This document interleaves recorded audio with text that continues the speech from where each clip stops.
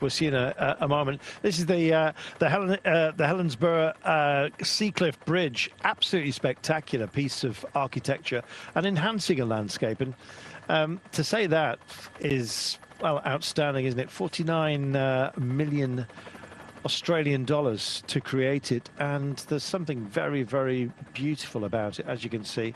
Follows the contours, didn't dig into any of the mountainsides here, but rather adapted itself to follow the same shape and form. And well done, Australia. I mean, this country, in terms of its communications, is so difficult to tame. You kind of have to adapt to the land, and that's precisely what they've done here, and that's just such a beautiful sight. Brian, I want to reach for the bike. It's gorgeous. Yeah, it's a wonderful part of the world, and I think the former world champion from Australia, I saw him in social media saying that it's the first time he'd ridden. He's seen a lot of, they do a lot of kind of advertising in this part of the world, locally, but you know, for the first time that he managed to ride his bike along here, I thought it was absolutely magnificent. But I think one of the kind of big news articles overnight was the fact that the Dutch team, and I've had this myself, I went to the World Championships in Benidorm in 1992, and the British team went out there scouting for the best hotel for us to go, and they got a lovely hotel. They found it, I think, at the start of the year in February or March, and then come August, where the World Championships used to be, it was full of karaoke and Brits having fun, and we had no nights, not a good night's sleep at all. But I believe that the Dutch team had similar problems last night. Mathieu van der Poel didn't sleep too well. I think he was at 4 AM. They had a lot of you know, youths partying and things like that. So I think Mathieu van der Poel, it's okay, it's only one night's interrupted sleep, but he might be a little bit sleepy to start with, but I don't think that'll hold him back today. No, I don't think so either. James Fuchs of New Zealand, the Kiwi, just on his own.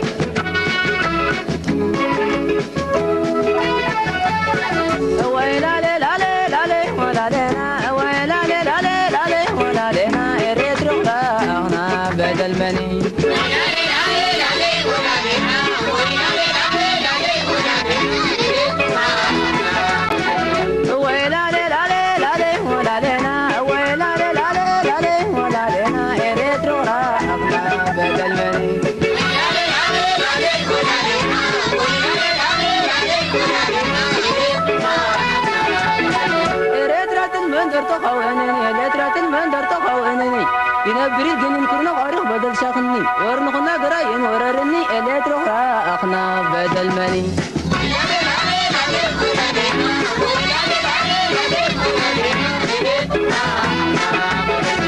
ولا لا لا لا لا ولا لنا ولا لا لا لا ولا لنا إليت رخرا أخنا بدل مني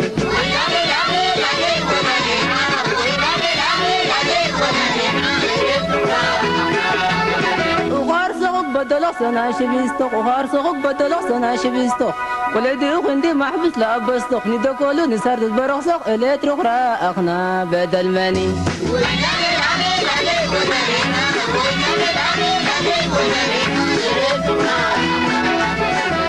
ولا لا لا لا لا ولا لنا ولا لا لا لا لا ولا لنا إليت رخرا أخنا بدل مني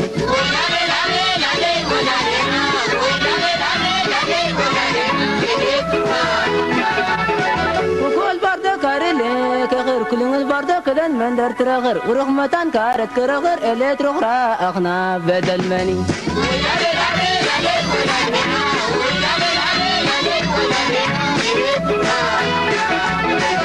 ولا لا لا لا لا ولا لنا ولا لا لا لا ولا لنا إليت رخرا أخنا بدل مني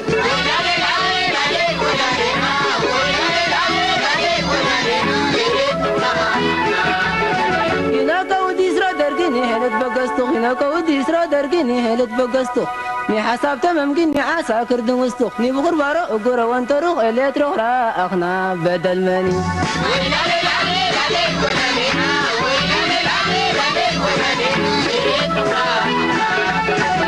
ولا لا لا لا لا ولا لنا ولا لا لا لا ولا لنا اريد روح را اخنا بدل مني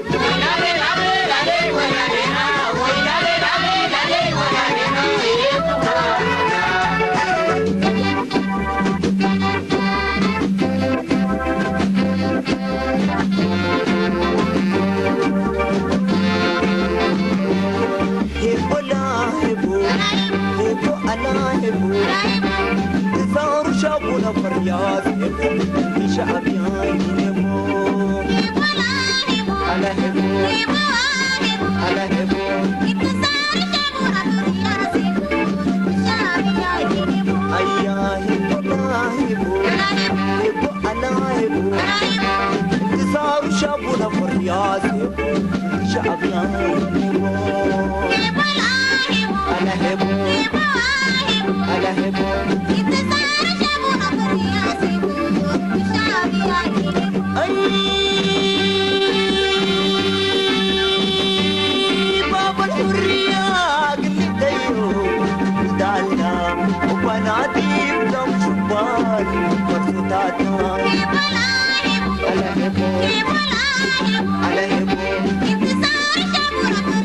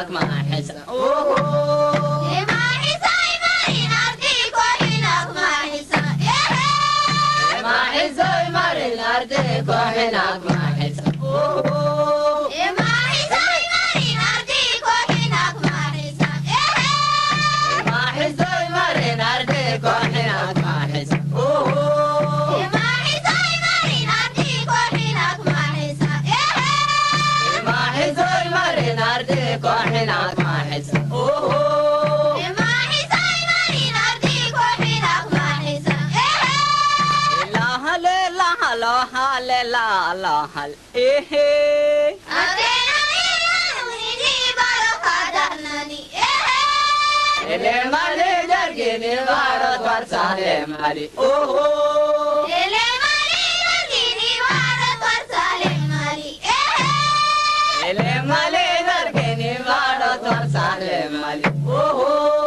اللي مالي درجيني بارد ورسالي مالي اللي مالي درجيني بارد ورسالي مالي اللي مالي درجيني بارد ورسالي مالي اللي مالي درجيني بارد ورسالي مالي اللي مالي درجيني بارد ورسالي مالي اللي مالي درجيني بارد ورسالي مالي اللي مالي درجيني بارد ورسالي مالي اللي مالي درجيني بارد ورسالي مالي اللي مالي درجيني بارد ورسالي مالي اللي مالي درجيني بارد ورسالي مالي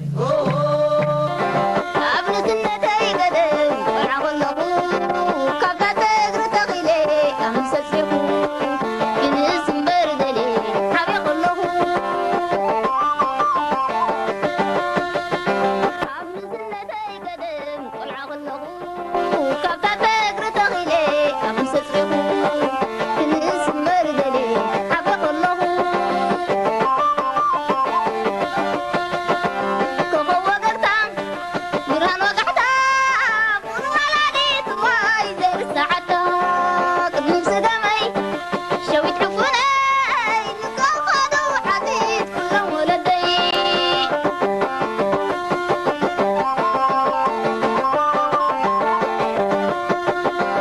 قد خطر فاني كل حق تصوي تعبوانا تعبونا قد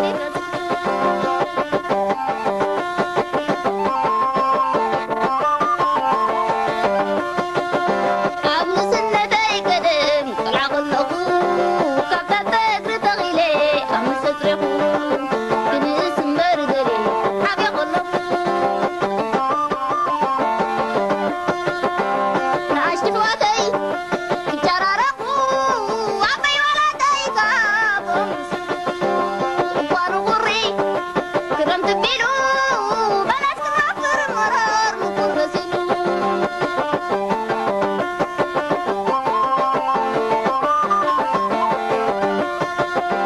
زمان أقبر عمل كرامتي ما تكتب قبلك ولا كنت حملتي داوي شادينا تمدر بيتنا يذكرني عليه تجاوجونا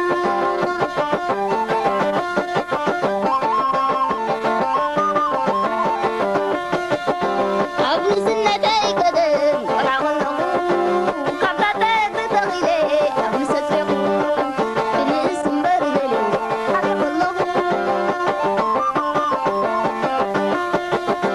عدنا وثيقة تفلتني شجرة صدرى بيدي تسبرني Minutes free back from those who are up the road back to the peloton, detailed as Group 2 at the moment.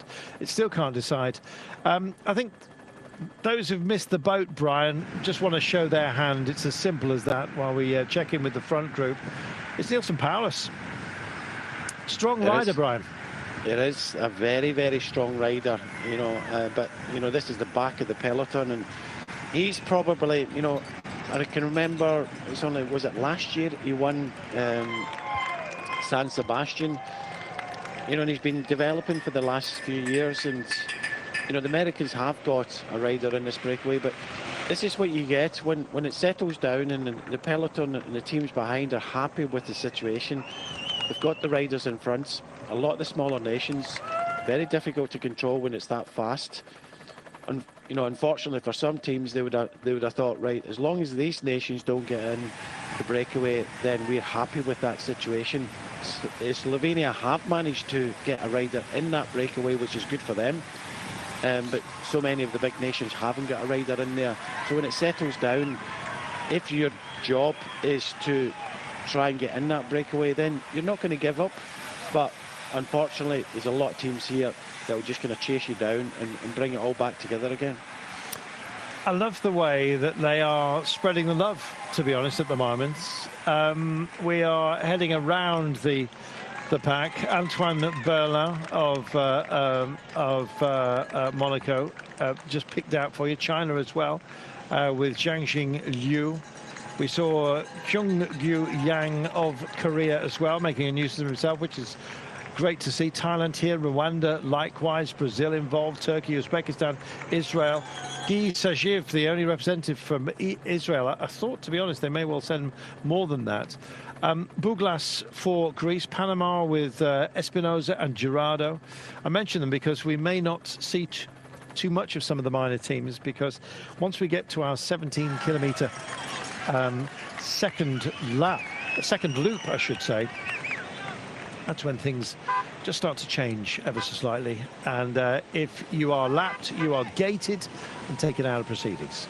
Here's a service car, just making use of himself, coming through. Nice to see. Taking a neutral bottle. And therein lies a conundrum for some of the teams that only have one rider. They have to pair up to get serviced. And so neutral becomes extraordinarily important. And we thank Shimano for sponsoring the neutral service vehicles. They are only the sponsors, of course. They basically provide the funds for the race organisers to actually crew it. And so you do get variable levels of experience when it comes to the neutral service, but nonetheless, I really like, Brian, the very modest homages we've got here, and that's the most modest I've seen so far. Looks like it's been done with somebody's bucket. It's not as easy as it thinks, you know. If you're thinking that you're on the sand and you have to hashtag UCI and coordinate that, it's not as if they've got their drone up there to be able to kind of coordinate, right, come down, go to the left, go to the right. So just luckily it's just UCI and a hashtag, which is not overly difficult. But at the end of the day, look, the race has settled down. We've got 12 riders in this breakaway. The only team with, I think, I gave a top 6 of my thoughts of the favourites for today. I'll go through them again. Alaphilippe, Wout van Aert, Mathieu van der Poel, Tadej Pogacar, Michael Matthews and Benoît Germain. The only team that have managed to get a rider in the breakaway with one of the favourites is Slovenia with Primožič. So they've got a man in there, and his job possibly was to get in the breakaway, but now it's time to do as little as possible. Just going to roll through, save a little bit. He might be needed later on in this race, but you know, there's a lot of teams here, and I was just looking down. I thought Poland in the past have won this race with Kwiatkowski. He's not here. They've only come here with a very, very small team of only 3 riders. They've got a rider in there, James Fouché of New Zealand. Only one New Zealander. You know, when we think in the past how good the New Zealanders have been, the Kiwis have been in road cycling in the past, well, they've only got one rider in this race. So, you know, it goes down in the pecking order of the UCI, how many riders you get in, the maximum being 8, unless you've got the reigning world champion, which is France. They get 9 riders, and they're going to play these numbers later in the race. But the question now is, will the group with the kind of star Ryan Schuurhuis manage to get himself in that breakaway? Because that was his goal at the start of the day, riding for the Vatican, lives on Australia. I can't believe he had 2 months to train for this. I know what it takes to ride the World Championships over this distance, and he was given 2 months to train for this. So, and he just wants to get as deep into this race as possible. Doesn't think he'll finish. So that'll be there's a lot of kind of dreams in this race, but well, I have to look at the serious side of things. and that will come later in this race. It's about saving as much as you can for this point. Here's Peter Sagan. Seems like you are really popular here too. The crowd were cheering for you. Oh, yeah, that's very nice. Yeah, It was always nice to be here. I started a couple of times in Tour Down Under, and it was always, you know, amazing crowd, and I very appreciate it here in Australia.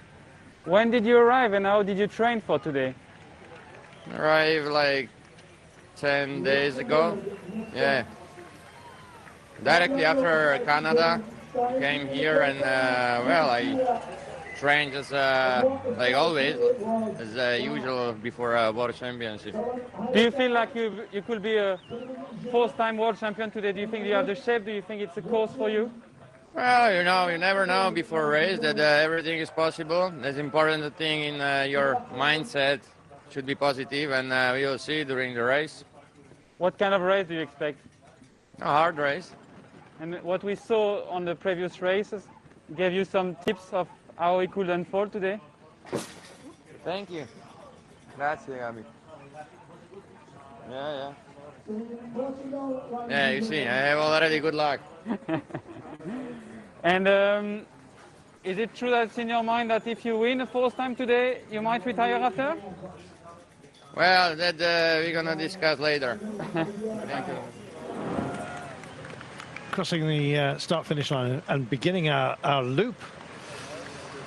So we're heading off the Mount Kira. The peloton will come through. We'll see how busy the curves are towards the end. It's a different approach as we come down the coast as a little bit later on. We're kind of joining the start-finish line. Well, what will ultimately be the finish line. In an odd way this time by, but so there will be some more focused corners late on, and of course by the time we deal with 238 kilometers, I must admit it's skittled through very, very quickly, this first period. Nice to hear from Peter Sagan. Nice to hear him feeling so comfortable here as well. These are the chasers coming through, so let's have another look at as we get to the hoarded section. I believe that when we're on our final lap, there is that junction and will be the approach. So some slight changes for you a little bit later on. So we're heading off for our larger loop today, the Mount Kira loop. We'll be hitting the mountain in a short while, but just waiting for the peloton to come through as well. It's now at a distance of 3 minutes from the front group who've already been through. This is the chase, 1 minute and 45 in arrears, and so it'll be just over a minute before we get the peloton coming through. I think it's a forlorn hope for these guys to actually get themselves latched on. A few rises and falls late on, Brian. You never know, it might end up in a selective sprint by the end of today. Yeah, you never know. I think we could see a bit of a surprise today. I think there's not a great deal of difference between a lot of the kind of favourites, and it's how they play it, where they mark each other out. That's the thing. Will someone else, maybe the kind of second string rider, get that opportunity? You already kind of mentioned at the start of the programme, so that's going to be of interest. Anything can happen.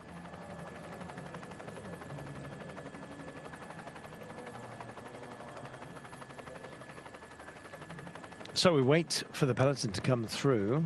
Should be with us in a short while. Old Victorian era lighthouse here. Used to have to be permanently manned, of course, all automatic these days. Certain amount of poetry lost because of that, I think. A secondary chase we've got coming through for you right now. This is our Maltese athlete, Bonello, joined with Antoine Berlin of Monaco. Do you know, when it said MON, I wasn't sure it was Mongolia, but it is Monaco. Antoine Berlin in the red and white of the Monegasque Principality. So that's chase number 3. So the peloton marked as 4, and they will be charging around that corner before you know it, and here they are. So a handsome gap already established, and nobody in a hurry here. Well, do take care, everybody, because with the force that we have up front, there's a few handy guys up there. But for the time being, Brian, it looks like we have an agreement that those up front can have their fun. We do. I think the first breakaway of 12 riders is a significant one. I think the rest, and no disrespect for them, are just kind of the glory hunters, the riders that want to kind of show that they're in the race. And I think that's brilliant, you know, to see. It's not often you get that at the World Championships. It's not like, you know, the Commonwealth Games or anything like that. It's, you know, these are the World Championships. This is the cream of the cream, best riders in the world. And when you get that and you're in, all you want to do is say that, you know, you've been off the front in the World Championships, you get yourself in the breakaway. I don't think for one instance that the group of three or the group of two will manage to come to the front of the race. I think that's gone. It's how long they can last out there. But one thing I can say is, at the start of the day, the Vatican rider, Shorthouse, said all he wanted to do was get to the finish. Well, he's managed to tick that box. Not the finish of the race, but he's managed to get to the finish. He has. Yes, he knows what it's like to cross the finish line. What he should have done is hold his arms up at that point and had some photos taken, but there's a long way to go. 235 kilometres to be precise. Brian, we're on our first loop of the day. It's the Mount Kira loop, and it's quite a sterling test. It is. It's a hard test, and the thing is, I'm not too sure anybody will try and take advantage of it. And I think you mentioned earlier on that France, with the numbers, maybe the only team that might want to think about it. You know, they want to make it hard for any of the kind of sprinter types, but I think it suits them as well. So I don't think we'll see much action in this climb. I hope I'm eating my words, but I don't think it's too early in the race for it to happen.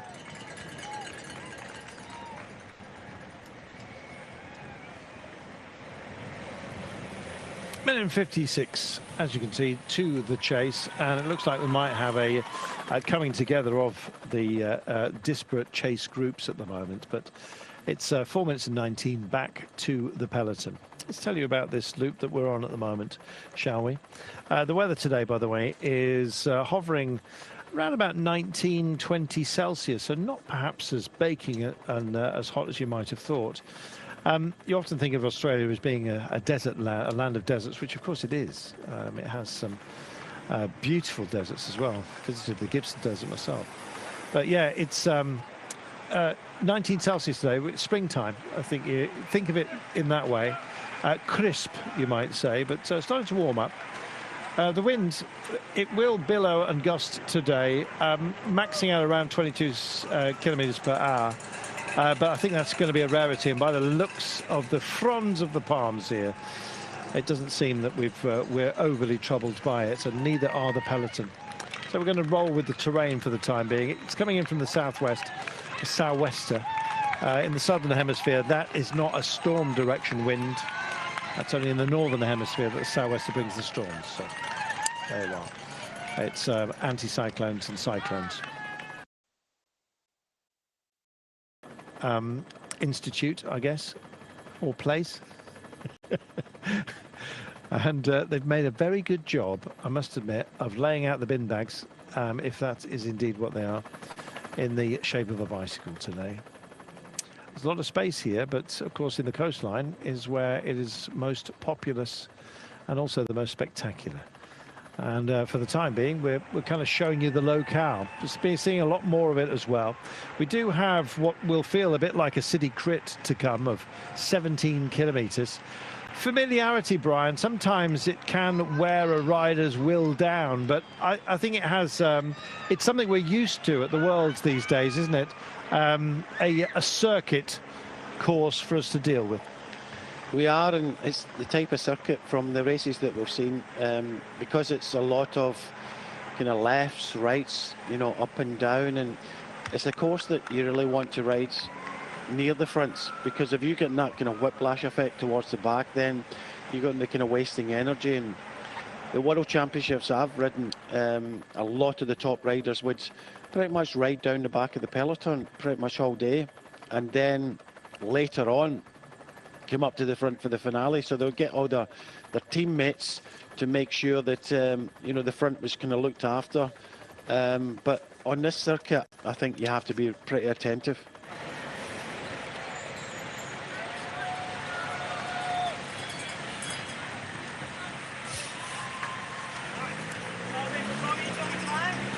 Just over 230 kilometres remaining of the day. It's skittled through rather nicely.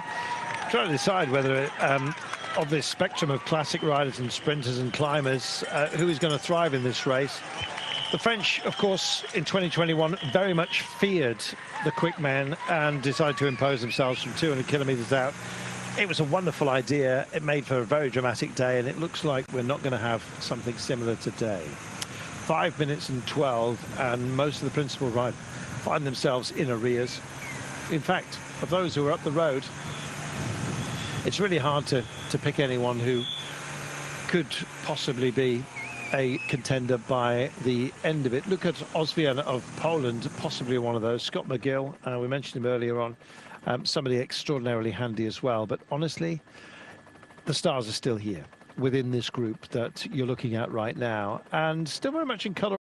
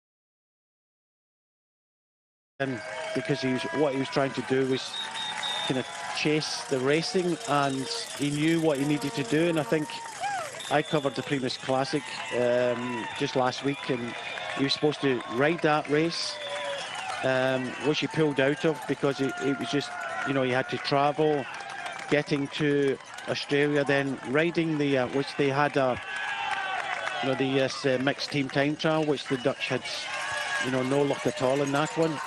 You know that Van Vleuten crashed and mechanical for Mollema. So, you know, I think that was really ambitious what he wanted to do.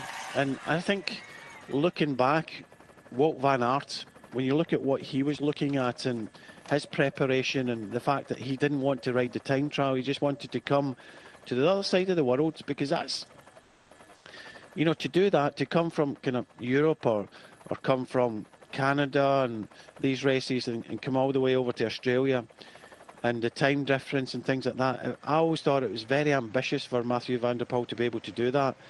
And then the night before the big race and not being able to kind of sleep, it's obviously had a massive effect on him. And unfortunately, he's not in this race today.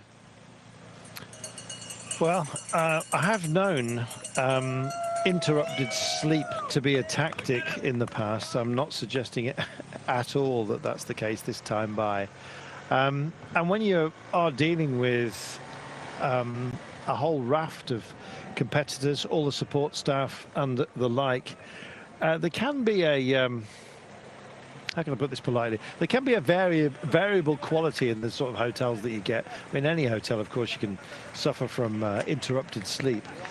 But equally so, you know, you don't really have a choice of which room you have on occasion, whether it's facing a nightclub. You know, we've all been there. We've all had a rough night's sleep. But if it's so bad, you've also got jet lag factored into it, and you don't know what else either. It clearly has had an impact on Mathieu van der Poel, and he knows his body, and he knows he's not something that he can turn around today. I mentioned Greg LeMond and his win into Chambéry, because he had a very light lead-in to the World Championships. I think he only did 2 major races, 2 one-dayers between winning the Tour de France and indeed winning the World Championships. So one of the very rare occasions where that's doubled up. This man was suffering a long time ago, and we heard his gearing was troubling him. He's going to have to race in an entirely neutral bike. He's a solo rider. He was having trouble very early on, and this is the best thing for him to do. They'll have to adjust the seat height for him and everything very, very quickly. Yeah, exactly. So down it goes. He's kind of telling him as best as he possibly can. I memean, this is a desperate thing. He's so concerned about his own bike here. He's kind of not used to the fact that he's going to have to hand it over. We heard him having troubles earlier on, Brian, and it's been reflected now in an entire bike change. Yeah, it's unfortunate, like we were saying a bit earlier, that, you know, some people come here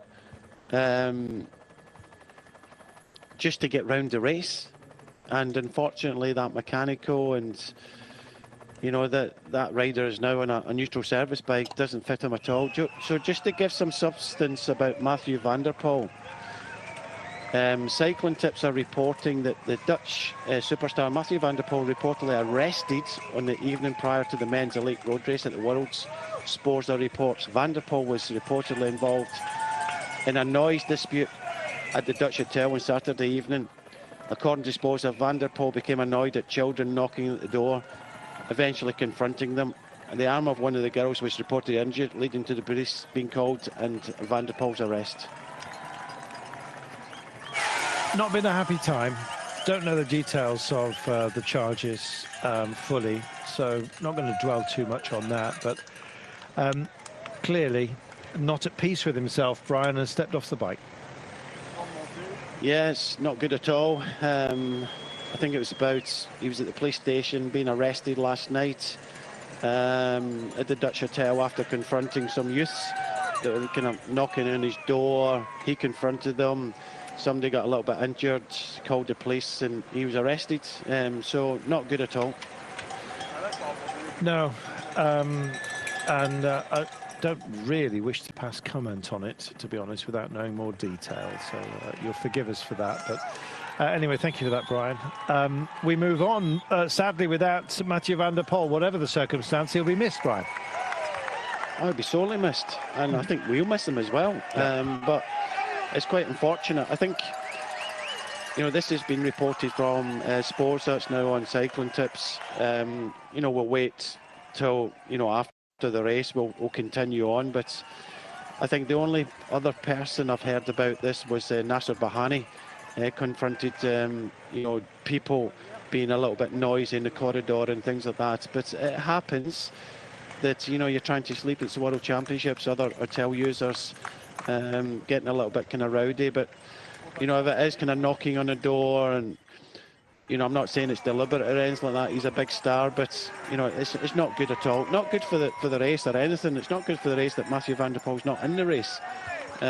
So, yeah, it's one of these things that we'll hear a lot more about possibly after the race. I'm certain we will. It's too big a name for that not to be the case. Likewise, Tadej Pogačar. He's the man, really, that's made us ponder whether the under-23 race has as much validity, because so many youngsters these days, Brian, find themselves, this is nice, that Yang here on a neutral bike, which he looks like he's struggling with just a little bit, has wrestled his way back into the peloton here. Good for him. It is. It's good to see that he's back in the race, but, you know, he's another rider that is just in here possibly just to try and finish. You know, he's riding with possibly some of his heroes there. The last thing you want is that, you know, mechanical. You've not got a spare bike. As you say, Carlton, a lot of the smaller nations, I think you have to have a limited number. Maybe, I think it's about 5 in the World Championships. If you get less than 5, then you have to combine. And, you know, your team car's back, and I think if he's travelled here, he might have travelled here with maybe on his own, maybe with one other person. And, you know, you've not got the big budget to bring, you know, spare bikes and things like that. So it's unfortunate for riders like this. Well, here we are. Yeah, France decide that they're going to turn it on just a little bit. Bardet was getting lively. Valentin Madouas just wanted to stretch his legs. Whenever you ask this kind of question, then there is automatic responses. Pavel Sivakov just dragging it out. France have been mustering towards the front. I thought it might well be Bardet that would have a push, but he almost led in Sivakov, who's found himself at this point, as you can see. 6 minutes and 14 down. I actually thought as well, Brian, if you want to test your climbing legs and you're within the pack, best thing to do is just roll off the front and actually just stretch your legs, quite frankly. And I think that's all this is. I don't think it's an attack. No, I didn't think they would do it. I think we were talking about it, and you asked me the question, would anybody do it in this climb? And I said the only team with the numbers that would possibly try and do it was France. I didn't think they would. And like you say, Sivakov has come to the front, but it's just to kind of soften things up for later. I think the best tactic, I think, for France, and that's what they did last year in the World Championships when they came to the front, it just softened up the legs, sap the energy away. And one of the best places to sap energy away from a lot of riders is on a climb like this. But it's very early in the race, but at least they're trying to do something. So I think that's why Tommy Vauclair really wanted Cosnefroid here, because they will need the numbers today. Isn't it absolutely glorious? Time to bring in the man who's been around a World Championship course on many occasions, I think 5. Tom Southam is, of course, one of the director sportifs of EF Education. It's great to have him on board. It's been so lively, Tom. We're just catching our breath, really. Yeah, good morning, guys. Just tuning in here. Looks like it's been going pretty fast with that downhill start, and they're straight into it on the offensive, the French. It's good, actually. I was expecting it just to be more of a sort of a probing test, but it's more than that. They've engendered a bit of pace, and it's already having an effect, I'm afraid, a little bit further down the line here. Panama just starting to struggle a little bit here. This is Espinosa just having a brief chat with Zhang, who's managed to get himself back in. A little bit of bonhomie at the back door, as you will. This is Sirononachai of Thailand in the fetching gold and blue with the Thai flag as ribbons. Incidentally, the hoops that you see on old-style kits. It was that they literally, in the days before printing, sewed ribbons upon the jerseys, which is why you see those stripes so common. The British jersey only requiring 2 ribbons, 1 red and 1 blue. You just spaced it out a bit, and then you got the white one automatically. Anyway, now you know. So strategy-wise, Tom, it's a bit of a smorgasbord today. It's been very... It was pacey at the beginning, then it got cagey, and now the questions are starting to be asked by the teams. And those with the most firepower are the first to ask, like France. Yeah, I did wonder if anyone would sort of try. It's super early in the race, obviously, this climb, but you still have to use what you can. It's a serious climb. It's 15 minutes, you know, or so it's going to hurt the legs. And if you want to start to wear people down, you start now, and then you're going to come, because the circuit's really fast and technical. And if the race gets going now, it's going to become really, really attritional quite quickly. Well, we're peaking, I'm just trying to see where we do peak. After 40 kilometres of racing, I must admit I've got screeds of notes here. It's not the most compact road map I've ever had, but nonetheless, we will be there fairly shortly. After the worst ramps right at the beginning, it does ease up just a little bit, but hard to settle into this climb. And the first question that's been asked has not been answered by this man, I'm afraid, from the Ukraine. A nation that has our sympathies and thoughts for what they're going through at the moment. Novokoyovsky it is that's off the back, and this is proper. Oh, Brian, they mean business here, France. They want to test it right from now. No, this is good. I'm enjoying this. I don't think I'm enjoying it if I was in the race, because this is super early. There's just under 230 kilometres to go, and Sivakov came up and started riding a tempo. That wasn't hard enough, and you know, they've added a little bit more firepower now with Armaral, and you know, he is really putting a good pace on this. As Tom said, this is perfect for France. They do have the numbers. They can burn 1 or 2 riders up here. They looked as if they want to really put a lot of pain into this peloton, and like you say, it's like having an hourglass. And in the World Championships, it's all about save until the last lap, and then the strongest come to the front. Well, to race now, and you're going to have to try. If Armaral is going at this pace on this climb, you're going to have to make an effort, and that's an effort that you're going to have to make later on in the race. So this is brilliant. This is going to really kind of open up this race, hopefully, and make it as hard as possible. So, you know, the strongest man looks as if they're going to be winning today. So this race could be all over the place. It'd be fantastic if it is. Never quite finished what I was saying about Greg LeMond, who found his legs within the day, thought about stepping off the bike, and in fact won it into Chamboret's second World Championship title. Yeah, phenomenal performance. The way that Julien Alaphilippe was progressing through La Vuelta, it looked brilliant. And then, of course, he takes a tumble.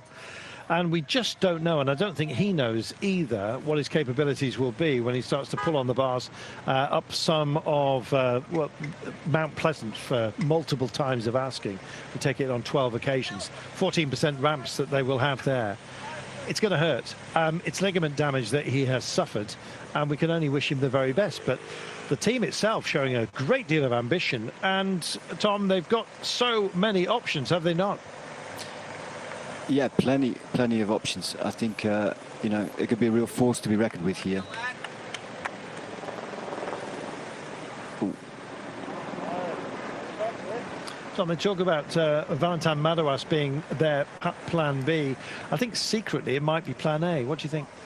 Yeah, I mean, he's really turning into a tremendous bike rider. I've got him down as a bit of a dark horse. I think it could be a day where it, like Brian said, you know, it is a surprise today. Often at the Worlds, there's so much on the line that all the big guys look at each other, and it's very rarely that, you know, apart from Sagan, like that super 5-star favourite who's going to win it. So those dark horses, I thought Stuyven as well was another one in that category with Madouas, who could surprise today. Well, we're approaching the top of this mount. No declared kilometres to go before we get there. Security bikes just doing their job, making sure that they get through, and indeed through cleanly. That looks like a Maltese cross to me, so that suggests that this might be a Bonello. And it is. Oh, thank goodness for that. Just trying to read the kit here, quite frankly, on occasion. Good to see a mix. This is Hugh Fung Choi of the Hong Kong team. Often represent themselves very effectively on track, and I guess you could say potentially the same thing for the likes of New Zealand, who've only sent one man here. Rwanda, we're heading with the Worlds in 2025, Tom, to Rwanda. A way of bringing Africa into the fold, something Brian knows an awful lot about, but I'm very much looking forward to that. And it's a way of spreading the love of cycling, but not only that, bringing this kind of fantastic racing to the biggest continent on the planet. I think it would be fantastic.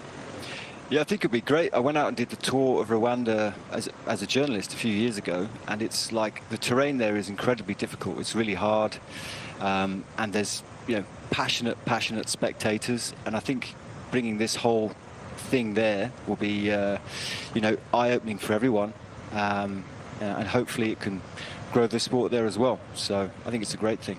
Yeah, me too. I experienced the Tour de Faso as well, Burkina Faso, and absolutely loved it, I must say. And as you say, the passion is just spectacular. Meet the friendliest, most wonderful people, indeed, throughout the world, of course. But in Africa, there's an amazing warmth. And Brian, it's right and proper that the World Championship is taken to Africa, because they've given us so much, haven't they, so far?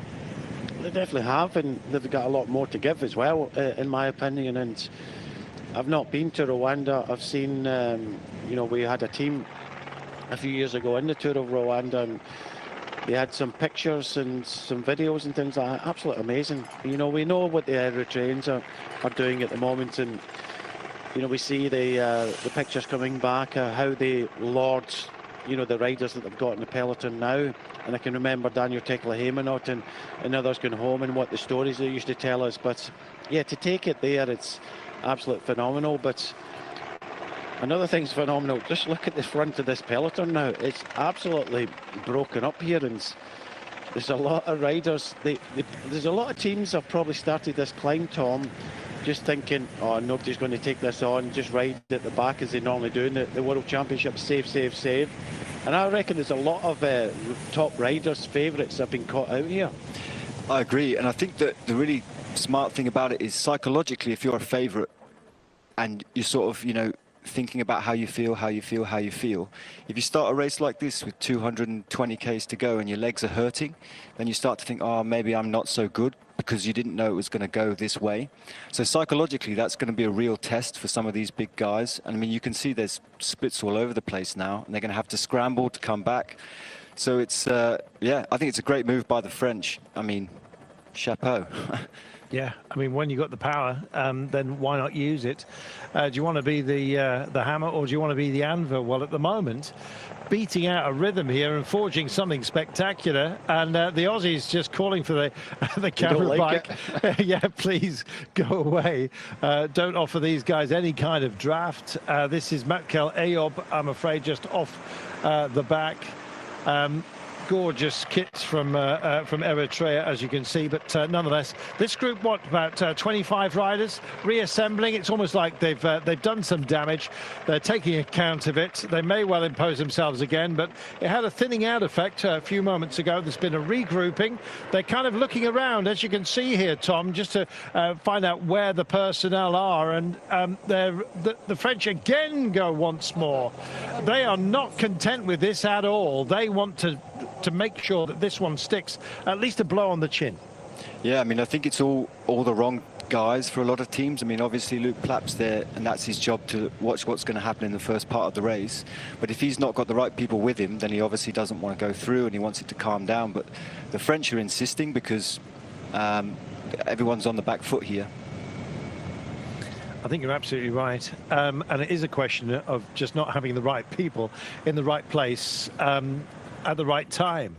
We shall wait and see. We're going to have to wait until we come out from underneath. I believe these are eucalyptus trees.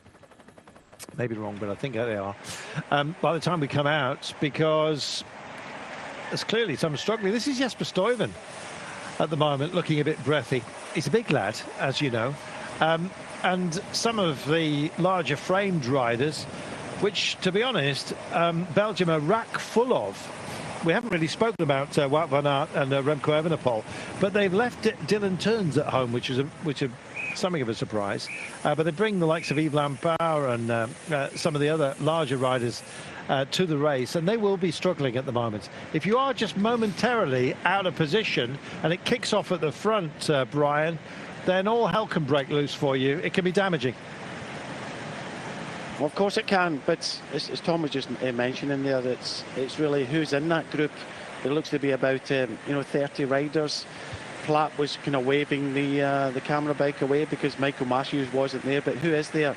The French want to kind of push on. I'm not too sure if Alaphilippe is there or not. I very much doubt it, but they want to make this race as difficult as possible. Like we said right from the start, that's what suits Alaphilippe. And the other thing is, they'll be using a lot of their teammates to try and kind of close this one down as well, taking maybe a little bit more risk in this descent. But I don't think in the years that I've raced or watched the World Championships, I've seen something like this happen as early as this.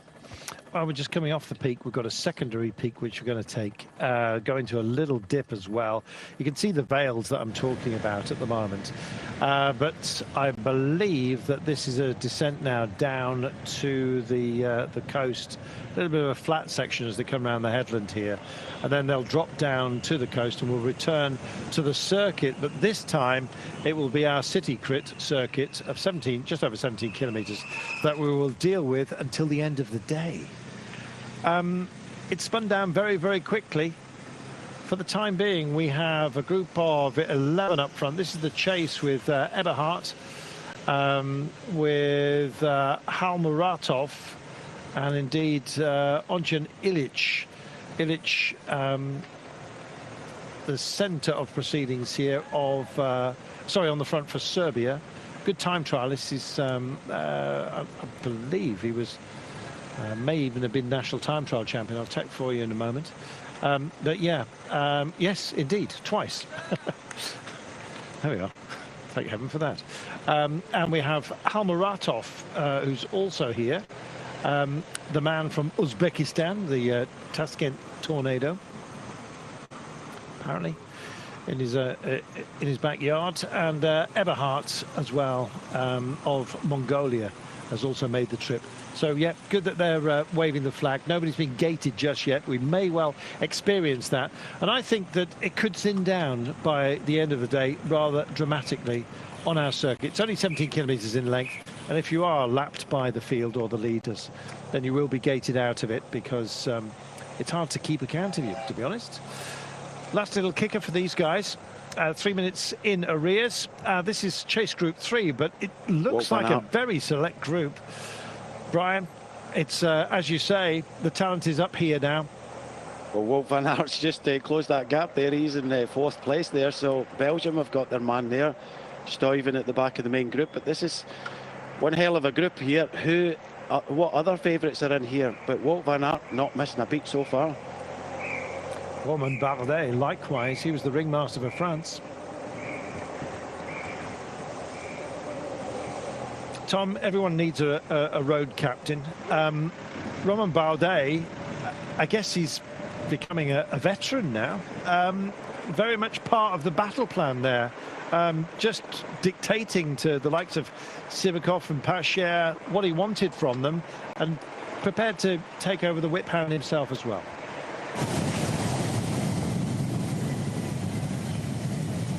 (216.7 kilometres from home), and we are now on this descent. We'll be heading to our start-finish line, which will be the introduction of the start of our final crit lap, that will have to be taken on 12 different occasions. So you'll start to map out in your mind exactly the approach that is going to be required to finish the job today.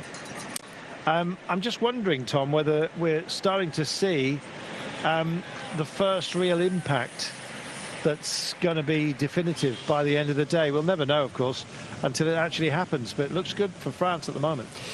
Yeah, the question for me is which leaders they have in there, because what Van Aert was doing was really smart. He went to the front of the group and he made his presence known. So that then will put questions in the French riders' minds, because they start to think, oh, hang on a minute, we've got the wrong guy here with us. So then it might calm down. So I think Van Aert's move was to try and calm the race down, show himself, get up to third wheel. He's covering everything and he's in the right place. Because if the French don't have the right guy in there, you don't want to carry on with Van Aert. That looks like Kung's there as well. So it's a decent group. Very much so. Kung is sensational engine. And as you quite rightly say, if Van Aert does break the psychological advantage that the French team have, it will cause questions. Questions we have, of course, floating over the shoulders of Julien Alaphilippe at the moment. The shoulders haven't dropped, but there's certainly... If you take a beast like Van Aert towards the end today, then you're going to be in trouble. It's a question, we saw it at the beginning, Brian, of just scanning the group and deciding whether it's worth the candle, quite frankly. Yeah, I'm just looking now at this group here with the Colombians at the front, and Ben Swift is there. He normally knows what's happening, and it does look as if it could have all come back together now. We'll have to wait and see. There's not a great deal of difference between the two groups. I just noticed when we came through this bit of a narrow one, but we'll wait for confirmation on this. But yeah, a big group. Wout van Aert, like Tom says, just making himself known, because he doesn't want to go away. He wants his teammates with him. He wants the numbers towards the end. Of course, every big leader in this race wants numbers to help. You know, they don't want to be kind of stranded maybe with 1-2. No, it is, in fact, still being driven. So these time gaps I was just watching above are not right, but hopefully we can go back in this group and see who else is in here, because definitely Michael Matthews is not here, because that's why Rui Costa is a former world champion. So all this experience of knowing what's happening, and a lot of the times a leader in the World Championships will want to sit down the back, want to be looked after. But in a climb like this, I think there's a few team leaders have made a few mistakes here. I think you're absolutely right. And well, there's plenty of time to make amends, but what efforts do you expend, Tom, to actually put the fire out? That's the conundrum. And who's going to do it? Because at the minute, everyone's scrambling for information to find out who's where and who has to close it. I think I saw Lorenzo Rota in there, who's a bit of a dark horse who could do well today. So a really decent group, but just nobody's quite sure who's what. So we need to see who's going to actually ride behind now. Well, that's always the case, Tom, isn't it? And you as a sports director, you don't want to use up your team this early, and you have to make that decision. Do you do it, or do you wait for others to do it? And that's always the conundrum in every bike race throughout the world. It's about saving the energy within the team or committing, and that's the questions. And this isn't trade teams, this is national teams. This is one race a year where a lot of these riders are riding with management that they don't normally ride with. It's interesting what you said, Tom, about Lorenzo Rota as well. Past couple of seasons, he's a man who's really found his form. And one of those you said could be a dark horse, and that may well be the way this develops today. Yeah, if this group keeps going, then there's going to be a lot of work to be done from behind to come up to it. Some of you heading off for a commercial break. Those of you on digital, on GCN Plus, will be staying with us.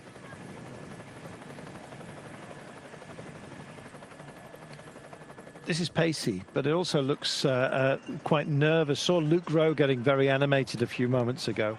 Still questions being asked. Connor Swift in deep conversation.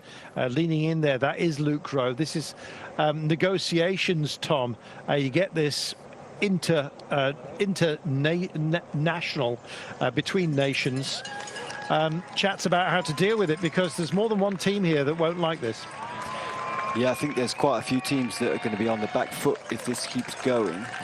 The peloton looks like there's, like you said, a lot of discussions going on. You can see Luke Rose at the front, seeing who's going to move and who wants to do what. But I would say that somebody needs to pick it up fairly soon in the bunch. Otherwise, that gap's going to drift out. Yeah, because the big thing here is the fact that there's no rider radio, so that communication is going to be a lot slower than it normally would be. So this is like kind of old school racing, but it's still only France, although you can see here that the Australians are straight on it. Anything that moves, they're pretty much the riders towards the front of this group. They're just going to place everything, shut everything down because Michael Matthews is not here. But surely there's other teams in here that think there could be a little bit of benefit here from riding with France. I think Pogacar's there, isn't he? Is that him third wheel there? Oh, So it may well be, yeah. looks like he's in the game already. You're absolutely right. His familiar stance with his elbows sort of pushed in towards his waist. Almost the opposite of the way Chris Froome rides, you might say, with that arm placement. But yeah, tucked in here. Well, big noise is being made already. 211 kilometres to go, and we're back into this group. This is Sergio Higuita, just picking out for you somebody who's potentially within the wrong group, and Julien Alaphilippe having a look back, looking for some sustenance here. It's amazing who you can kind of pick out here, Brian. There's a lot of strength, and some of it may not get to land a blow today. Well, that is surprising for me. We talked about riders that, you know, experience of winning the World Championships. You learn how to ride championships. They're special days, even if it's national championship. They're special days where there could be a lot of kind of negative riding, and sometimes you have to ride them from the front. The fact that the French, they'd obviously decided within themselves that they were going to press on. They probably talked about it in the managers' meeting. Now, the main person, you know, are two of them, one and two, Cosnefroy, are kind of trapped back in the main peloton where they have numbers of the French riders. And they're the only team that's willing to press on at the front. So this is really interesting, an interesting group here, but I don't think it will have a major influence because it doesn't look as if anybody wants to ride. 5 minutes 25, and we've got something of a conundrum that's been posed by this very effective big group that you're looking at right now. Well, Van Aert has made the trip, so has Tadej Pogacar, we understand, within this group. And out front, you have 11 riders. So the peloton itself is seated, as you can see, at quite a distance at the moment, as a bridging group that really is testing itself almost constantly. And then there is a group of favourites who at the moment are looking like they're trying their best not to panic. This is the third group at 5 minutes and 25. However, there's a substantial group that has actually departed from them, unless there has been a coming together while we've been looking out front. I don't think so. That's 2.5 minutes. Yeah, two exactly. 2.5 minutes between that group at the front. That's significant. Yeah, and it's about 30 riders, I think, now. There's Peter Sagan asking for assistance. He's riding on as best he can. Has he punctured? Can't quite see, Tom. What do you reckon? I think everyone's just trying to go back for information at the moment. Maybe. I think that's why Alaphilippe was looking for his car and then having a chat with Cosnefroy there. I think people want to get a heads up on the situation. That group between, I mean, it's a big group. I could see a smaller group going from that big group that's between now, and then something else later on coming from the bunch. But I think that big group is going to have a significant influence on the race. Wow. It might well be it. Because there's so much strength here. I'm not quite sure it was just run over there. I hope it's nothing that used to tweet. Speaking of which, we are on Twitter, don't forget. It's, sorry about that. It's at Carlton Kirby, CarltonKirby, at Bryce Smithy, BRISMITHY. Tom, what is your Twitter handle? At Tom Southam. Well, spell it out for us. Simple as that. Oh, sorry. At TOMSOUTHAM. Simple as that. He was the first Tom Southam to get it. Indeed. And I was the first Carlton Kirby to be on there as well. Whereas Brian Smith, there was already one, which is why he's Bryce Smithy. Anyway, 2 minutes and 20. Now, when do alarm bells go off, Brian, from the peloton? Well, I don't think that, look, there's over 200 kilometres to go. I don't think it's about alarm bells. I think it's about getting that information and do you want to ride? Do you want to burn up some teammates? Because these are the riders that you're going to need later on in the race, because if you're isolated, then it's going to be tough. The World Championships is all about the last lap, and you want to be looked after by that last. Nobody, when they started today, nobody wanted to race. And Tom will, vouch for this. When you ride the World Championships of this length, 6.5 hours of racing, you don't want to race in the first hour. You want to save as much as you can and save as much of your teammates as you can. So it's a huge game of poker, and you've got to remember, okay, there's some experience in the team cars behind, but it's not the trade teams, it's national teams, and they're going to have to make the big call in one of the biggest races in the world. So you've got team managers here that work for the kind of federations throughout the world. They put a team together of riders from different teams, trade teams, and then they have to work as a team for their country, and then they have to back the orders to these riders. That's the difficulty, that's the complexity of the World Championships. Yeah, I mean, it's incredibly difficult to get a group, even in a professional team, to get everybody to buy in and work exactly to a plan. And if you take a sort of group that isn't used to racing with each other, they've all got their own ambitions, it gets even more complicated. So it will be a big test now to see who makes the call. It looks like Germany started riding in the peloton. They were the ones that were seemed to be most keen about those who were going up the roads and neutralising them. There's 57 riders, by the way, in the bunch, according to Tissot Timing, which are the official timekeepers for us and this day. And it includes Valentin Madouas, who have been chirping about being potentially a major threat. This is, that doesn't look like 57 riders, but nonetheless, Romain Bardet was certainly there, and you are looking at Bardet right now.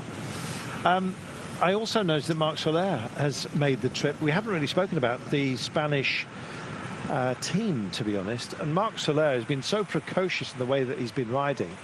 It's been an absolute joy to watch. Bardet, Van Aert, Dylan van Baarle, and indeed the rest. Van der Hoorn, Wout Poel's also up here for the Netherlands. In the absence of Mathieu van der Poel, I guess, with Dylan van Baarle and Wout Poels, they may well have a little bit more license today. It's a question of adaptability, I guess.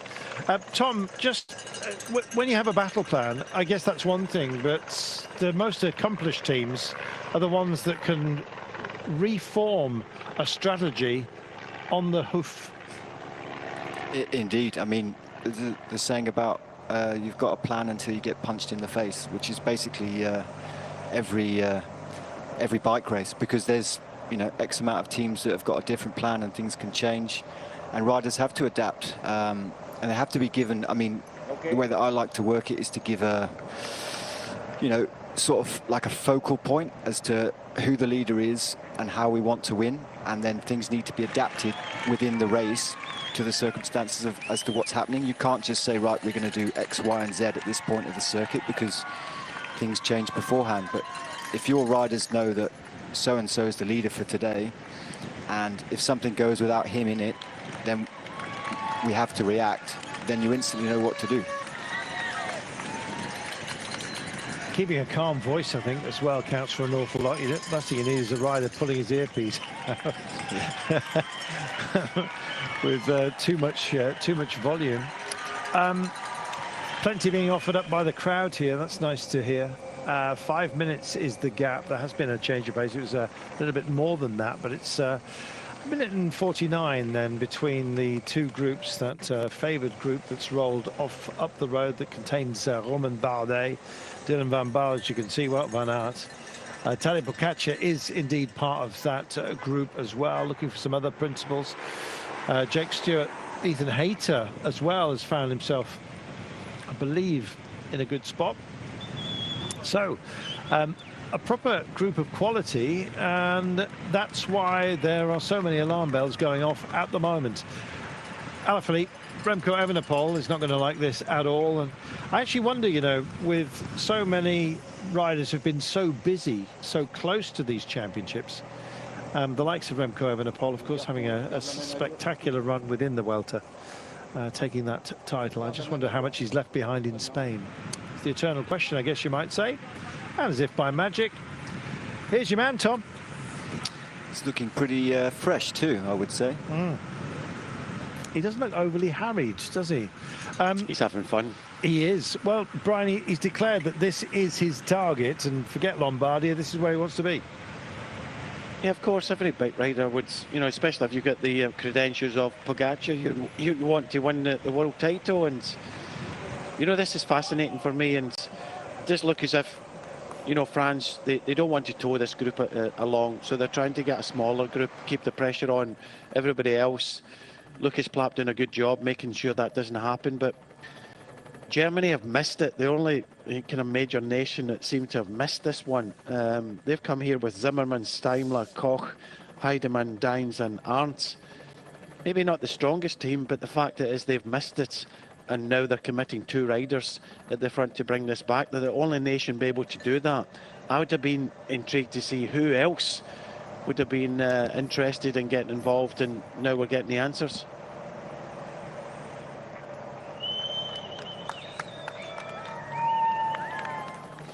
Germany and Colombia doing a bit of driving. Sergio Guita out of position for Colombia, no good for that team, and as a result, the gap is starting to narrow, slowly but surely.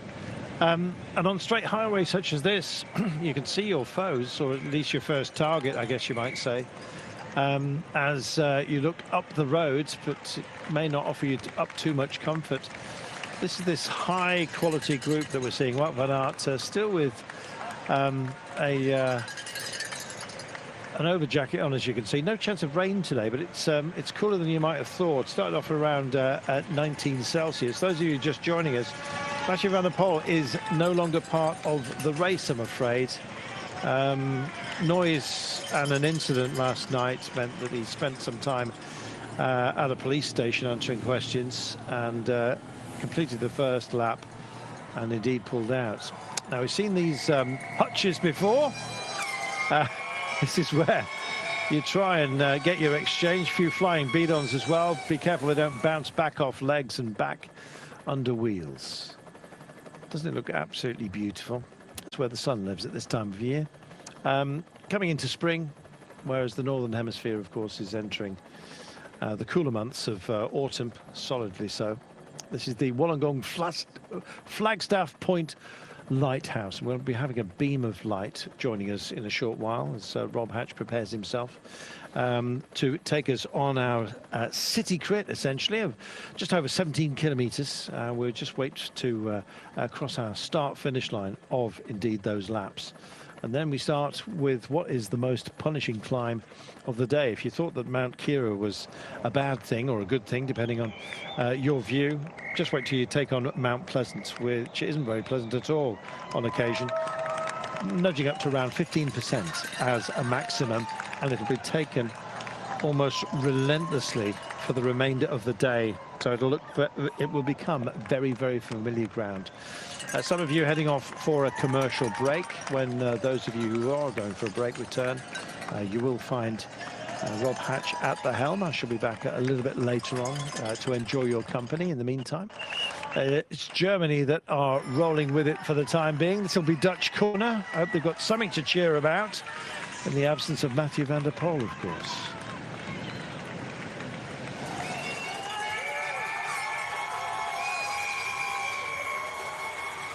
Gosh, so difficult to deliver sustenance at a moment such as this, and very little chance for a lot of the teams. This is their best opportunity to take a bottle if you don't have a support vehicle at your disposal. But the pace is so high that it kind of feels like a nervy old day today.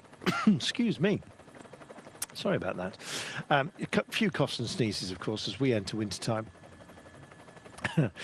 Meanwhile, as the waves still crash, we welcome Rob Hatch into the commentary position. Rob, it's been brutal so far. No chance of a siesta, was there, early on? Dearie me. I'm going to go for one, though. Do enjoy. Try your very best to get some kip. Let's see if it calms down for you. We'll see a little later on, Colin. All the best. Brian Smith, Tom Southern, a very good evening. European time to you. Very good. Still just about morning, I think, in Australia. And an abrupt awakening for everybody watching this race, whatever time zone they're on. I'm still trying to mark down all the riders who are in this incredible second group that we have. We've got surfers out there at the minute, looking for the crest of the wave. Well, the wave to carry the riders through so far. I've seen Almirai, who started the party, Sivakov, Pacher, Bardet, Madouas, and that's just the French team in the front group, as well as the likes of Soler and Adrià, the Catalan couple riding there for Spain. We've got Poels, he's there for the Netherlands. Of course, more about them as the day goes on, inevitably. Tadej Pogacar, of course he's there. There's Lucas Plapp, Natnael Tesfazion, Lorenzo Rota, and a whole host of other riders still there. It is a crazy, crazy start. Tom, try and make some sense of this for us, will you? I mean, I was just thinking then, Pogacar's got a teammate in front still, so he's actually in the perfect position here, because sitting in a group of that size isn't going to be that different for him to sitting in the bunch. So if he can just roll along in this group, you know, with a perfect excuse not to ride and with help potentially later on in the race, it's a super move for him. I mean, to make sense of it, you know, if you look at the Tour this year, the way the race went, there's just racing happening so much earlier now. Things that you don't expect to happen, happening all over the place. And race is changing, you know. I think one thing I would maybe add to that is the rider in front from Slovenia might not know the situation in the race. And it's very difficult to get that information, but to have Pogacar on his own, I wouldn't be overly happy with that, because he'll have to get his own bottles. What happens if he punctures or has any mechanical and things like that? You want him with him, so potentially that information will be fed up and we might see a change in him dropping back in the next lap. Just under 200 kilometres remain. If you're just tuning in, where have you been? It's all been kicking off since the very start. In fact, since last evening. No Mathieu van der Poel in this race anymore. He had to pay a visit to the police station overnight after an altercation with people not letting him sleep over in the evening. He rode the first 30-odd kilometres and got off his bike today. Not too many people down the pool, because there's bike racing happening in Wollongong in New South Wales, Australia. And as always, the rulebook's been ripped up, hasn't it, this season? Faster racing, more unpredictable, the younger guns having their fun. Just about everybody has gone out and looked for it very early on today. We're on our first final lap and about to hit Mount Pleasant for the first time as we take a look at Wollongong. And well, with a group up the road, we had a second group here. Very, very interesting, and this second group already is being broken up. You can see that Luc Plapp is up there on the wheel of the rider from Italy. I know that for Belgium, Wout van Aert had been in that group. Peter Seri had been with him. It's just getting difficult to see everybody who's involved. 27 there from Netherlands is Bauke Mollema. So this is the rest of that first peloton. Peloton split into two. And we've got our first rider on this lap at least climbing off. It's goodbye to Colin Heiderscheid. You'll have to pardon me, it's 4 a.m. where I am. We'll get there in the end. He's the Luxembourg national champion, but I'm afraid he's disappeared as there's an Insta moment or two out there on the beach. There's plenty of racing moments we'd quite like to see on the road at the minute. Don't think they were quite ready for this. They had the plan of shots that we were going to get.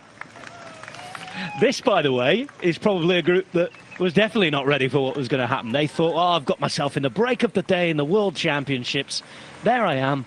I'm set fair for the next 4 hours at least until they gobble me up. But the riders up the road, 11 remaining. Let's name them before things get even more crazy. They're on Dumfries Avenue here, which is the time check we had at the World Championships and the time trial the other day. It's sort of the starter for the main climb we have. Mount Ousley is its official name. Of course, Dumfries Avenue is the road. And then we'll be going up Mount Pleasant in a minute. Just over a kilometre long with some very nasty inclines. The man at the back here, you'll have seen him in more breakaways than I've had hot dinners. Simon Poel, the French-speaking rider from Switzerland. He's wearing number 82. He's with Jaka Primožić. He's the Slovenian. No Primož, but we've got Primožić in this race for Slovenia. Scott McGill, he's the man from the United States. There's Pierre-André Coté from Canada. James Fouché, he's the rider from New Zealand. There's Ovsjan Kukurla, Lipinj, Juraj Sagan, Guy Sagiv and Nicholas Sessler, the Brazilian. And that's that for Stefan Bissiger. Tom, obviously, naturally, I'm going to come to you here. Surprised? I mean, so early, yeah. I don't think, I mean, Stefan was doing the road race off the back of the TT and the mixed TT, which he's world champion. And so I didn't expect much from him in the road race, but I think that start probably caught him out a little bit. So Pavel Sivakov, Peter Seri, Luke Plapp, as well as, who else is here for Italy? That's the number 78, the Italian. That is Samuele Battistella, who has form in World Championships, as a man who's done well in the age groups before. And, of course, there is a second Australian in there who looks like Jai Hindley. Yeah, I mean, Australia have turned what was a bit of a disadvantage by moving away in this group into an advantage now, because they didn't have Matthews there. But by doing this, if the rest of the group goes back to the bunch, they're going to have guys in front. So they've played that very well. Our first real look now at Mount Pleasant, to be climbed on 12 occasions in this race. This is the group heading up there. In fact, it's not Jai Hindley, it's Ben O'Connor, pardon me. Ben O'Connor's the man to accompany Luke Plapp. Of course, one GC contender for another. Runar Mirai is having a great race so far. And Samuele Battistella, under 23 world star previously, with Pavel Sivakov riding his first Worlds in French colours. Peter Seri still never won a bike race, amazingly enough. All the great races and all the great work he's done. We look to Group 2 now. This is Group 2 in terms of the important groups in the race. The second split with that big group there. Just see that Germany are the team chasing behind.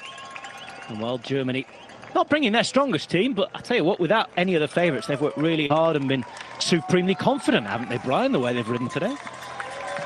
Yeah, it's one of these situations where they've come here with a six-man team, and because they've missed out, just having one rider in that group in front would have made a huge difference. Because they've missed out, they've been forced to ride. Same with the Colombians. They haven't come here with a big team, a good team, but they're having to put riders on the front, which means that the potential winner or team leader come the last couple of laps will pretty much be isolated. That they wouldn't have planned at the start of the day, but at least they are trying to bring this race back together. But what Tom is saying as well, what was maybe not a great situation for Australia is now turned into a very good situation for Australia, having the likes of O'Connor and Plapp in this group behind, because they have managed to distance the likes of Wout van Aert and Pogacar in this group behind. So yeah, this race is always evolving. The 17-kilometre lap, so to get that information from the side of the road as you go through the pits and things like that, at least now we can see that a lot of the riders are having to think for themselves now, because this race is in different groups all over the place.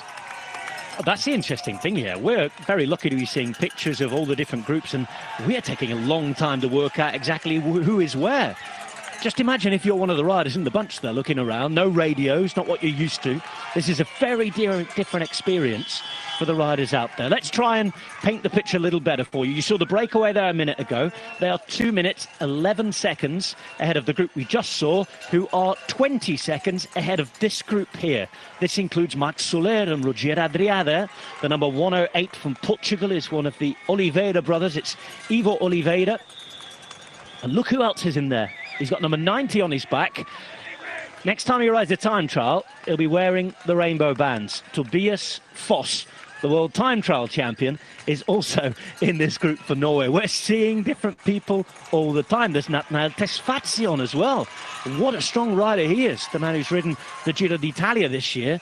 And this is Tadej Pogačar on the front of the race. I mean, there are so many crazy things in these worlds so far. Explain that one to me. I'm not sure that's the brightest move, just to be riding on the front of the group like that at this point. So he obviously feels like it's a time to make a difference and keep this group moving. But I can see this this counter-attack getting ahead now. And he's making an effort here. He wants to come to the front of this race here. He's just riding in the front, and now he's actually accelerating at the top part of this climb. So it looks as if he wants to shake this group up a little bit. If you're just joining us, we are in the last two laps of the race. We are just under 195 kilometers to go. This is the first, yes, the first of 12 ascensions of this hill. It's 4:09 in the morning where I am. I hope I'm not hallucinating. I don't think you are wherever you're watching, but there are 194 kilometers to go. Tadej Pogačar's on the front, and even the chase group at 3 minutes 25 is breaking up behind. They are all over the place on the road in Wollongong. Yeah, it was Colombia and Germany. It was riding on the front, and I said about burning up riders. They'll have to burn up a lot of riders. I think a little bit of panic in my book. You know, these riders are thinking a little bit for themselves now. There's other teams that are not in a great situation behind, but they've taken the bull by the horns. And you know, this even going into, because I said right from the start, it's going to happen in the last pretty much 2 laps, maybe a lap. The way this race is going at the moment, this is going to be all over the place. That's Daniel Bonello. Let's get a mention in for him before this goes crazy again, because he's an Australian-born Maltese rider who changed his nationality last year when he knew that the Worlds were coming to Australia. Of course, he's of Maltese heritage, and he's had his opportunity to ride the Worlds. He's been around Aussie Continental teams for most of his career, so he got himself up the road today, but he's soon to be swallowed up here as Germany are working hard to try and bring this further back. This is the group at 3:28.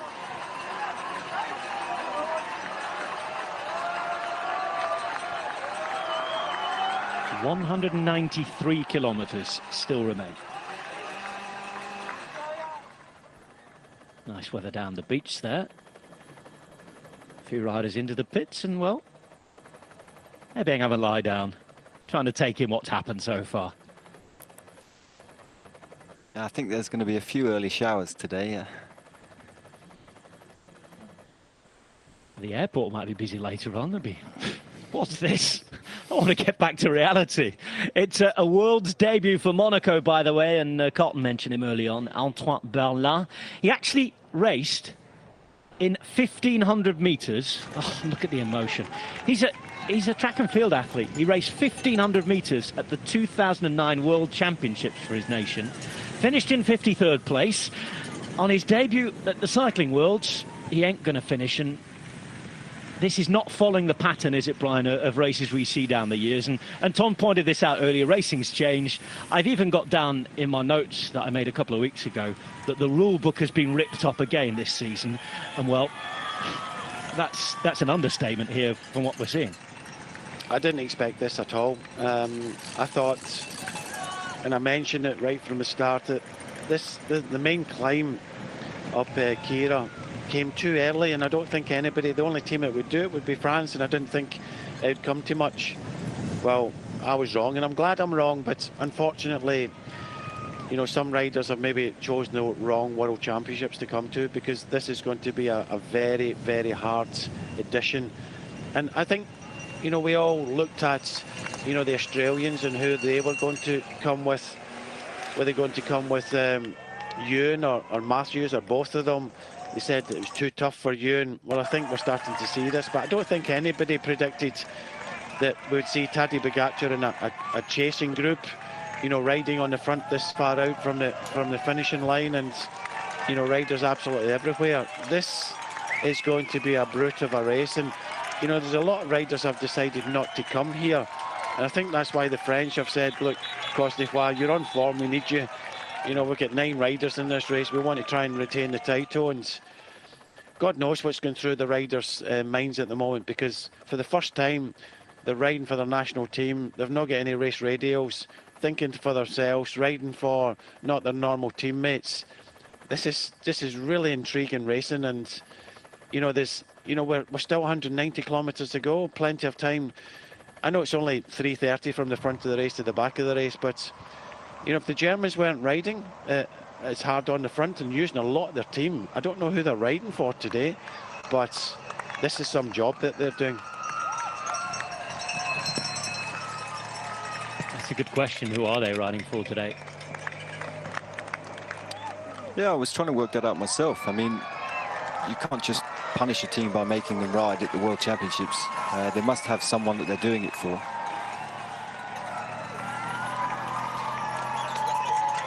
Steiner's a good rider, isn't he? Very inexperienced, however. I mean, Nicky Hassan, he's won Grand Tour stages on hard days before, but again, we'd all be sitting here lying if we said, he's one of my favourites today. Well, the last one in the train is Georg Zimmermann. He's the last in the train, but it doesn't say that they're riding for him. But yeah, it's a really interesting race, and I still think that if you're sitting back in the peloton, not panicking, because in these situations you can panic a little bit. As soon as you hear that Pogačar and Van Aert are in front, and you do kind of panic a little bit. But the thing is, in the World Championships, it's a lot of fingers are crossed and hope the race comes back to them rather than kind of chasing the race. Because if you start chasing the race now, riding on the front and wasting energy, it's going to come up and bite you later on in the race. We're approaching the finish line for the second time. It's going to be the end of the first main lap. 11 laps will remain after this. I'm just looking at the time gaps, actually, and all that German work on the front is starting to close things down to Group 3. It's not exactly coming back straight away, but we're on the part of the course here, Tom, where in the races we've watched already, we've seen things coming back as there's been hesitation and maybe a lack of cooperation in other groups. Not saying that's definitely happening, but the Germans are eating into it. They're to within 50 seconds now. Yeah, they're plugging away. I think a little bit of the cohesion's probably gone out of that bigger group, and the main part of it will go back to the bunch in time. The interesting thing is, because everybody's so fresh, the time gap to the break hasn't gone down like it would, at a later stage of a race when a decent group like that was chasing. So it's quite hard to close gaps at this stage of the race because everyone's fresh. And also on this circuit, there's not a lot of space to close things. So it's going to be interesting because that break's hung out there with some serious firepower riding hard behind. It's already interesting, isn't it? It's absolutely fascinating, and it's one of those races already. And I know we're still 188 k's from the finish, but I'm getting the feeling already that we're going to watch the race, we're going to enjoy it and analyse it the best we can. But it's going to be one of those races where things are going to come out in the wash. We're going to hear about things that happened in the next 24, 48 hours, the next week or so in interviews, and we'll think, there's going to be so many things that have already happened here that haven't been captured by the cameras, I think, as we see the breakaway coming across the finish line. And, well, how long are they going to be, the break of the day? That's the question. They have 2 minutes and around, I think, 20 on the second group the last time we saw it. There's the rider from Brazil, Nicolas Kessler.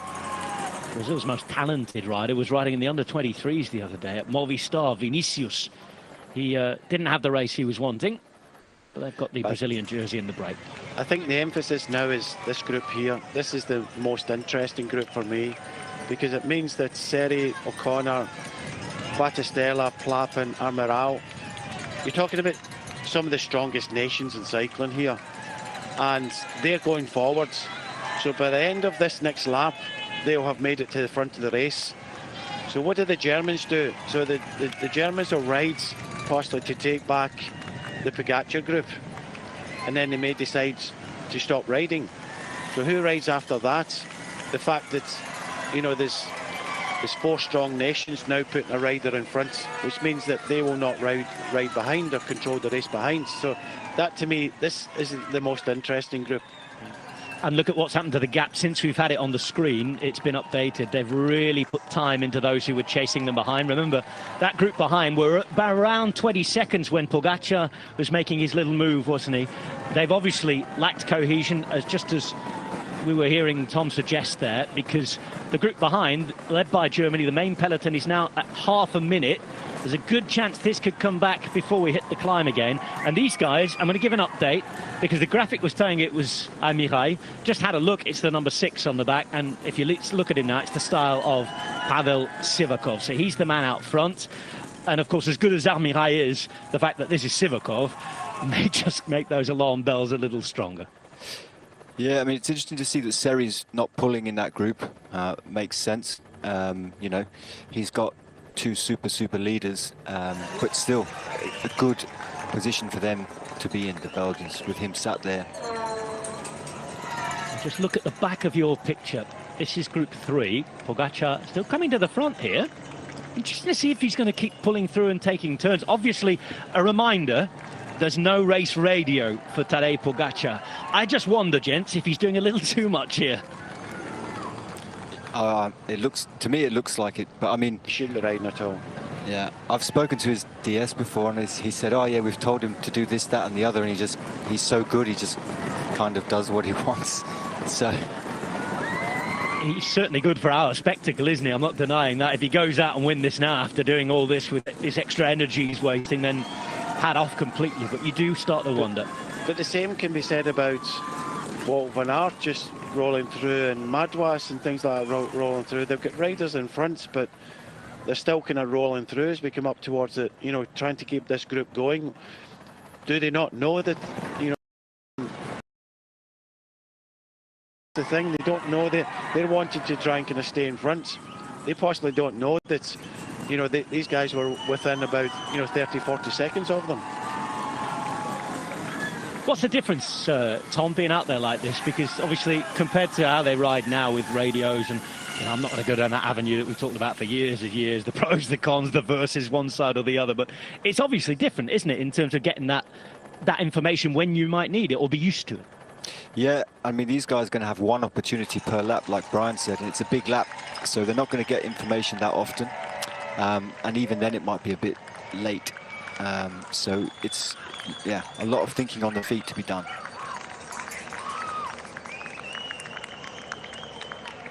If you're watching on the telly, make yourselves a brew, come back, but don't go anywhere.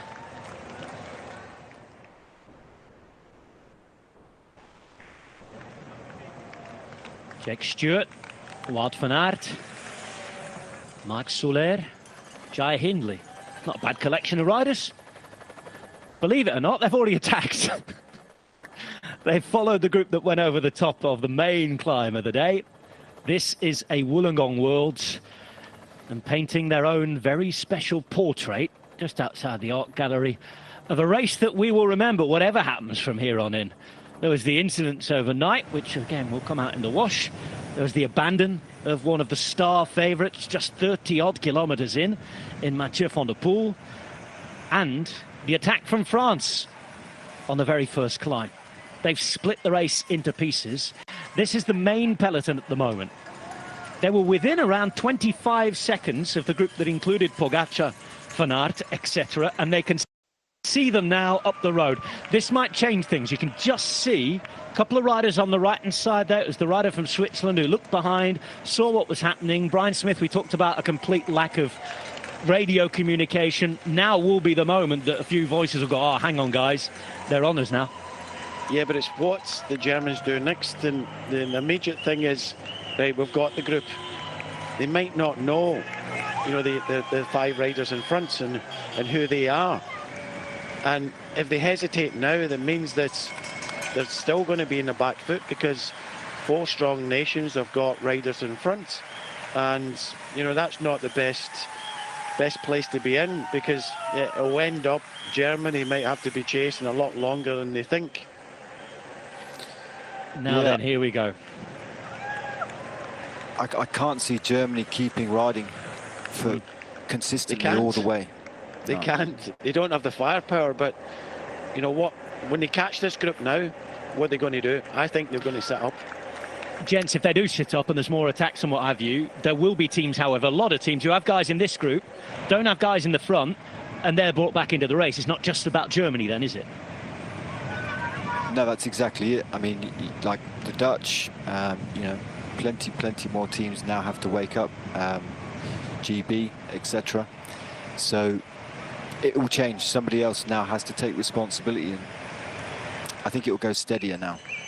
I think one team that, or one country that we've not even mentioned yet, are Denmark.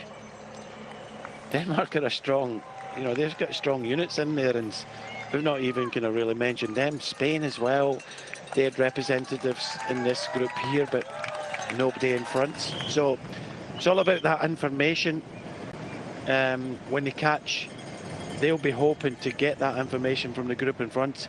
They'll tell them who's in that leading group, and it's who's going to be, you know, now contributing at the front of the group. I don't think, as Tom says, the Germans can't do it, and I don't think they will do it. So who else is going to take up the reins now? Welcome back, everybody, and welcome back to the peloton. Here we go. Nico Denz has been working hard to try and chase. He now tries to get up the road. Germany not wanting to make or miss this move again. Okay, well, you've been away at the break on the television. That peloton led by Germany has caught the second half of the group that broke away. So the group that was with Pogacar, Van Aert and what have you, they've just been caught. Germany have gone on the attack, and now Andreas Leknesson has also gone out on the attack for Norway. Is that not... It's one of the riders from... Denmark. Søren Kragh. Pardon me, Søren Kragh. I saw the red and I saw the DSM helmet and got very excited then. Let's see. I think you may well be right. But again, a huge name to have a look at going out in front there. Yeah, Denmarkers, you know, one of the teams we mentioned that's, you know, really we haven't kind of talked about. They haven't been kind of in the racing. And also, you know, there's a few others that have been... It's the old school mentality of sit back, save, save, save. But at the same time, if you leave others to do it, the fact that we have got Seri, O'Connor, Battistella, Plapp and Sivakov going forwards, as soon as a few teams learn this is the most interesting group here, this group. And I think they'll catch the front riders. And then it will just mean that a lot of the other nations are going to have to commit and use their riders. And I think when it first kind of broke up, you could see that Australia were really not interested in riding and making sure that you know, the group was not going to be a success. But I think at the start of the day, if they thought that having two riders in front, especially O'Connor and Plapp, they'd be rubbing their hands at this situation. Yeah, this is a super situation for Australia. It's a home nation, so they should be up for it. Now then, Great Britain come to the front, the right-hand side. Of course, we saw the German rider Denz and the Danish rider, who we think was Søren Kragh, off the front. Waiting to see that again. In the meantime, we do have images from elsewhere. And Mathieu van der Poel leaving the race. Sheltered away into a car, escorted away, and what a strange and unfortunate, and well, for both him and the race, very sad 12 to 24 hours we've had. Arrested last night after a disturbance at his hotel, not able to sleep until 4 a.m. There are reports online that his passport has been confiscated by the cycling media, and he has a date in court. That is what is being reported at the moment. A non-finisher of this race after 30-odd kilometres. On the road, this is the breakaway. There's Juraj Sagan. He's part of an 11-man group that, with 180 kilometres to go, 11 ascents of Mount Pleasant remaining, has 1 minute 50 on a chasing group. That chasing group is Pavel Sivakov, Peter Seri, Ben O'Connor and Luke Plapp, both Australian teammates, as well as the former under-23 champion Samuele Battistella. Behind, you've got the main peloton. We've had a couple of attacks out of that. And we've had different riders from different nations. It was either Denmark or Norway. We've got a very brief view of that. We had Germany.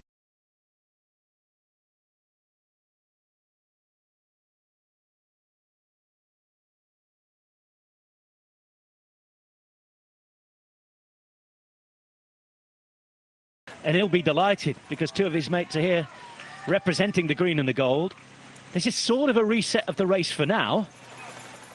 But, Tom Southern, what effect will all of that chaos in the opening, we've not even had 100 kilometres yet, have had on everybody here? Yeah, I was saying earlier, psychologically that can be quite damaging for someone to start the race so hard and to have to spend energy that they didn't want to spend. There'll be a lot of guys who like maybe haven't had time to eat, haven't had time to drink, haven't had time to do things the way they want to do things to be ready for the final. So to reset now is what you need to do. Then face what's in front of the race. Mount Pleasant, a misnomer, as Carl was saying earlier on.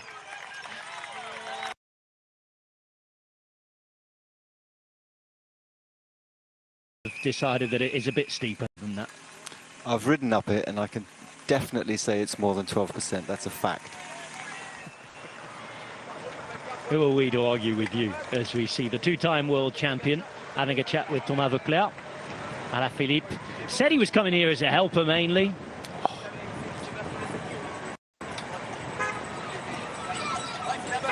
They're in a decent situation as well with Sivakov up the road. Oh, what a debut that would be in French colours if they were to look at each other too much behind and he was allowed to ride away. There is Alaphilippe though, just good to see him back on the bike and in the race. We'll take a look now, and this is an opportunity now that it has calmed down a little bit for some riders to go back and have a chat, get some drinks, wonder what on earth has been going on, and here the gap is just being allowed to build again as we get the Danes, the Italians, a couple of Portuguese riders, and there's Kudus, Merhawi Kudus, rider that you know very well, Tom, and who could have a really important role in this race today because he's riding for one of the favourites in the race, and he's one of two or three really solid World Tour domestics that they have, really experienced riders. There's Kudus, Gebrek Zabier. They know what they're doing here. It's a small team, but it's a strong team with a genuine content.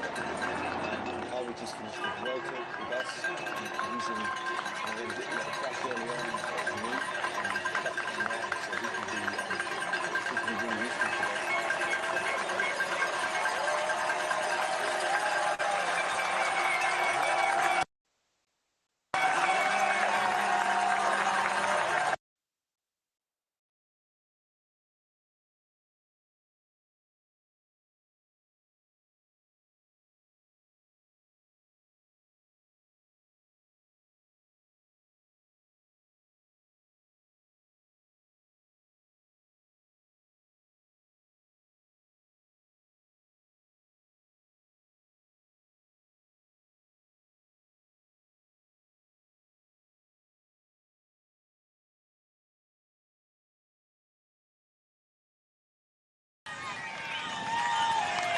Job might be changing in the next year or two, given all the Australians and the rest just building their lead. They've got almost 2 minutes.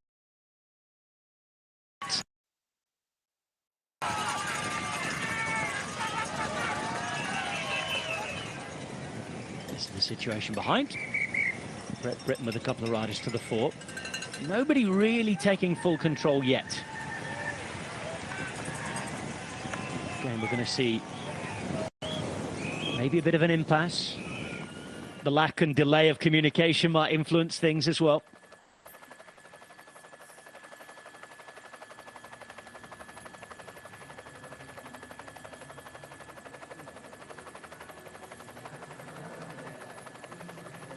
Take a deep breath, everybody.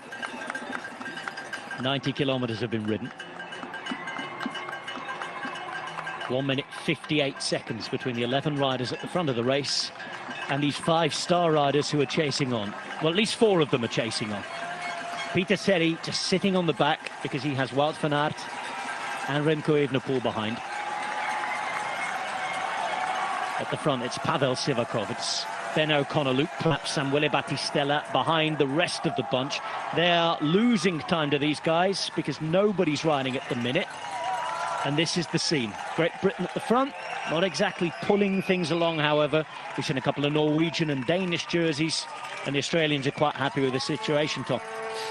Yeah, it was interesting. I was just watching there, Battistella getting some information from the side of the road. So Italy have obviously got people out along the course to try and get as many spots covered as possible to keep that information as frequent as possible, which makes a lot of sense. But it's still not the same as it would be getting information on the radio.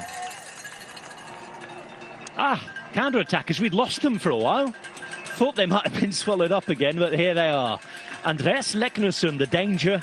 Nico Dens, a really hard worker. A man who this year won a mountain stage in a breakaway at the Tour de Suisse. He knows what he's doing on a bike after many near misses. He's looking strong today. We're waiting to get the gap to these two. Again, we hadn't seen them for a while. Sort of assumed they'd been swallowed back in by the peloton. And here is that peloton, still nonplussed. And I'm looking at the time gaps, Brian. It's growing, 4:15 now, and that means 2:15 to the main group in front, the five-star riders we've been talking about. Yeah, I thought we would, you know, when we saw the regroupment with Germany, they would kind of stop riding. They've kind of brought it pretty much all back together. I really did think that the group of five would have possibly caught the front group in that lap, but they're quite content and kind of sitting out there rather than, you know, pushing hard. Still a long way to go in this race. And if they push hard now, then it might be of no consequence whatsoever. So they look as if they're riding within themselves, because I really did think that, you know, they would catch, because it went down to about 125, 126, and it's gone out 30 seconds now. So the front of the race is going faster than this group of five. So as Tom said, you know, Battistella is getting some information at the side of the roads. I don't think they want to invest too much. They're in a very good situation now, the five riders there, four very strong nations, and it just means they want to force the other arms of the other kind of stronger nations. So the race has settled down, if we could say settled down, but what a start to this race today. And I think the combination of the start, that climb, and some riders missing out, you saw Pogacar at the front, that's going to come into play towards the end of this race today. A little time update as this group now goes to 4.5 minutes from the lead, 2 minutes and 40 seconds in fact from the five riders chasing in group two. We had that pairing, didn't we, the duo who were going away. They have 1.5 minutes now on the peloton, Leknesund and Dens. They're about 1 minute behind the five riders there. Kukula of Czech Republic. This is Cote racing for Canada. Now Lipinch of Latvia. Three riders of the 11 out the front in today's, what should have been, morning long break of the day. Fouché, the only representative of New Zealand. They're getting a bit of telly time, but I'm not sure how long they'll be out having it all at the front on their own in this race.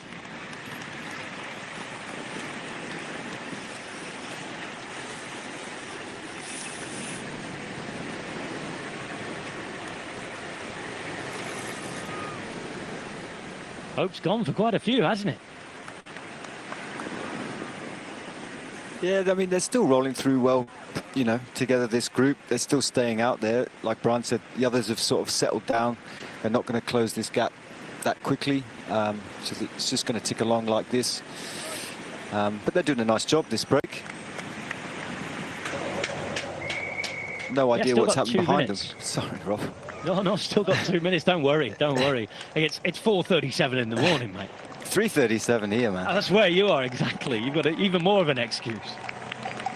And everything that's happened tonight, this has been absolutely incredible. I mean, not everything's worth staying up for, is it? But this certainly has been.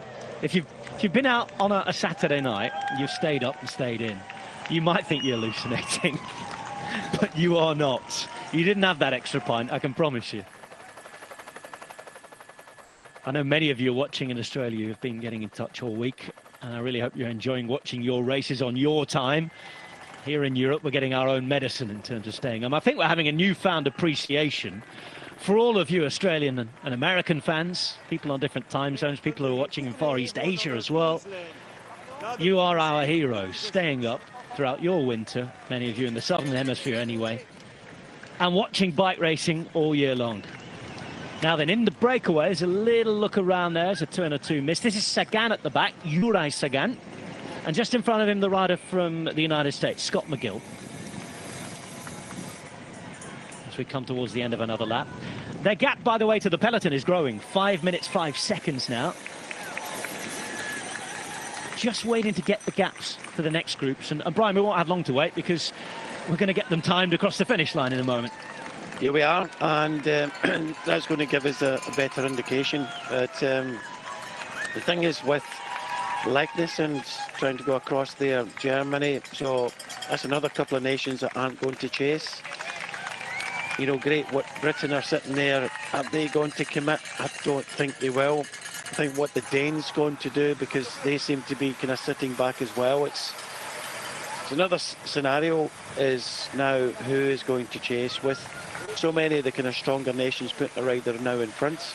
I think it's an intelligent move for that group of 5. I think if they'd wanted to, they could have gone across to the front of the race, but they've got a job to do later in the race and they don't want to waste too much energy, so they're kind of hanging out there.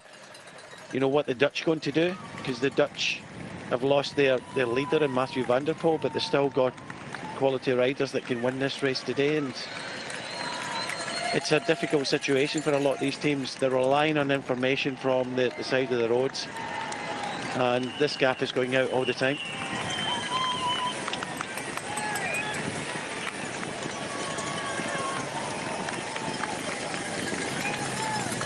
.172 kilometers to go.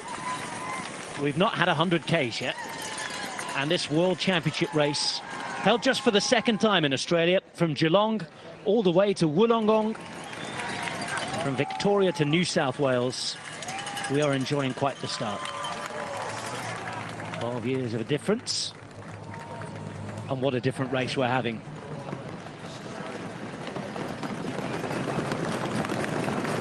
We're going to let Tom Southam have a bit of a rest. Adam Blythe is going to join us. Adam, morning. How are we doing? I know you'll have woken up from a siesta. In a minute, when we hear this interview, I want to ask you what on earth you think of what's happened. Let's go and hear from Christoph Rodoft from the Alpecin de Koning team. Not horrible. It wasn't that bad, to be honest, but really unexpected, I should say. Yeah, there was some rumors. Mathieu went to sleep at 9 o'clock, and at 12 o'clock there were still rumors in the corridor of the hotel. And obviously there were children bouncing at his door. And after the third time he was pissed off it, and he went out, and at that moment it seemed that it were children, teenagers and without parents, and obviously somebody called the police and they came and they asked him to go to the office to make how do you call it, explanation, and that's what happened. It seems to be standard procedure for 6 weeks from when you have something like that and when you are not an Australian citizen. That's what I understood. He gets it back after we've seen the responsible person. You spoke to him afterwards. What did he say now about the race? And yeah, he was the situation we did not talk about, but sportive-wise he was really disappointed. Yeah. Because he didn't sleep all night, so he had the energy today, or? He didn't sleep all night, and he was mentally a bit broken, of course, as well.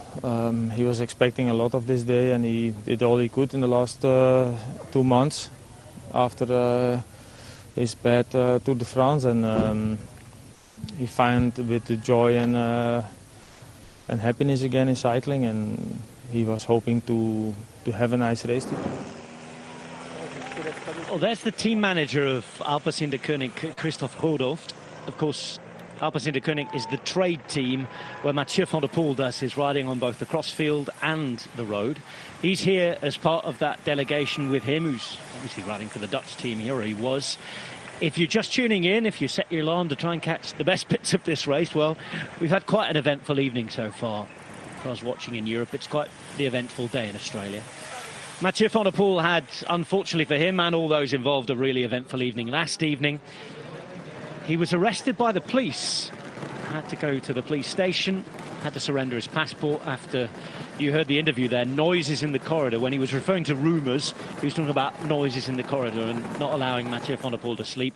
That's the situation. I mean, we won't pass comment on the facts because we don't know them apart from what have reported and what's been said there. And of course, if there's a police investigation ongoing, then we do not want to get involved in that.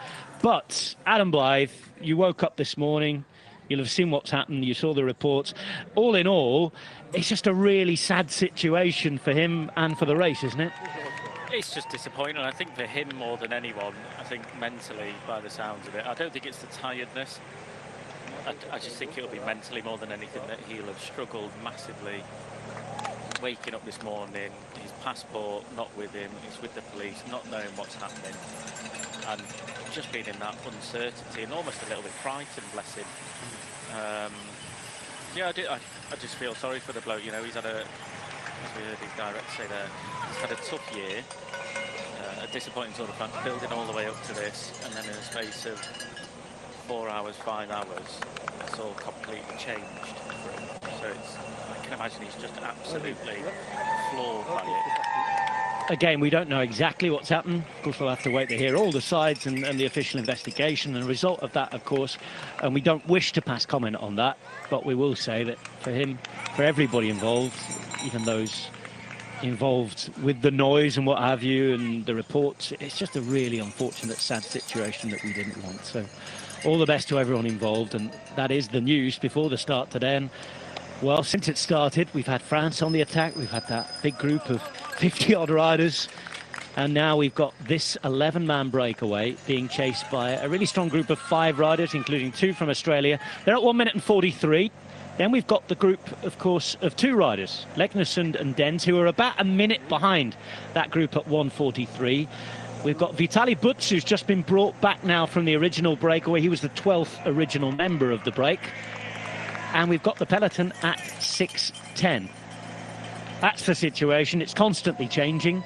And we're on our way now to another lap around Wollongong. This, Rob, is like a Kermesse race in Belgium at the minute. It's just been absolutely banana, hasn't it, though? From the word go, France just getting on the front, absolutely tearing up the race, splitting it to bits, all coming back together. There's no structure with it, and as we've spoken about, as I've been listening to you guys, there's no radios either. So being vigilant, really using your racing brain for a lot of these riders, making sure you've got teammates up the road. It's almost like a little bit more of a structured Kermesse in terms of the results, and it's a longer one than normal.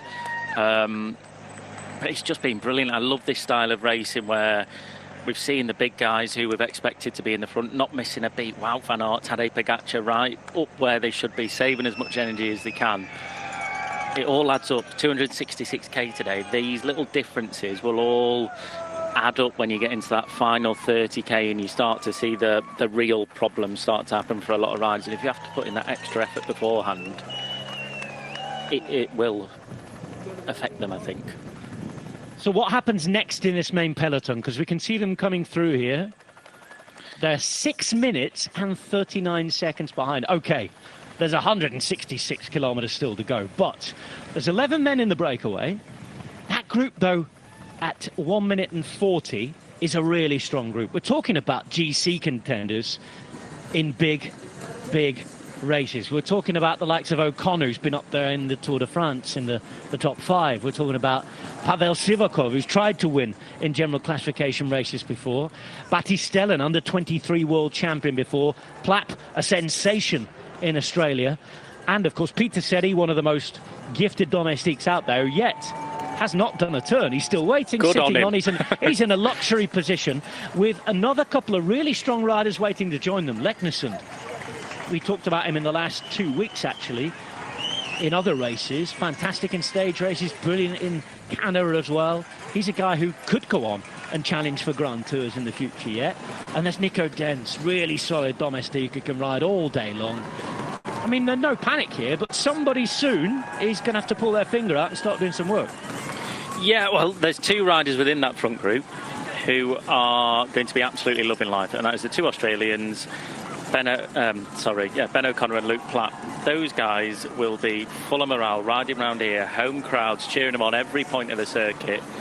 So they'll glide for the next 120k, I can imagine. The other riders, questionable.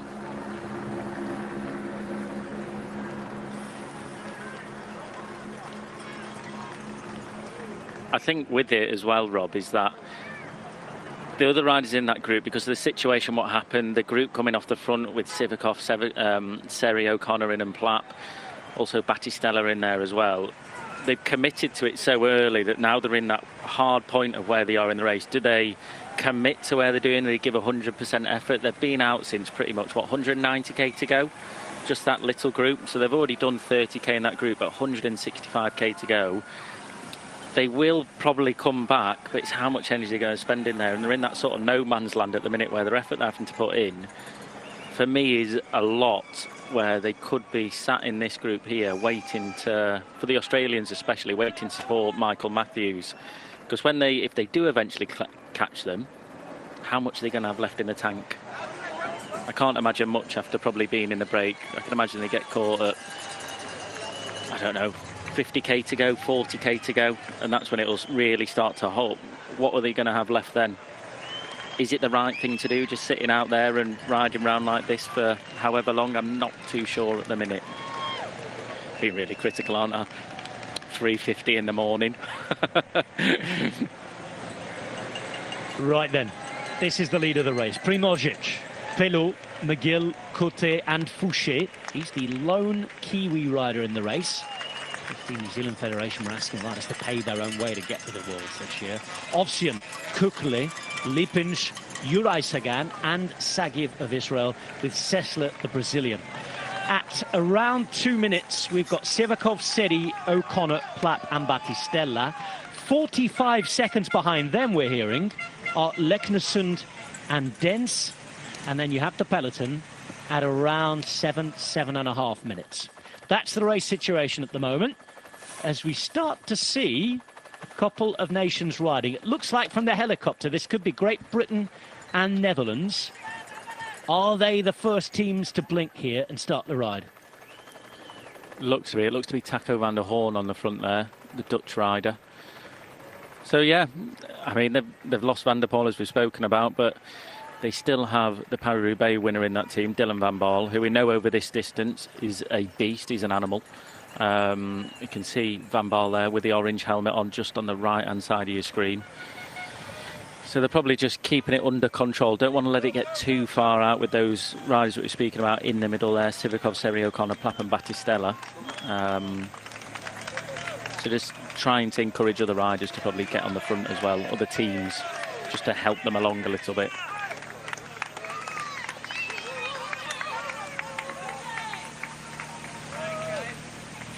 Well, France have had a really interesting race. Racing in the image of their sports director and national selector, Thomas Vauclair. A lot of looking around here. On our way up the hill again. And there's going to be a bit of looking around soon if we can get to a moment where we get an effort maybe to come across from the 5 riders or the 2 who join them as well. This is the first time we've seen the peloton for a while in a shape like this, where somebody's pulling at the front. France, with a team who pulled the first time they went up the major climb, the only time they went up Mount Kira, that detonated the race after just 40 kilometres. Really, when I think a lot of people are settling in. Some of you might have gone off for siestas and who are just waking up gobsmacked again now.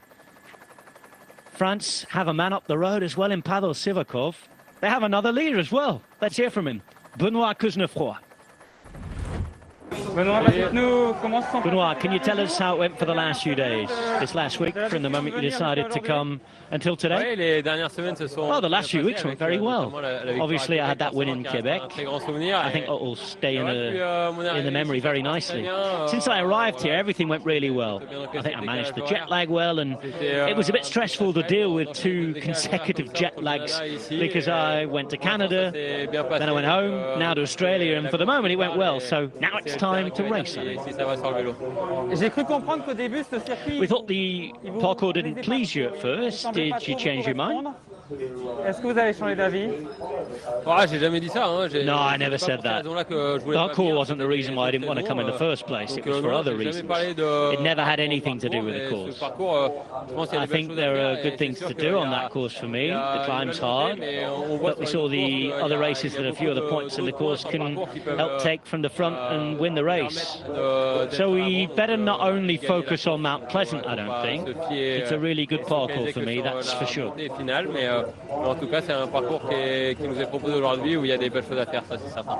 Et comment jouer avec les différentes... And how do you play the cards that France has? Ça, je vais pas vous dire la stratégie. I'm not going to tell you the strategy now. We're very good cards, a strong team, and it's up to us to take advantage of them. The goal really is to take the advantage of that team strength into the finale, and I hope we'll be able to do that and ride smart. Oh, they've ridden aggressively so far. They've blown up the race, and we're getting an update in the time gaps here, Adam. This is the lead of the race. They're on Mount Pleasant again. There are 162.5 kilometres to go, and they have 8 minutes and 5 seconds on the peloton that we just started to see working, pardon me. A reminder that we're still waiting for the updated time gaps to Group 2, where we have Sivakov, City, O'Connor, Platt and Battistella, and then another time gap to Leknesund and Dens. You can only imagine that those time gaps at the front are compressing and getting closer, as they have been doing. But this is a fascinating situation. And as if by magic, one appears. 1 minute 20 now to Sivakov, Seri, O'Connor, Platt and Battistella.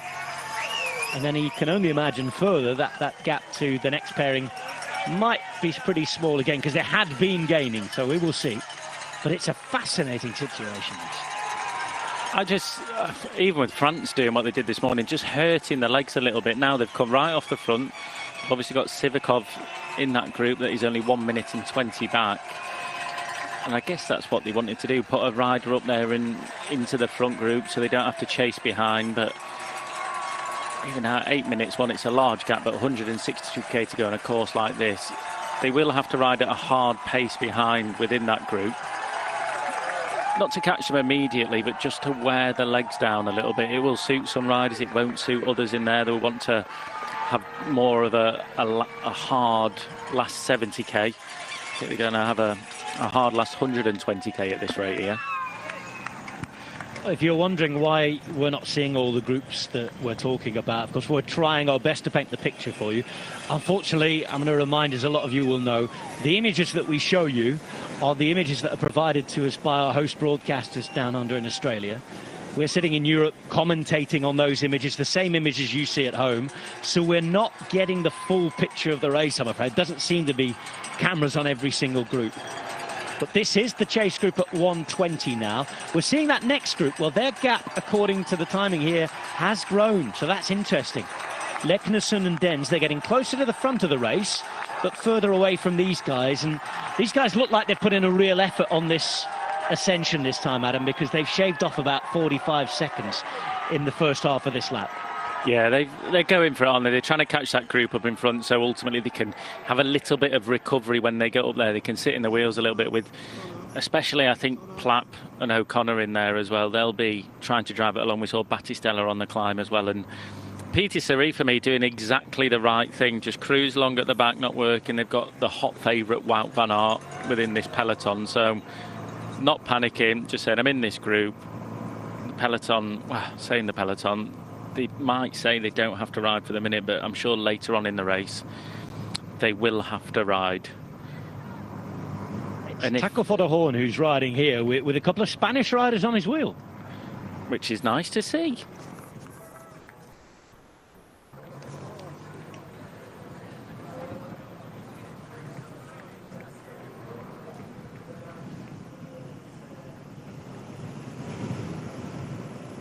just seen an issue for one of the riders from Rwanda, Eric Mazimbayo. It's confirmation that it's not just Netherlands and Taco Fotterhorn riding on the front. Spain have committed 2 riders to the chase here. Now, they don't really have one of the race favourites, let's be honest. They have riders who could attack, the likes of Max Soler, who we saw in that group alongside Roger Adrià. They also have Ivan Garcia Cortina, who'll be looking to survive and maybe one of the faster riders in a small group at the end. As we now see Dens and Leknesund. Dens is on a good day, isn't he? Dearie me. He is on a good day, Rob, but he's also the position they're at now. We spoke about that group with Sivakov and O'Connor in sort of being in that no man's land. These two are definitely in no man's land at the minute. They've got 11 riders in the front, another 5 coming across. That'll be 16 riders, and they're a further 1 minute 30 behind the group of Sivakov in. So I don't think they're going to catch them. The effort that they're going to have to put in will be huge, so they're definitely not going to. And it's just, I understand why they wanted to do it, but at this point in time, I think it's probably better just to call it a day, sit up, go back to the peloton and do what you can for your teammates, really. 'Cause they're not going to catch that group, and they don't just want to sit out there for probably another 100k until they get caught. We're hearing that Rien Scourus of the Holy See, the Vatican, has abandoned the race. The first ever rider from the Vatican City. He's a Dutchman by birth. He's a naturalised Australian. He is 40 years of age, a former semi-pro. He's not got round today, but he did what he wanted to do. He got out in the front. He was chasing that breakaway. He's just abandoned the race, but well played to him. Abandoning with him, Byung Jagal Erdenbat of Mongolia, as well as Oyer Lascano of Spain. So Spain are a man down. Lascano said to have abandoned the race. Of course, he took part in both time trials for Spain early in the race, alongside the likes of Stefan Bissiger, who we've also seen climbing off. This is Jan Hirt towards the back, wearing 1, 2, 3. Czech rider. Changing teams over this winter. He's off to Quick Step Alpha Vinyl. It's going to be slightly differently named. And there is Pirapol Chauchanquan of Thailand. I'm glad you're here for the pronunciations, Rob. So now I've been to a couple of Asian games and Southeast Asian games. I've come across his teammate before, who has been a winner in the Southeast Asian Games before, Sirawut. Thailand, one of the top nations in Southeast Asia.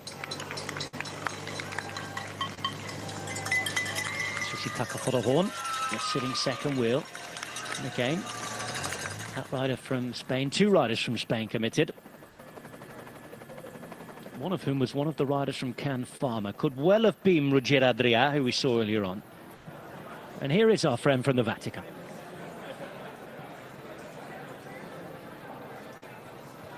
Rien Scourus is all smiles. Vatican City has ridden its first World Championships. Back in the peloton, climbing the steep slopes of Mount Pleasant. 7.5 minutes down. They've got a bit of a shift on this lap. They've cut off around 30 seconds. We've seen Netherlands start to ride, and the way it was going, somebody had to start at least to set a bit of a tempo there so it didn't get out of hand. Because, a reminder, we don't only have the 11 riders up the road who've been out there all day. We've got a really strong group of 5 riders in the chase, and another group who, for now, are sort of in no man's land, as Adam Blythe described it, but are still out there and are having to make a bigger effort, but they're still out there behind. Yeah, just look at the riders that are at the back here. Steve are right in the middle, just drifting down the peloton, keeping those watts low, just coming, we call it sandbagging. Start near the front of the peloton, drift down to the back so you don't have to push on as much power. Another rider at the back there, the current world champion, well, pretty much until we cross the line today, Alaphilippe, right on the back there to the right, just staying out of trouble, just staying nice and calm, not showing himself towards the front too much, not trying to move up all the time, just happy with where he's at. When the peloton's riding at this speed, you can afford to relax a little bit, chill out. Zdeněk Štýbar at the back. He's obviously enjoying Australia because he's just signed for Bike Exchange. He'll be riding for them in 2023, yeah. No longer a wolf. He's been a wolf for a long time, hasn't he? He has been, yeah. Oh, that's going to be nice to see him in a different team. I think it's always good when riders have been on a team for such a long time and they eventually change. It might give them a new lease of life. A really, really good rider to take on the bike exchange, and he can do all sorts of different things, can't he? He can ramp up their classics unit and maybe have his own opportunities there, and he can support the sprint train if you need him. He can ride in a Grand Tour and ride on the front as well, go stage hunting if they go to one of the Grand Tours with that sort of hope, as we see Vitaly Buts about to be retaken. He was the man who attacked for Ukraine just as things were going rather too slow for his liking in the peloton. Of course, with all that's going on around the world, I'm sure he'll have had a cheer or two following the Ukraine flag off the front of the peloton there.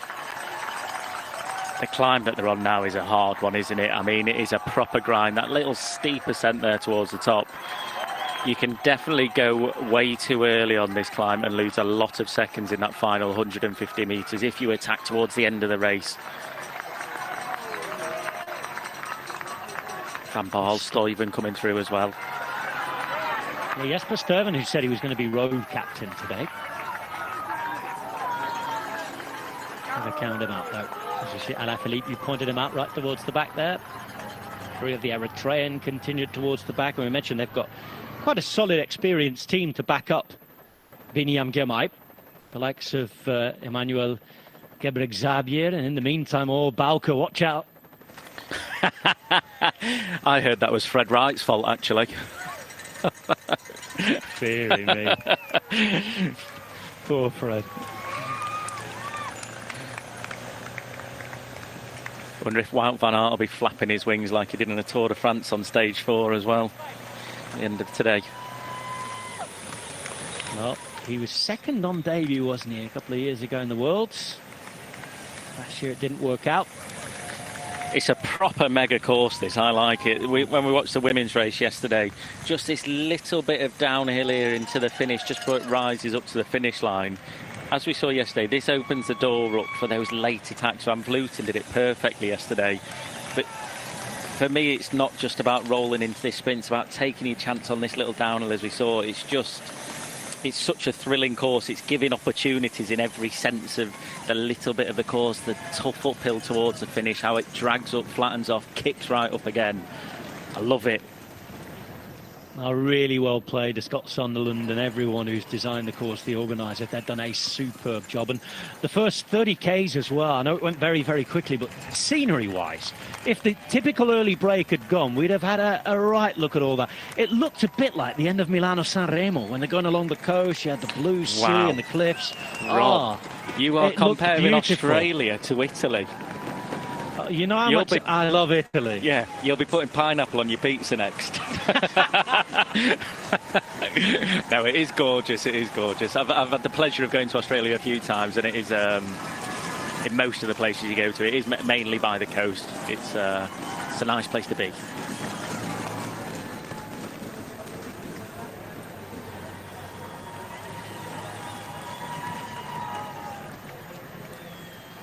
Through the lap again.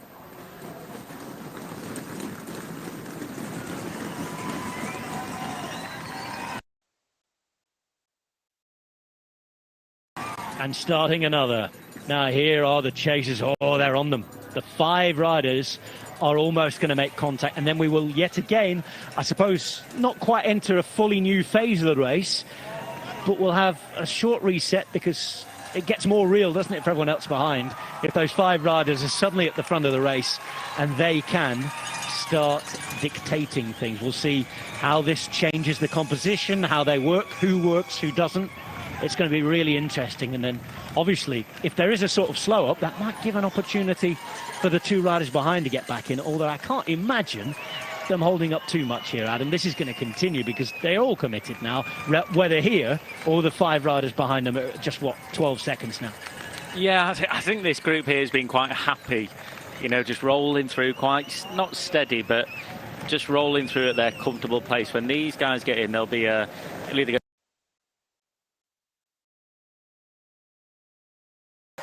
give it, not everything, but push on more than they need to, or it'll go the other way and riders will think, well, with these guys here, I'm not working anymore. I'm not just going to drag these guys along. But when you've got riders that are coming across, they're big riders, the riders that can sort of wag the finger at you a little bit. You know, you say, you're in this breakaway, you're riding, and what are you going to say to Sivakov, Luke Plapp, if he's saying that to you, Ben O'Connor as well? Seri won't say anything, he'll be sat at the back and he'll just cruise round, save his energy for as long as he can.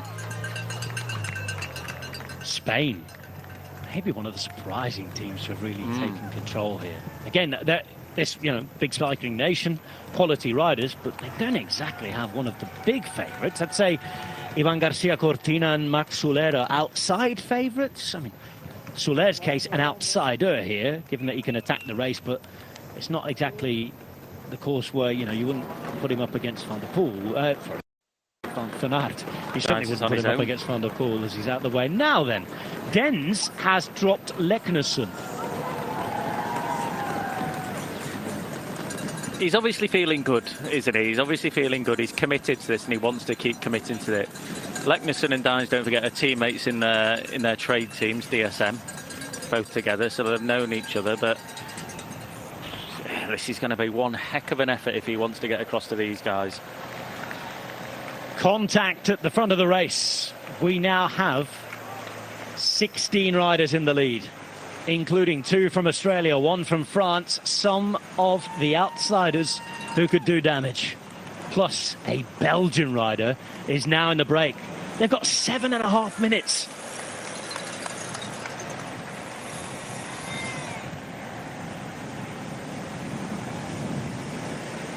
$150 kilometres remain in the World Championship road race for the elite men in Wollongong, Australia.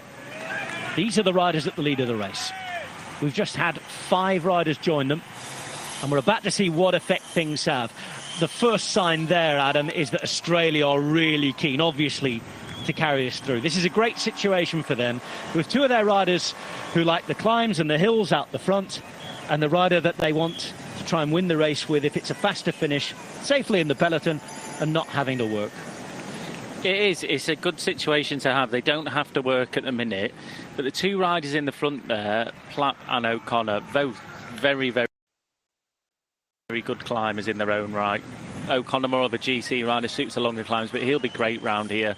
So will Plapp as well, but being in that front now, ultimately they want to push the pace on a little bit, make it more difficult for these guys, but one of them will have to sit on a little bit more within that group, do less work, be a little bit more of a protected rider. There's the pushing on to try and stay away, so that hopefully that break will win, but doing so, you can't have both of them doing all the work, too much work. You need one to sit on, and when one starts to sit on, then you've got the other riders that are looking around. If he's not working, I'm not working. If he's not working, I'm not working. So it's a great situation.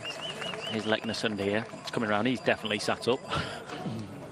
Yeah, and it didn't look like he was on his best day, because Leknesson, having already been committed to that move, you would have backed him to drop Dens, if anything, on that climb. We know how good he is.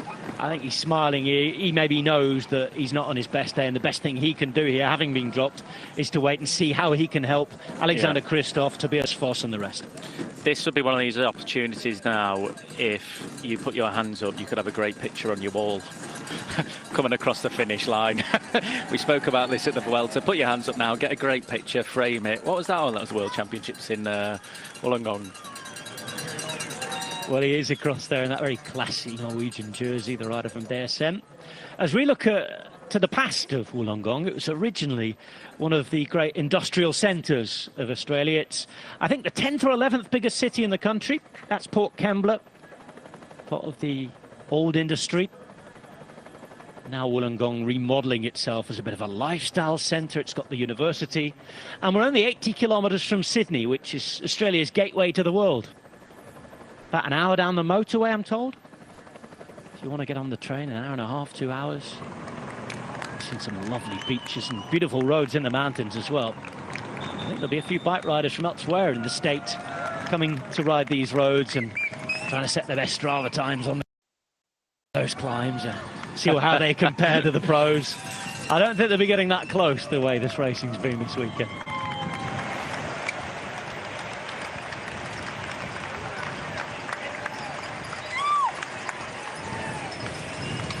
Welcome back to all of you television viewers. I'm conscious of the fact that many of you are watching all around the world. Those of you who've been watching in Australia itself will probably have been watching since the start. You won't need a recap of what happened, but it's 5:13 where I am. It's 4:13 where I am. Adam Blythe is. I know many of you I'll be watching in the Americas as well. With 150 Ks to go, we have had a crazy day. Off the bike and on the bike. Mathieu van der Poel has been down the police station. He's been on the start line, and he has not finished. More about that story to come out, I think, in the next 24 to 48 hours, I'm sure. In the race, we had 12 riders up there. One was dropped.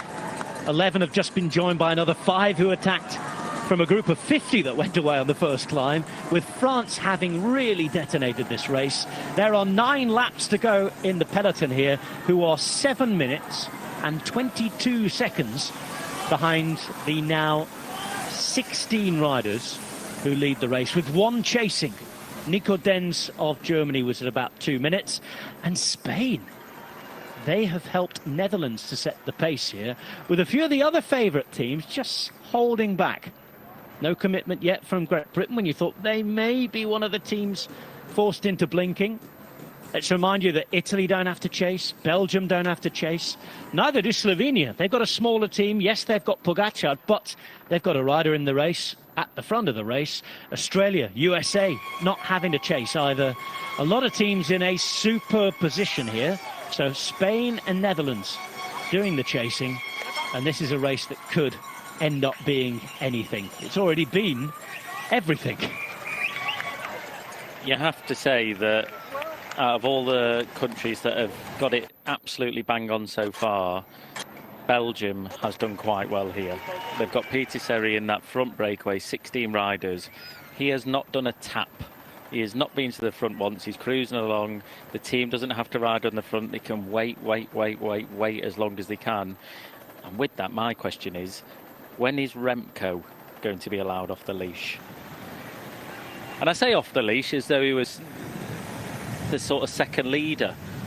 I think he's got joint leadership along with Wout van Aert, so it might not be a case of kilometres. It might just be that opportunity where he gets to go when he wants to go. It's not like it was last year. It's going to be very, very interesting indeed. And it's great to see Remco, actually. He's got the red shoes and red helmet from the Vuelta, living his best life. He's making sure everybody knows what he's just done. Exactly. There's Primožić, who's looking a little unwell. Green jersey on. And it's Pavel Sivakov who is riding at the front. Gap at 7 minutes 10. That's the action part, but all the action's on the road today. If you're down there, what on earth are you doing? I hope you've got your GCN Plus on and watching it, at least if you're not on the side of the road. The Jamboree Action Park. Looks like a good one. Ah, looks cracking. There's Robbie McEwen down there, look. Gives a wave, Robbie. All right, mate. As I said, I hope they've got the GCN Plus on. There's no excuse. You've got to be watching this today. I know there's some of them in the water, but you can get waterproof phones nowadays, can't you? Just going down Rubber Dinghy Rapids with phone out. Have you seen it? He's attacked. He's attacked. I know there's a long way to go yet, but this is a fantastic group out the front. Luke Plapp in there for Australia. And for Poland, well, they're represented by Łukasz Owsian, who's an experienced pro. Spent most of his career in second and third division teams, but he's ridden 5 Grand Tours. He's ridden the Tour, Giro and Vuelta. 32 now, the man from Torun. Here's Guy Sagiv, the only representative from Israel this year. World Tour pro with Israel Premier Tech. And just behind him, Ben O'Connor. He's a long way from home, even though he's in Australia. He's from Perth in Western Australia. They're on an even different time zone than where we are in New South Wales. He's about 6 hours away, isn't he, on a flight? Something like 3 at least, I know that. It's a long way. It is a long way. The other side of a continent. There's Luke Plapp, he's a little closer. He's a Victorian from Melbourne. There is Andreas Leknesund, pulled in by the peloton, but he had been sitting up for a while. Tackle for the Horn continues to sit second wheel.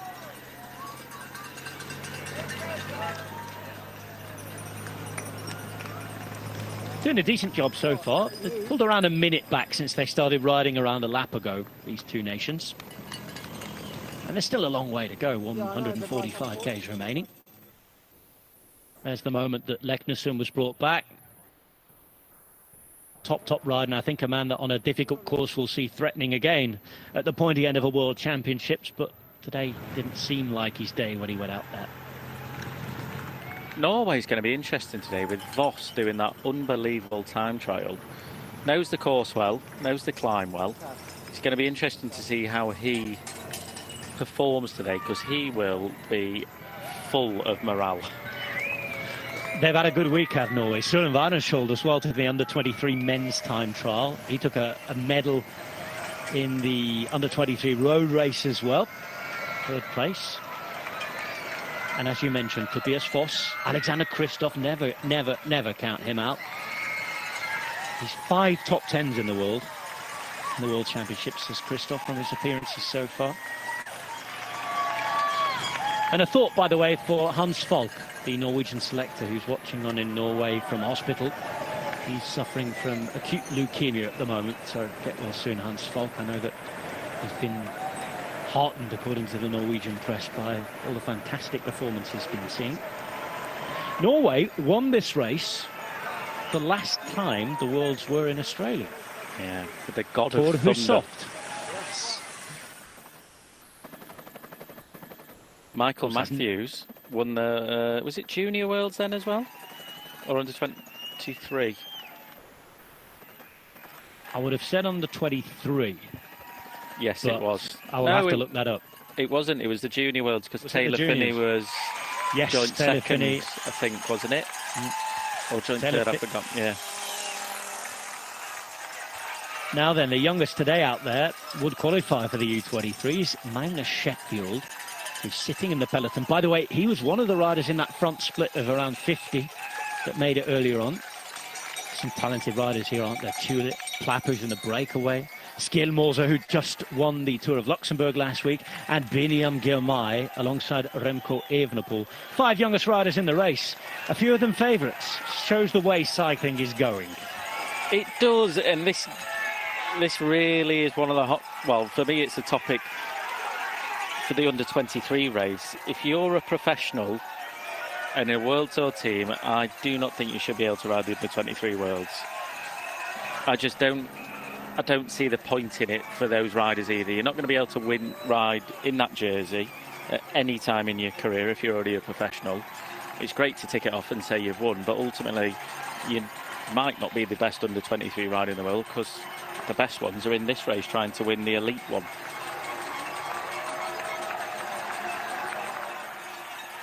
Is Ayuso qualified for a junior still as well? Not this year, but last year he would have been. And Ayuso's at home, exhausted after his debut Welton podium.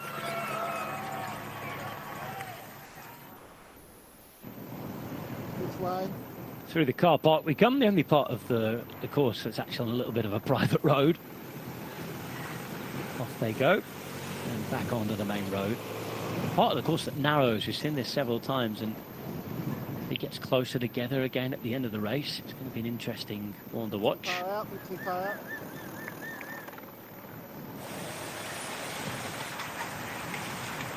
7:03 all the way back to the peloton. Nico Denz, 3:15. He really is stuck in that no man's land section. He's not getting any closer to the break. In fact, I think he's starting to drift back now towards this peloton, Adam. Yeah, it was always going to be difficult to him, and I think he'll get to that point where he realises he's losing time, gets those time checks on the motorbike. I just said, no, it's not going to happen. Go back, recover as much as you can within this peloton, but it's going to be difficult now. 143 km to go. This peloton is only going to get quicker and quicker and quicker, so it's going to get harder and harder to recover. But he committed to it. He had a good go at it, but I just think he's at that point now where he needs to make that decision. Sit up, get back and just try and do what you can towards the finish and support your team, because I can't see him doing too much in this final after that effort. And the crucial thing here as well, he won't be as on it in terms of the information he's getting as he would normally. A reminder that there's no race radios here, and he doesn't have somebody telling him, all right, mate, even in a nice way, maybe now's the time to drop back and help. He's having to wait almost maybe once or twice a lap to get that shouted at him from the side of the road.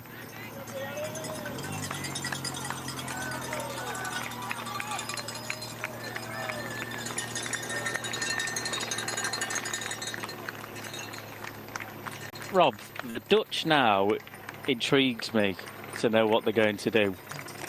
With Van der Poel out of the race due to some odd circumstances, I'm really interested to see what they're going to do today, how they're going to ride. They've got some strong rides in there, but not a rider, I'd say, that you can just ride for one of them. It's almost like they've all got an opportunity now to try and win the Worlds, but it's just in what order. You would imagine that Dylan van Baarle is at the top of that list, isn't he? I would say so, yeah. But again, it depends on what type of race we have. If it becomes hugely attritional and he doesn't survive, then you're looking down at maybe Bauke Mollema. And on a good day, I know he blows hot and cold, but Poels, let's not forget, he's a monument winner. I know he might not have had the form recently, but he's sitting in there, and he's a guy who's won Liège. Yeah, he's quick as well. He's Dutch. They're all quick, actually. The Dutch have all got a fairly fast sprint on him. The one that interests me is Pascal Einkorn a little bit as well. Just coming into this Worlds, has done a couple of one-day races, coming into this, trained for it, obviously. But just one of those riders. Otherwise he's going to struggle. One of those riders, I think, that might just be able to put himself in that right position. Hasn't got all the eyes and ears on him. Not everyone's watching him like they will be Van Baarle, waiting for that Paris-Roubaix attack, let's call it. One that could just maybe slip into the break. Well, we're getting a sight here of Nico Denz. Well, he is getting the realisation now that he's not going to make it across. He's sitting up, but he's enjoying himself, and this is nice to see. Makes his way up Mount Pleasant, roars on the crowd, and he's had a good year. Took his first World Tour win after trying for a long, long time this year. Stage in the Tour de Suisse. The man who is moving teams at the end of the year. Going to go to Bora Hansgrohe for the next 2 seasons.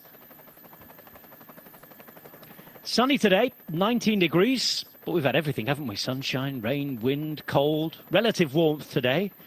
We've had it all this week. But now in Wollongong, Australia, it's time to go chasing rainbows. 140 k's to go. We've had 126 kilometres of racing. And the situation in the peloton is that Spain and the Netherlands are working. 2 nations without 2 of the big favourites now that Mathieu van der Poel is no longer in this race.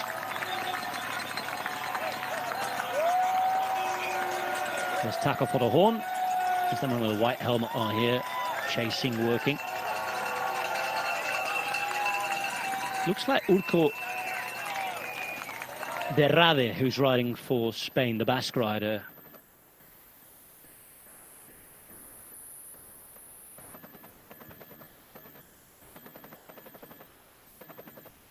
Six minutes, 42 seconds from the 16 men at the front of the race all the way back to the chasing peloton. And they are chasing now. They have been for about a lap and a half. Spain and Netherlands doing the work. This is the break. Have they settled in since they were joined by the 5 riders and, well, the star riders, really, the big names?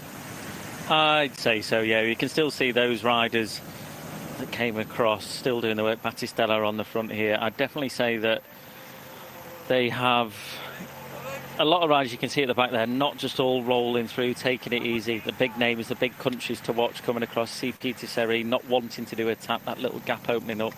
Uri Sagan, Peter's brother, just rolling through shot there, all sat towards the back. So I can imagine that they've been joined in. A lot of riders have gone, I am not going to help these riders try and stay away. I'm here to take the pressure off my team a little bit in the background, help when I can when we get caught, but I am not going to contribute to making my leaders' life harder in the back than what it should be by extending that gap, obviously.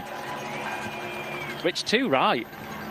Too right. Peter Seri, for me, is doing exactly the right thing. Just put himself in there, staying as fresh as possible so he can help later on. If those riders came across and I was in that original breakaway, I'd be doing the same thing. Sit on, just say, look, you guys have come across this. You've got a good intention to be here. You guys want to push on, you push on. This group now, and where everybody sits, how there's Wout van Aert, Tadej Pogačar, Jasper Stuyven, Michael Matthews.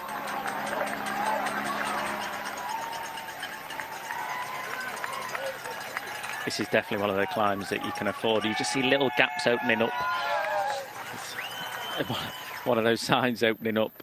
I think we'll wait. I think we'll let the official decisions be made before comments passed on that. Just on that climb there, if you do it every lap, and as I said before, sandbagging, just start at the front, drift back, so you're pushing 20, 30 less watts. That'll add up to the finish, and you can see a lot of riders, the big names that we've seen, just taking it easy. Michael Matthews sat on his tops going through the back there, just slowly drifting back down the peloton. Van Baarle as well.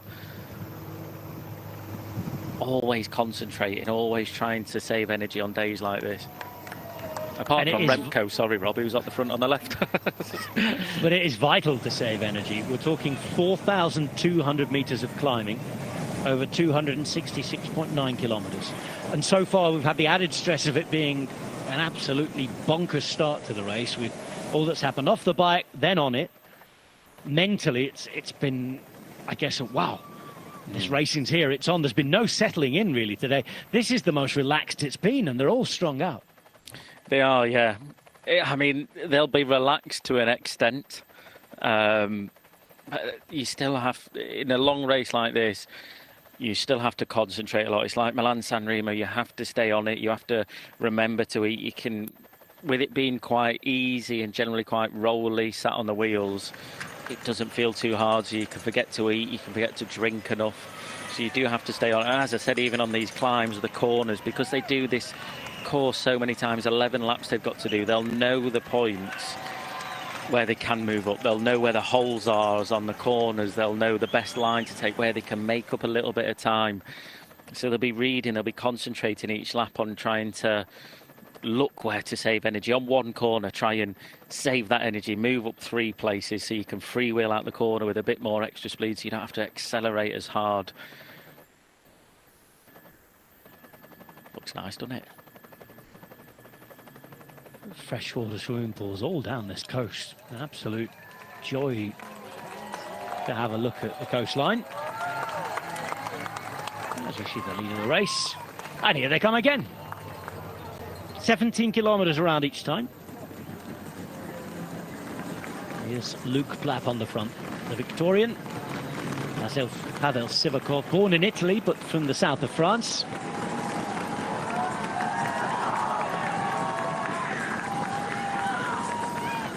See the riders.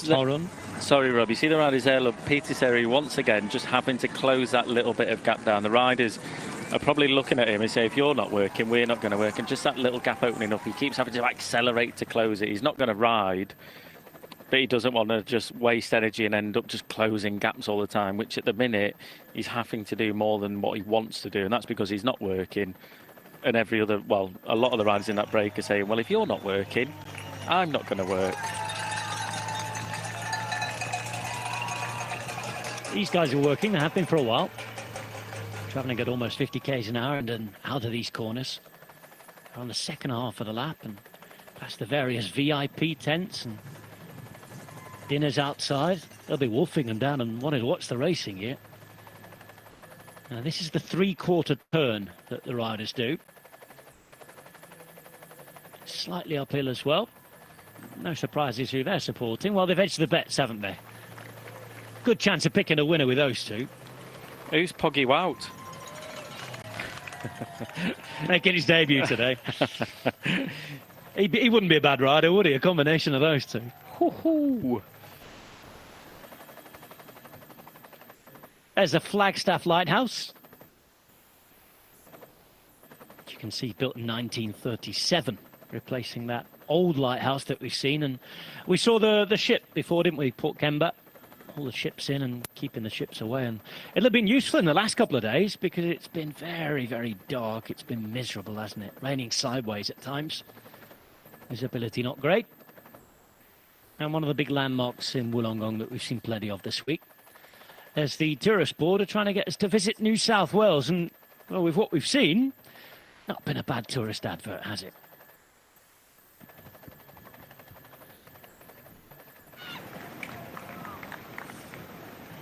Here's Seti again towards the back.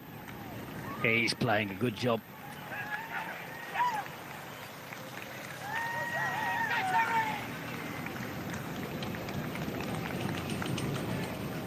Peter Seti. James Fouché just behind him. There's Pavel Sivakov, dips in for something to eat. There's Batistella here at the back. This is for Astana, Kazakhstan.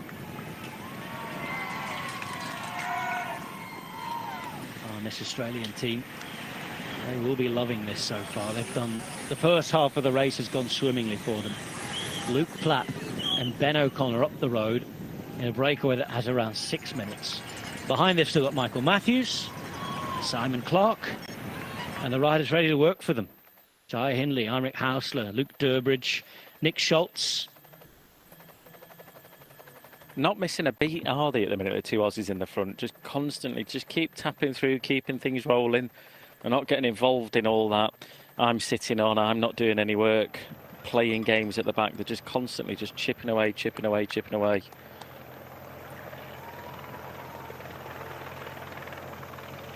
Spain are really going at this, aren't they? I'm not sure why either. I don't know whether they've got 1, 2, 3, 4, and 6 riders all towards the front. There only seems to be 2 of them riding, but I just don't understand why at the minute. Again, the national coach, Pascal Montparler, seems to have this as his sort of modus operandi. If you look back to the European Championships, they didn't have one of the favourite sprinters. They didn't exactly work to drop people on the few climbs there were on the road to Munich, but we saw them riding a lot on the front, and I kept thinking, well, or I kept thinking, who they're riding for? Is there some guy who's going better than we don't know? Abed Asturi? Is he going like a train? Is Garcia Cortina ready to beat everybody in the sprint? Has he been training on his sprints? No.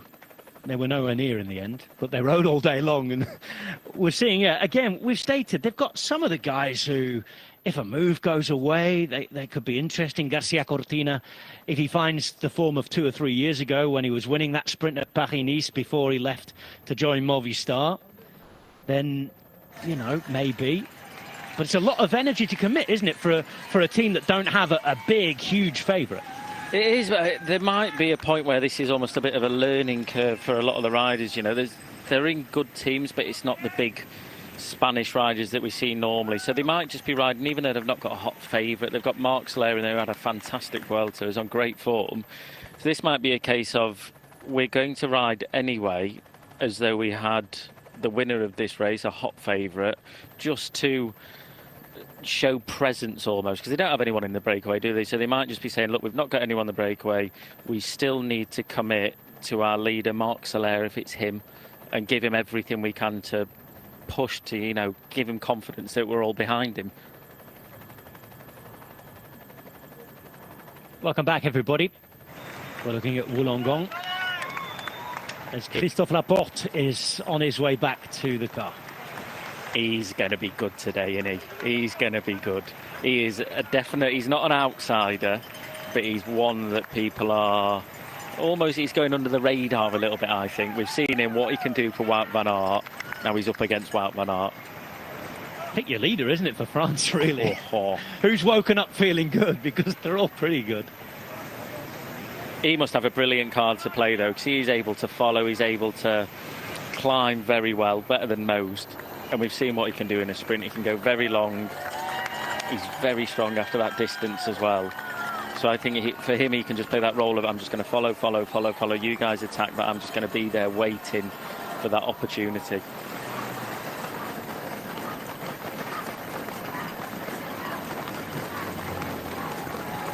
Here come the Spanish team.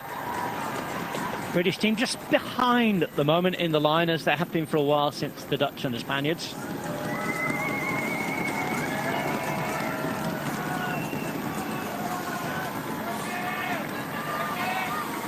sitting in. Evenepoel, Wout van Aert. Pretty happy with Peter Seddy further up the road. 6 minutes 36. Not too much has changed in the gap, despite not everybody committing in the front. It's staying pretty solid.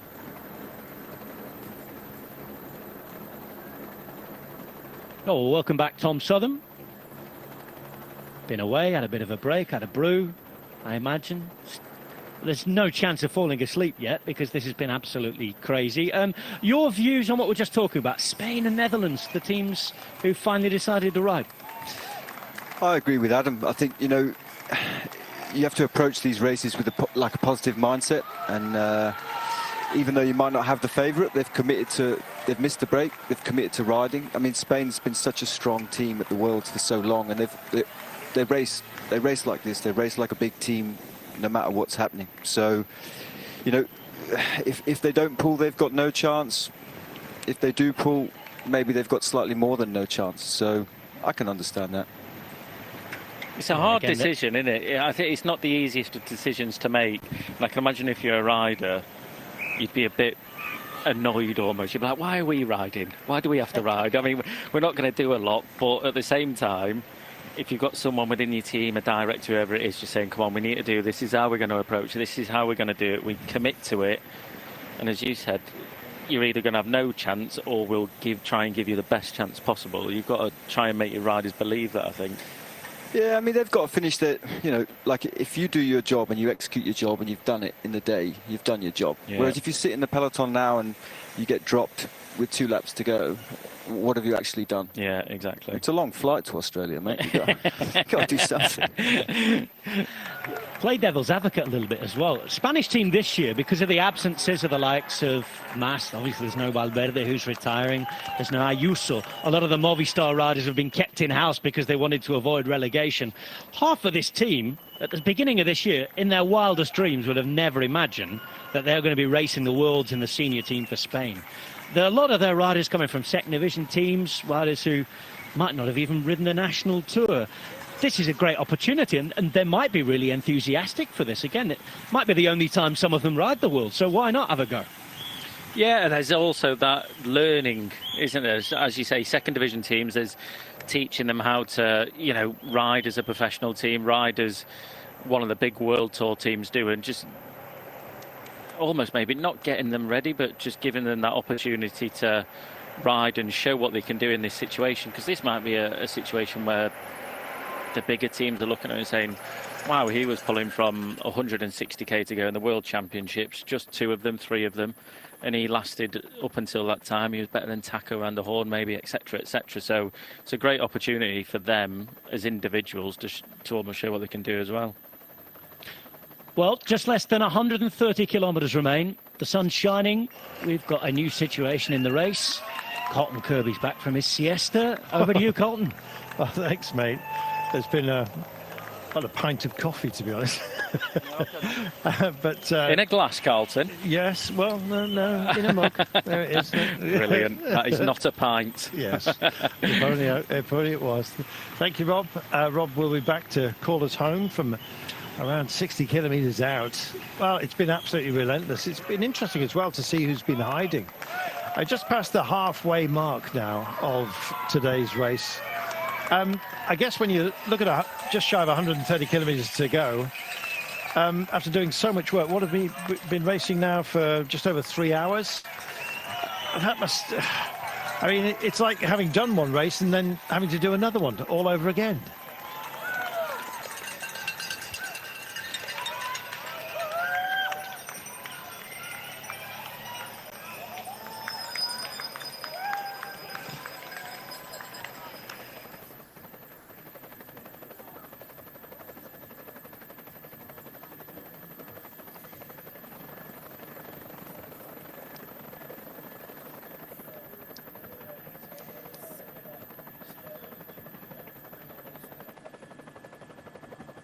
Absolutely glorious shots we're getting today.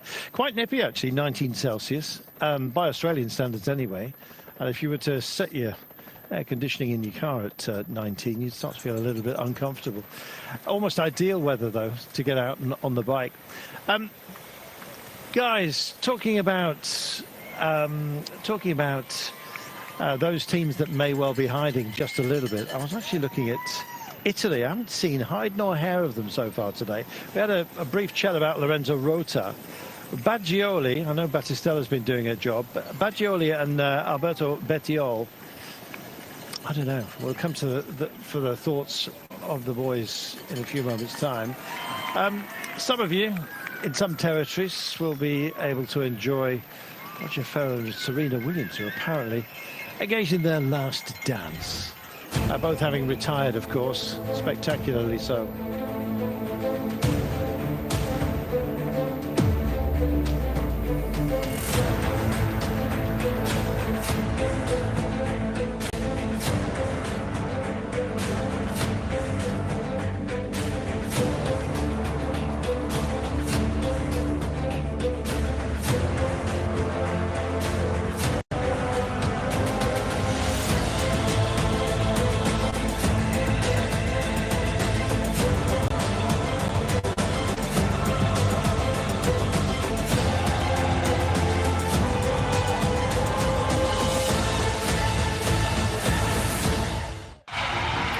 Federer's taken a bow. Serena Williams likewise. Serena, Queen of the Queens. We look back at Serena's farewell at this year's US Open with players, ex-players and experts sharing their memories of her illustrious career. Also, about strong heritage, of course, that she's left both on and off the court, airing on Sunday on Eurosport.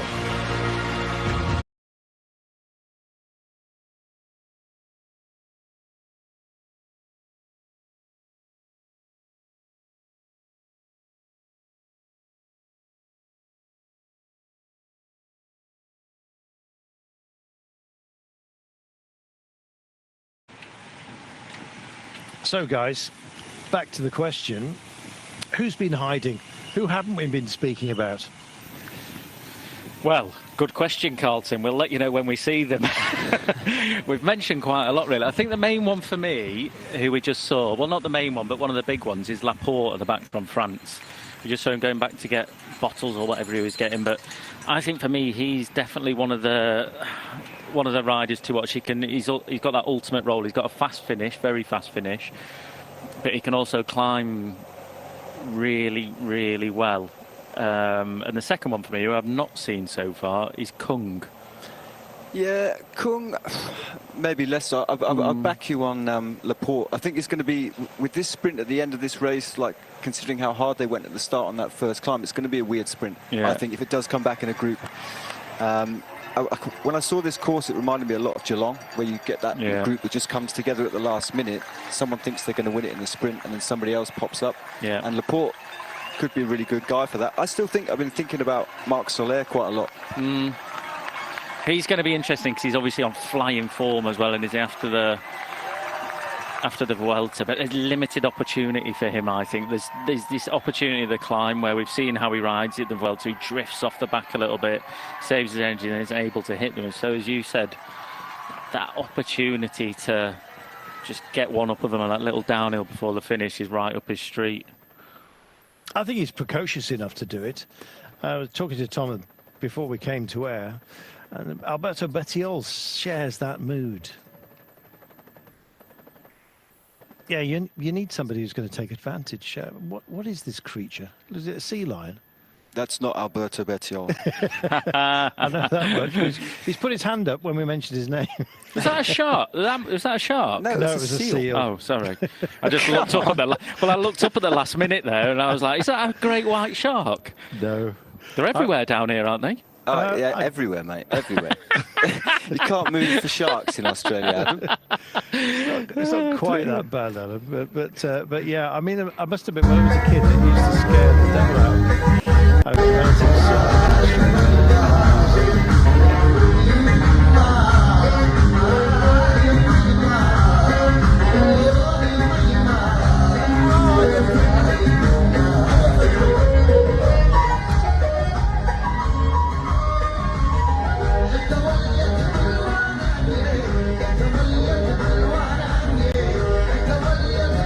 go. And just look at the pace, considering the distance that we've already completed. Alan, this has been absolutely relentless. It has been. Well, for the first, let's say, 50k, it's been relentless. From... Well, it looks pretty relentless now. I know we've just been on a downhill section, but... It's not too bad. This course it lends itself to fast riding. It's hard, but there's also these big wide roads at the top of the climbs where there's a couple of corners where naturally the peloton will string out quite a lot, but there's not a lot of dead corners where these riders really have to sprint out of. There's a lot of flowing corners. I think there's only 2 or 3 where they really have to make an acceleration. The rest of them, before, when you do this course so many times, you'll learn each corner where you can gain that little bit of speed, where you can avoid a certain pothole. Maybe there's a different line around it that not everyone's seen, and that's where you can save that little bit of energy. So it's a fast course, I'd say. Some guys are as well, like, just better at that kind of circuit race thing, when they have in their mind, like, at this point I want to be here, at this point I want to be there.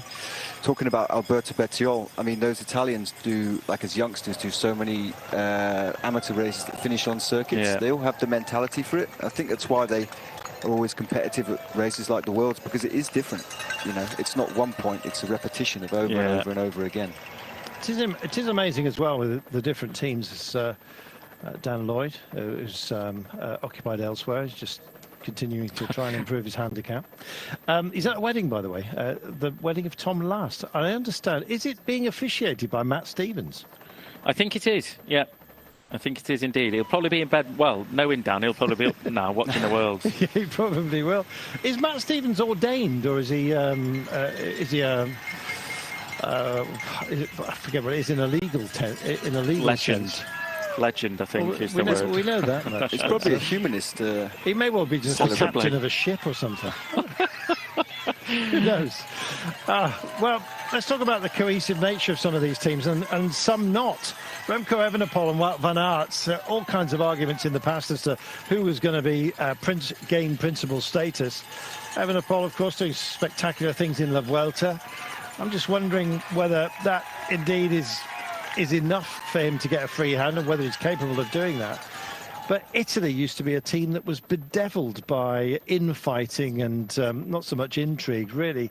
They just couldn't settle themselves, I'm afraid. And finally, it seems that once Davide Cassani took over, and maybe the previous incarnation as well, they really have come together as one of the most cohesive units, I think, within cycling Italy. They go on training camps, they take the track and the road people together, they take the juniors and the elite riders together. It's a proper unit. I do worry about the divisive nature within some. Tom, Belgium very well last year. I'm hoping that they've sort of buried the hatchet this time. No, I mean, I think it's always going to be really difficult when you have two huge champions like that, because they obviously both want to win. I mean, in the press now, they've been saying the right things and they're cozying up to each other. And I mean, it's all a lie. You've got to think that Remco is going to go first. And then Wout has to kind of sit and wait behind and gamble on people coming back to him. Personally, I think Remco, if he does get a lead, is going to be super difficult to catch. On this course, definitely. I think if they don't give Remco that opportunity in sort of a certain time frame, in the sort of kilometres between 30 kilometres and 15 to go the last time up the climb, that's when you can try. If they don't do that and they just say you can race how you want to race, I think that'll benefit Wout more, because that'll take the pressure off him a little bit. We've seen Wout in the past, he races himself into the ground. Wout van Aert will take Wout van Aert out of the race almost. And I think with Remco there, if they give him that opportunity when he wants, that will completely take the pressure off Wout and hopefully give him that opportunity more where he stays calmer. He doesn't have to do all the chasing, he doesn't have to do all the work. So it could benefit him massively. The question for me would be let's say they both miss it, whether Remco then is the guy who closes the gap. Because that would be an interesting thing to see, because if they get to a point where Cosnefroy or Alaphilippe or somebody else has gone on the final climb, because the key to winning this race as a sprinter is having somebody to close the gap after the final climb. And I thought Tish Benoot would have been the perfect guy for that, but he's obviously out of action. So then if it has to become Remco, does he want to do that job? And that's a big question mark. It's a big ask as well, to win a Grand Tour and then come and win a World Championship. Eddie Merckx did it, so did Greg LeMond. Annemiek van Vleuten. Yeah. Won 3 of them in the same year. Indeed. Well, if Remco Evenepoel does the job, that would be spectacular. But I think he's bound to be carrying a bit of fatigue from what was an amazing performance during the Vuelta. You loved it, Adam. I think we all did. But a shame he didn't really have a foil to work against, I think, once Primož Roglič, of course, was out of the race. But how much do you think Remco Evenepoel left behind on the Vuelta? It wasn't that long ago. I honestly, from history, I'd say that he wouldn't be too fresh. But cycling's changed so much. Kids are coming through, not kids, but really young riders. Whippersnappers. Yeah, whippersnappers. But with their powers of recovery, they just keep amazing. Each year, they just keep amazing me how quick they can recover. So if this was 5 years ago, I'd probably say, yeah, he will be a little bit fatigued, but now I can't really put my finger on how fatigued he's going to be. I think he'll be flying. I think the time trial showed that he's still on good form. He's still fresh. He didn't go home after the Vuelta. He came straight out to the World Championship. So it's hard to say, but I think he'll probably be in some of his best conditions still.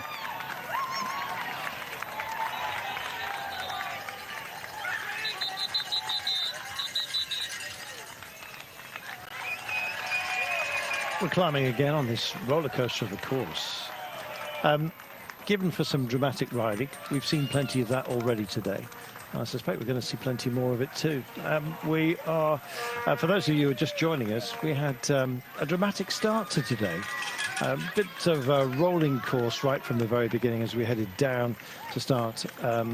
Well, 2 laps, to be honest, 2 different laps. One, of course, involving Mount Kira. That's where the French national team really went for it. Dug in. They're more numerous than any other team here with 9, having the defending champion in Julien Alaphilippe as well as defending champion.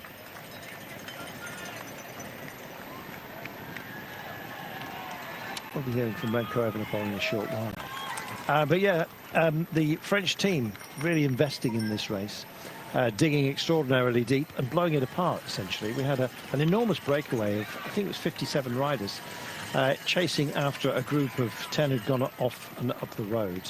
That's all amalgamated. We've had a secondary break as well. And now we've settled ourselves into, not exactly a formation, but certainly a day to reckon with, especially if you happen to be amongst those who've been caught in a secondary group. And the chase at the moment is at 5 minutes and 42. And that's where most of the favourites now remain. It was interesting as well to see some of the bigger names, Tom, getting up the road and doing some work. Tadej Pogačar just didn't seem afraid of the distance, or indeed investing heavily in the top of the day. No, I mean, you saw a lot of the favourites really taking it on much earlier than you'd expect. So it's going to be interesting to see how that plays out, I think, in the later stages. Well, let's hear from Remco Evenepoel, shall we? A man who's been quiet so far, but we know how loud he can get. Remco, after La Vuelta, after the TT full gas, still at the top of your shape? Well, it's difficult to say now, but I hope. We'll see. I definitely feel a bit fresher in my body than I did last week. So, yeah, it's a long race. So I think I just can stay fresh until the final laps. And is that a circuit that you like? Maybe the circuit in particular, no, but the race is very long. So I think the race is going to get less and less explosive towards the ends, and maybe that's something that should suit me, that there's going to be a lot of fatigue in the final laps. And the fact that there is one climb, does it make that maybe other parts of the circuit are more dangerous to let riders escape? Yeah, I think it's not only the climb. I think the last races really show that there's these moments of silence during the race that are dangerous. So that's something that we have to be careful of and maybe use. The experience of last year and maybe the controversies also of last year helped you to come here with less pressure or more pressure? What do you think? Yes, I think we know what we have to do with the team, with Wout and myself as leaders, and I think the plan and the strategy is known very well between the guys, and we all know what to do today. You know, he's still only 22, and Remco Evenepoel speaks like he's... Well, it's an extremely familiar voice now, to be honest. When you conjure up in your mind the likes of Peter Sagan, you can kind of hear that hornet in a jam jar, can't you? and the voice of Remco Evenepoel now, it's extremely familiar to me, Adam. It is very familiar indeed, the voice of Remco. He's very good at interviews, though, in giving almost the Very right mature, word. isn't And he? he's very mature. Yeah, you can. He's almost too perfect in a kind of way, especially after the Vuelta. But yeah, he's such an interesting character. He's got a very mature head on young shoulders, I'd say. Tommy, he kind of seems at peace with himself after what's been a very difficult period since his injury. Yeah, I mean, he seems relaxed now. But, like, I think, you know, winning a Grand Tour Success, yeah. put him in, you know, a different league now. I mean, on top of Liège-Bastogne-Liège as well this year. So he's already had a lot of success. And I think that's, like, you can see in his body language, he looks relaxed, confident. He turned up with, you know, probably less time in Australia to adapt than a lot of the other riders who'd come from Canada. But it doesn't seem to have fazed him in the slightest. Ivo Oliveira with problems, I'm afraid. Well, lace-ups or dial-ins, or indeed a bit of Velcro. What do you fancy, Adam? A coffee. Adam's nipping off, taking a break. We say farewell to Adam. I think he's nipping out for a conference.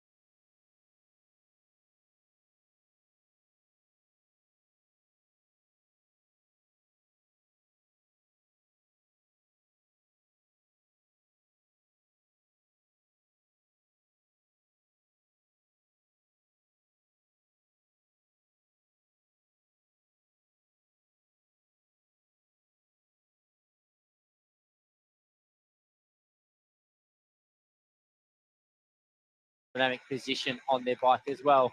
So shoe covers on their own aren't going to really make a massive difference, but once a rider uses shoe covers, maybe a road race skin suit rather than a shorts and jersey combination, maybe an enclosed helmet as well, so an aerodynamic helmet, really identifies the most aerodynamic position on their road bike as well. Once they put that whole package together, then they're going to be at a significant advantage over their rivals who don't pay any attention to those little things. I often have friends that are new to cycling asking me all these random questions about bike setups and why do they do this and why do they do that. And one thing I explain to them is that there's not one specific thing that you can see on a rider, whether it's their position or some of their equipment, because it works for them. I explain it won't necessarily work for you. So one example of that is a new rider of the sport that used one of the ex-professional team bikes that I had, and she asked me why it was so low in the front. And I explained to her about the aerodynamics and the position that the professionals ride. And she, right or wrong, she wanted to ride that position because the professionals ride that position, but not necessarily the ideal position for her to get the best performance out of herself at that stage. So every rider does, as Simon said, they need to work out what works for them. All the small little things, they can add up to a significant difference. It's all about a package of performance and making sure that you get the best out of yourself. But I guess from an amateur rider's point of view, if they're taking on a big challenge or something, then you do some of these little things and you might just ride the attack a bit faster or achieve a time in a time trial or just get around your local loop a bit quicker. You might just feel a bit faster. Yeah. And some people have often asked me, why do you do that or why do you do that? And I say, well, because it gives me a mental boost. Yeah. And it comes to a point when you get to a certain age, it's not how good you are, it's how good you look. Exactly. That's where we are at. 112 kilometers to go, 5 minutes 22 seconds for our leading group of 16 riders representing a number of different nations, but the team who are definitely in the ascendancy in that front group is Australia, the home nation, with Ben O'Connor and Luke Plapp. Those two riders sneaked their way into a group of 5, went across to the front group, and now they're in a very strong position because the gap is now 5 minutes 23 seconds. We're at that point in the race where we're kind of waiting to see what the big names do. The likes of Julien Alaphilippe, Benoit Cosnefroid, Remco Evenepoel, Wout van Aert, Dylan van Baarle, Bauke Mollema, Tadej Pogacar, who has been on the move today. Other riders like Fred Wright, Ethan Hayter, Nairo Quintana, Higuita, Michael Matthews, Matteo Trentin, Stefan Kuhn, those sort of riders. We'll see what they decide to do as this race unfolds. Well, in all reality, a lot of these riders in the main peloton, they won't be too concerned about that time gap of 5 minutes 23. If we've got a number of the different nations wanting to close that down, it is quite an achievable gap for the peloton. But for now, we only see two of the national teams doing the work on the front, Spain and Netherlands. The wildlife around here is pretty enthralling, isn't it? As you see the different birds and animals around this particular coastline. We've just seen the whale watching as well that you can do here on the Wollongong coastline too. Back here at the team car, and this is Fred Wright. Just having a bit of a conversation. I don't know if this is a mechanical issue that he's got back at the team car with a bit of a conversation going on. Fred Wright, who shares a house actually with Ethan Hayter, and they have shared a house for a considerable amount of time, even before they were professional riders. And they followed each other all the way through their start of their professional career.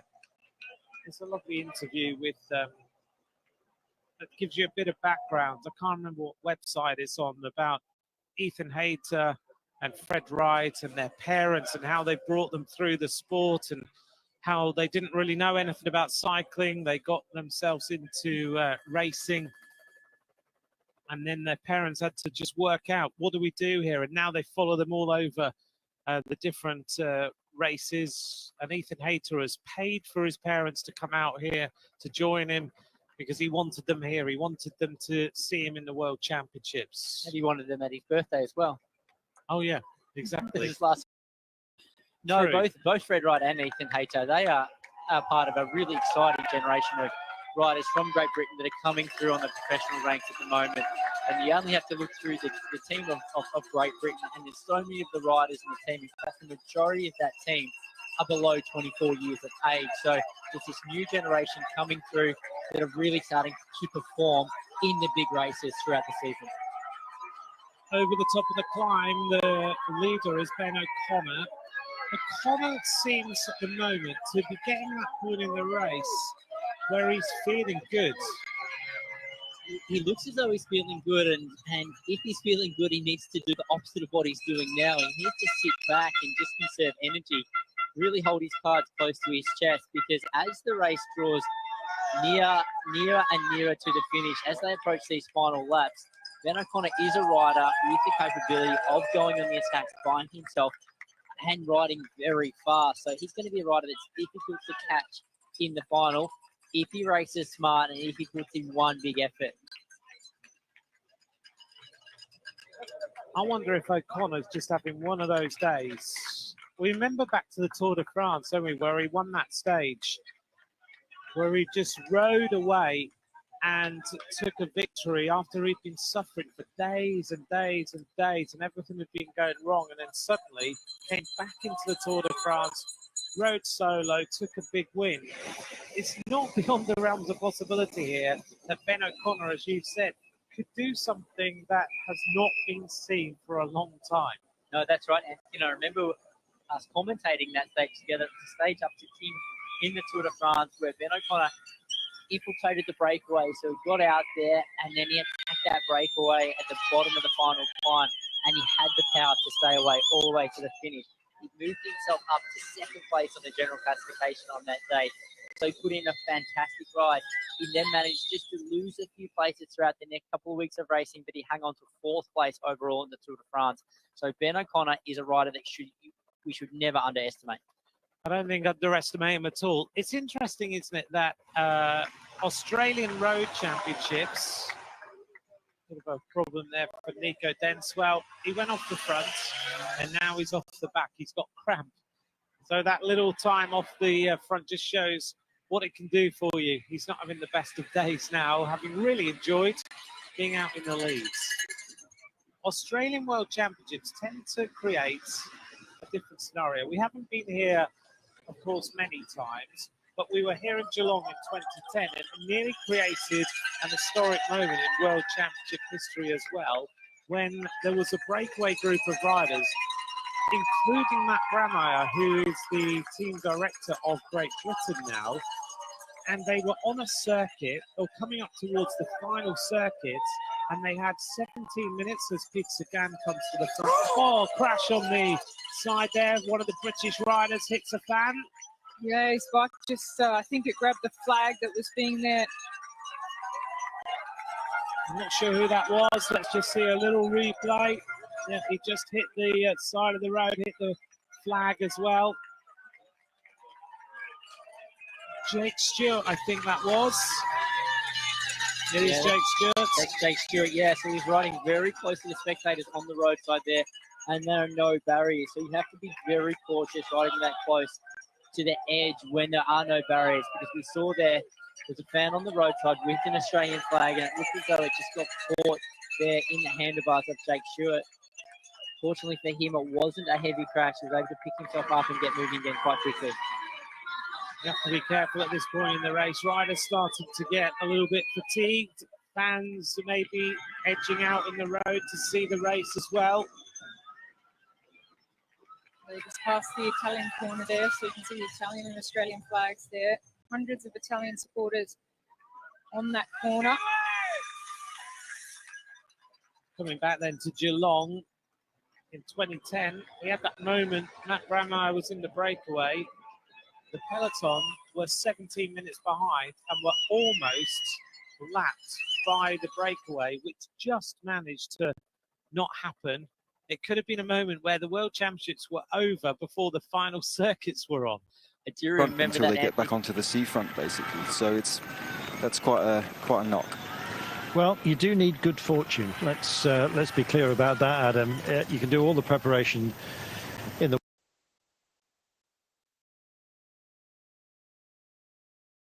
Exactly. It's just one thing that I was noticing then, Carlton, that swell of riders in that peloton all coming to the front. On that, there's a little dip before they started climbing again. We saw Peter Sagan on the left-hand side, Mollema, just using that little bit of speed and rolling into the climb, all then dipping down into the little ring, but they're all starting to come to the front. This is the point now, 107k to go. I think when they get under the 100k mark, there'll be a few moves start to come. There'll be groups trying to form at the front. It'll be when the riding almost stops at the front and groups start to form, riders pushing on more, wanting to create that group of 10 riders maybe to get up the road and getting that early breakaway almost.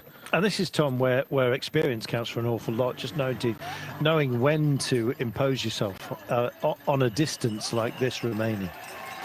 Yeah, and not having, not having I think a lot of these young guys don't have much fear of the distance as much. We start to see like race-winning moves going 80k's to go.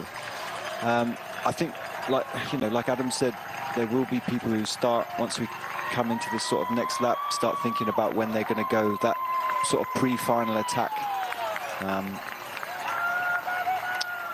It's such a hard one to judge, isn't it? I mean, now you can see riders that want to be at the front, and just on the left coming through screen, Wout van Aert just sitting down the back a little bit, cruising down, not pushing on, still relaxed. Fred Wright, Ethan Hayter still going through. So for the likes of, as we saw Jake Stewart crash, that is the experience part as well. When you're right at the front, you know that you want to be at the front, and you crash and you fight too much to be back at the thing, and you're passing all these riders to be up at the front. I can just chill here, relax, take the pressure off a little bit, just get into that rhythm again without panicking of trying to, I need to be at the front, I need to be at the front, I need to be with my team. Just chill a little bit. It's interesting, actually. Valentin Madouas was at the back as they came in on that to that climb, which we saw the tumble, and he was one of those who was just moving himself up. He was beyond the halfway margin by the time it strung out just a little bit. Valentin Madouas has been extremely quiet today. He was declared as being part of the move. I don't think he was when there was 57 riders up the road. There was a lot of the French team there, notably Alaphilippe and Cosnefroy were not. But Madouas is just starting to wake up right now. I'm just wondering whether how much of that has to be driven by the car. But I mean, there's no radios here, so how do you get the information to the riders, Tom, at moments like this? Is it a snatch word when they come by for bottles through the feed zone? Yeah, that's the only opportunity you're going to have, or coming back to the car itself and having a chat, which like the more experienced guys can do. They're a bit more, like you said, a bit more relaxed. They're okay to go back, to hang there a bit, to speak to the DS and get that information. So yeah, experience counts there in getting that information for sure. There's also the point as well where you can speak to other riders within because other riders, they might have different points of communication where they've got random people on climbs shouting time gaps out, and or they might have heard someone saying out on the course 4 minutes 50 or whatever it is, but then they've heard that, and you can just ask anyone, do you know what the time gap is? Oh yeah, 4 minutes 50, and then you can relay that information then. Is Sagan from Yorkshire, is he? Bless you. Well, we both are, aren't we? We are indeed. Yes. Yes, although my family were all from the other side of the Pennines, so I was regarded as a bit of a dark sheep. 104.4 kilometres to go. It's kind of getting to that magical 100 remaining, and then we really will be counting ourselves in. These laps, they're just over 17 kilometres in length. In fact, bang on 17, am I right? Yes. 17.1, or was it 17? My spectacles, I need an upgrade. This is your lead group at the moment. Still cohesive, but just starting to fray ever so slightly. And we're starting to look for those who are maybe skipping a turn, maybe just thinking about how deep they want to go a little bit later on, and not just now. Thank you very much. When do they start to worry, Tom, as to this gap? It's holding at 4:50 for the time being. Guys today. We don't. Basically, we don't. Poor fellas. Well, nah, I mean, ahead. it's a huge task from here with that gap, with what they've, what they've done and the course they've got in front of them. The peloton's pretty settled into its rhythm. There's only really used sort of 2 or 3 different guys to hold this big group for quite a long time, chip the advantage down. And we started to see the group breaking up a little bit. I mentioned it to Adam on the last climb. So I think that's, going to spell the end of the day for them eventually. It's nice to have a variable course, Adam, as well, though. You see riders stretching on some of the downhill runs here. Just having this little bit of variation in altitude, when it's a flat grid pattern, it's really quite depressing, I think. Yeah. I found Qatar very hard to deal with. I think I love Qatar. It was brilliant. Flat out in the wind in the gutter for 6 hours. Fantastic. No, but it's a fantastic course, this. It's a proper world course, I think. It's got a bit of everything in it. It lends itself to a breakaway and also a sprint, and right down to the line. That women's race that I watched yesterday was brilliant. Looked to be 5 riders going up the road, and then it came back to a group of sort of 11, 12 riders in the last K, and then 1 rider chipped off in the last 700 metres. It was fantastic.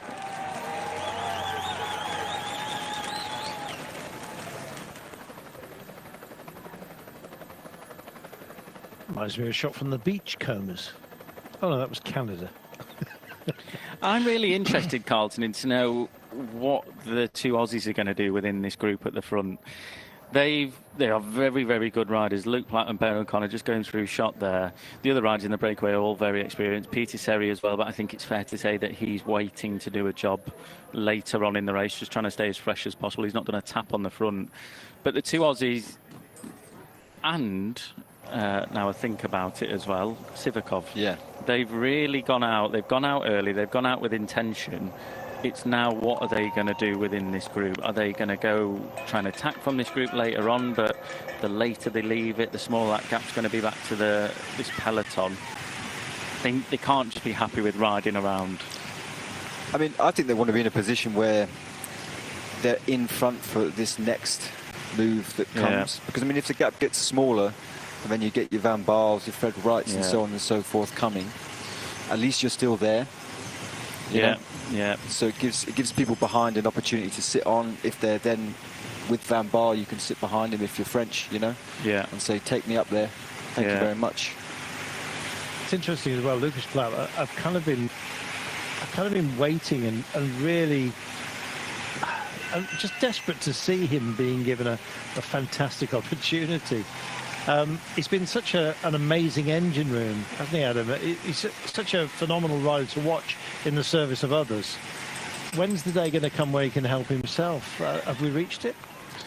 Possibly, but I don't think so. Today's not the day. Being in the situation he's in now, I think it's fair to say on this course he's strong, but Ben O'Connor's probably got the better climbing legs and will able to get the better result maybe if it was.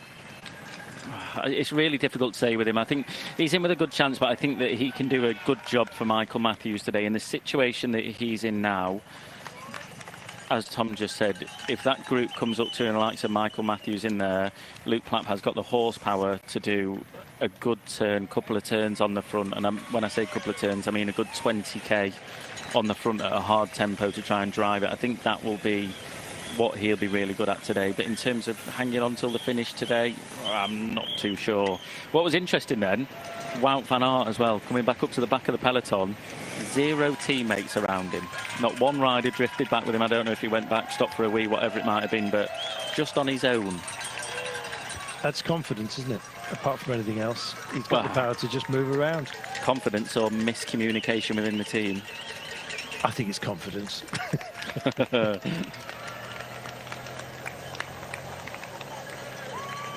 I bumped into Doug Ferguson, our producer, in the corridor, and I said, just watch out for We're just talking about those who we might favour today. So watch out for Marc Soler.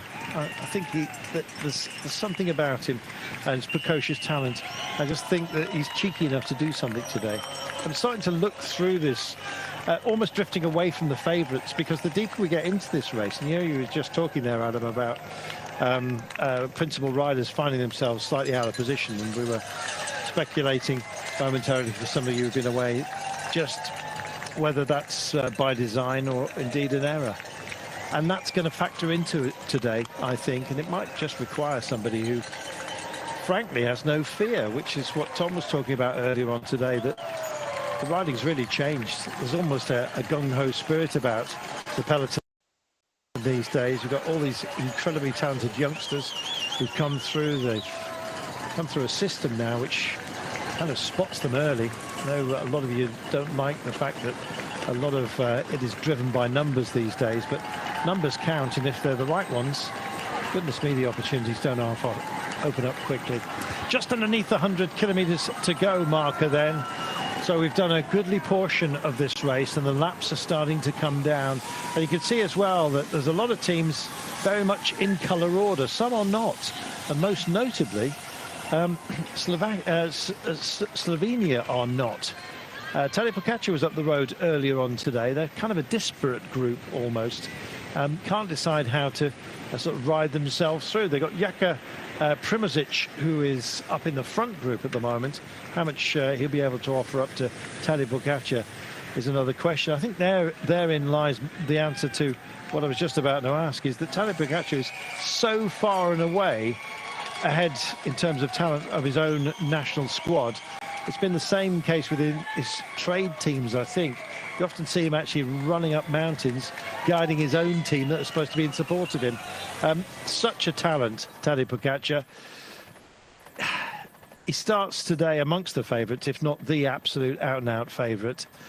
I think the way he's ridden today, very hot at the top, now gone very, very quiet. I think that bodes very ill for just about everybody here today. What do you think, Tadej Pogačar? When's he going to go for it? Last lap. Last lap, last climb. He'll have a little dig. He'll try and open the race up a little bit, but that for Pogačar, the way that he can ride, how explosive we've seen him last year, this year, steep climbs, how quick he's able to ride up there. He's got that extra little gear at the top of them. So for me, if he wants to win this race, he's got to go last lap, top of the climb. Solo, he'd be happy to, because he's got an extremely fast finish, beating Wout van Aert a couple of weeks ago in Canada in a sprint. But the sprint is different here. So I just can't see him. I can see him making mistakes and going too early, being a bit keen, but if the race opens up early enough and he's hard enough and whittles down, which I think it will, for me, it's all about that last lap, last climb for Pogačar. Second by second, it's working against this this breakaway as it stands. Almost hard to call it a breakaway, it's so numerous. This is the Wollongong Art Gallery that they're very pleased about. Apparently, it's in the shape of a jewelled crown. There we are. I can't say. I think there's more architectural integrity in Sydney. Sorry, Wollongong. I know it's an hour up the road, at least in that regard. Although we've been exceptionally well welcomed here, of course, as the World Championships. It is the Netherlands and it's Spain that are driving this on. So who's getting a free ride that may well come and mug them a little bit later on? 4 minutes and 12. This gap's coming down, Tom. Yeah, I was just looking there, like the intensity's increased quite a bit in the bunch. You saw when they went through the finish line there, even when they went through the feed, like the speed was getting pretty intense. People's faces are sort of set in now. So we're definitely entering a harder phase of the race. No chit-chat, is there? No, that's done with. There's no time for chat anymore. No. I think they've only had one P-stop the whole race. Can you imagine? 260k. No. I think you're right. No time for it. No, exactly. Well, you know, as well, you need to make sure on a coolish day, which we've got here, 19 Celsius, you need to be reminded sometimes, Adam, to feed and drink I also think you need to be reminded how hot 20 degrees is, Carlton. We live in England. It's red hot. It is on the Pennines, I guess. It You're is. absolutely right. But no, it's not the coldest, it's not the water. This is perfect racing conditions, really. 20 degrees, you're not going to get overly hot. Your body temperature is not going to rocket through the roof. And you don't have to carry gilets around, arm warmers, that kind of jazz, where you have to concentrate on being warm as well. So it is perfect temperature. Eating and drinking on a day like today, standard. Get what you need down your neck, and don't run low on anything, basically. You have to stay topped up, but you also don't need to overeat as well, because if you overeat on a distance like this, it can be a worry. You get to when it needs to be hard and you can just be a bit too much. Yeah, I'm always falling foul of that, as you can probably tell. Here's Sivakov, look, just pushing the American rider through there, just saying, come on, mate, we need to get working a little bit. Yeah, it's getting to the point where that gap's coming down so much that he's almost waiting for that group now, I think. Waiting for, as you said, Tom, a group to maybe come across with, hopefully for him, a couple of riders in there where he can start to look to do a job and support them. Scott McGill, 24 years of age, sprinter and a climber, so does a bit of absolutely everything. But you might remember that he won the points classification in the Tour of Portugal, and so comes here with a bit of form. So, well, maybe with a bit of fatigue, I'm not quite sure. But I suspect form, which is why he's being asked to do a little bit of work out front. 4 minutes and 5, second by second. This is being managed very well, Tom.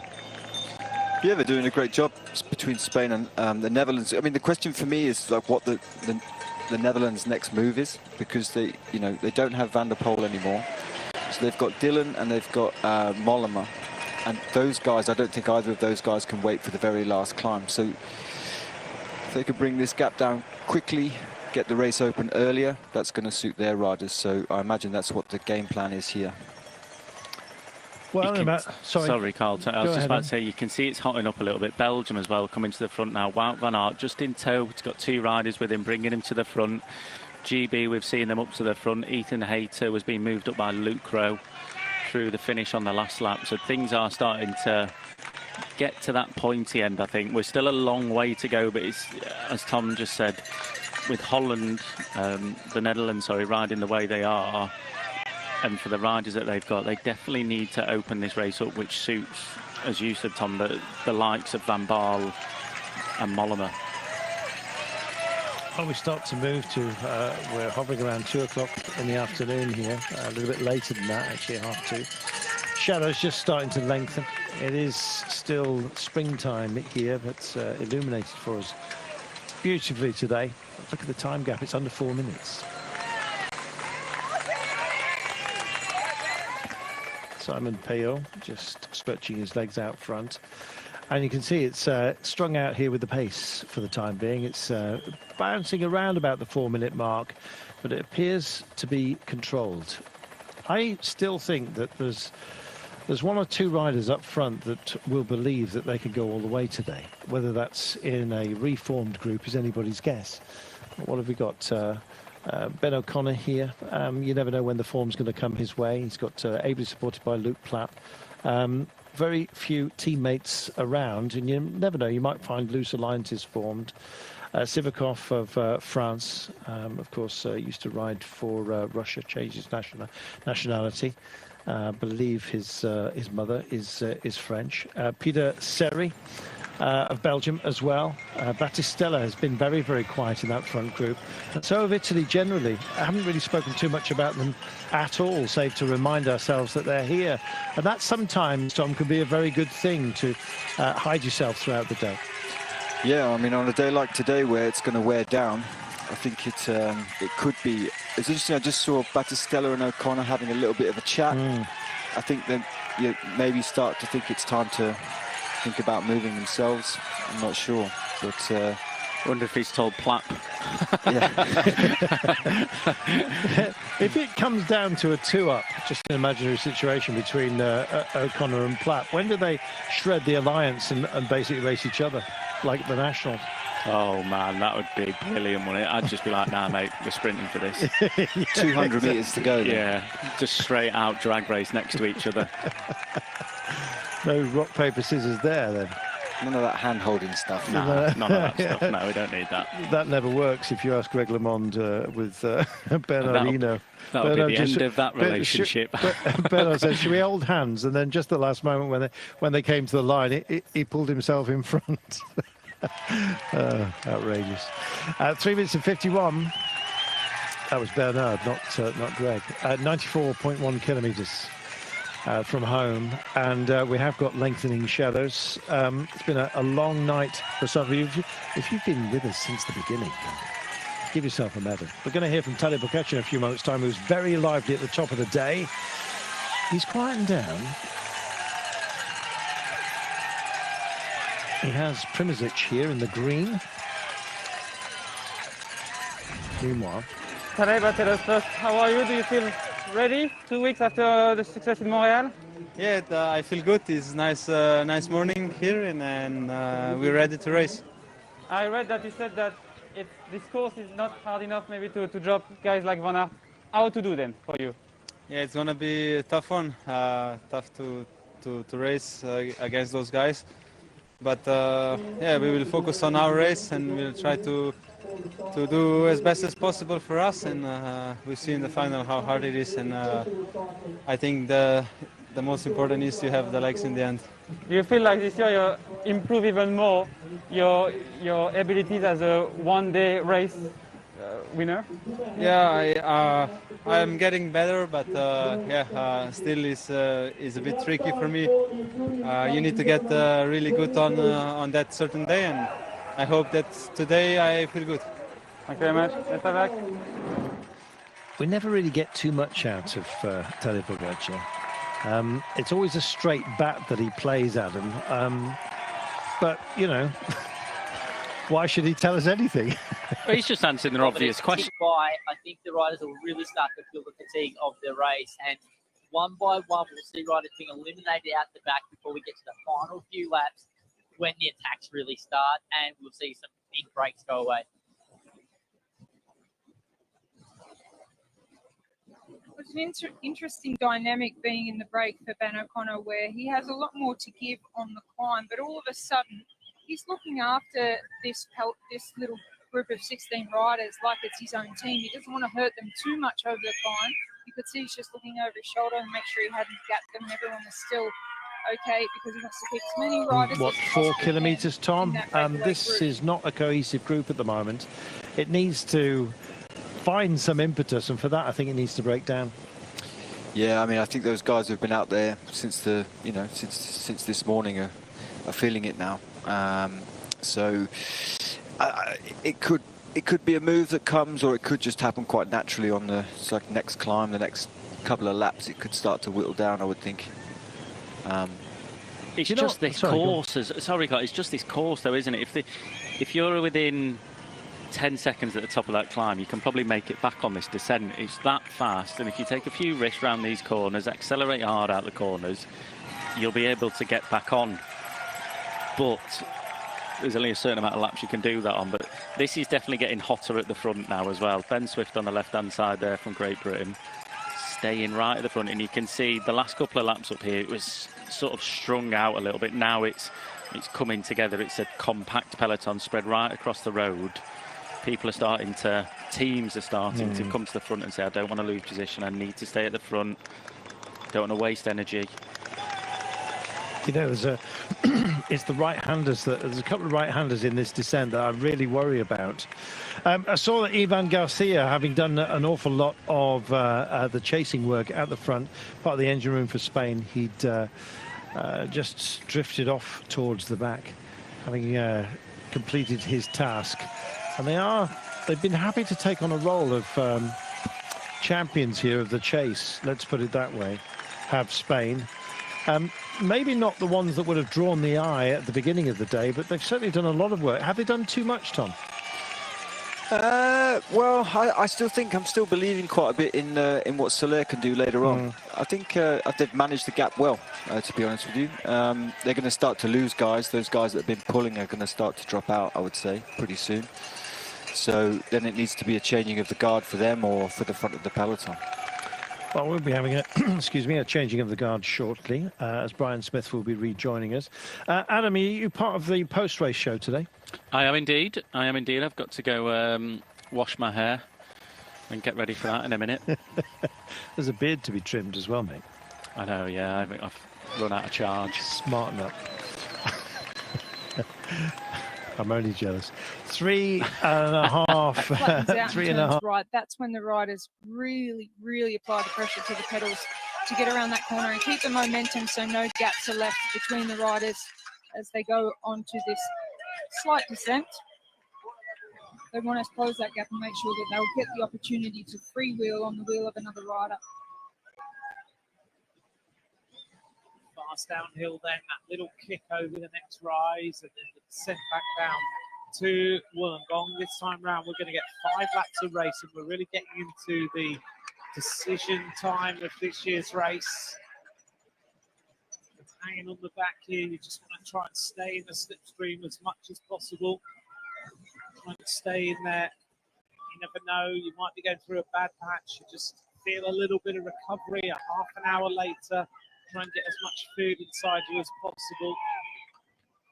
As we come flying down this descent, an interesting line tip taken there by Taco van der Hoorn. Went to the right-hand side of the road and then swung to the left, whereas all the other riders pretty much behind him were all on the left-hand side of the road already. Well, he spent a lot of time on the front. I wouldn't be surprised if he's seeing stars at this point and just...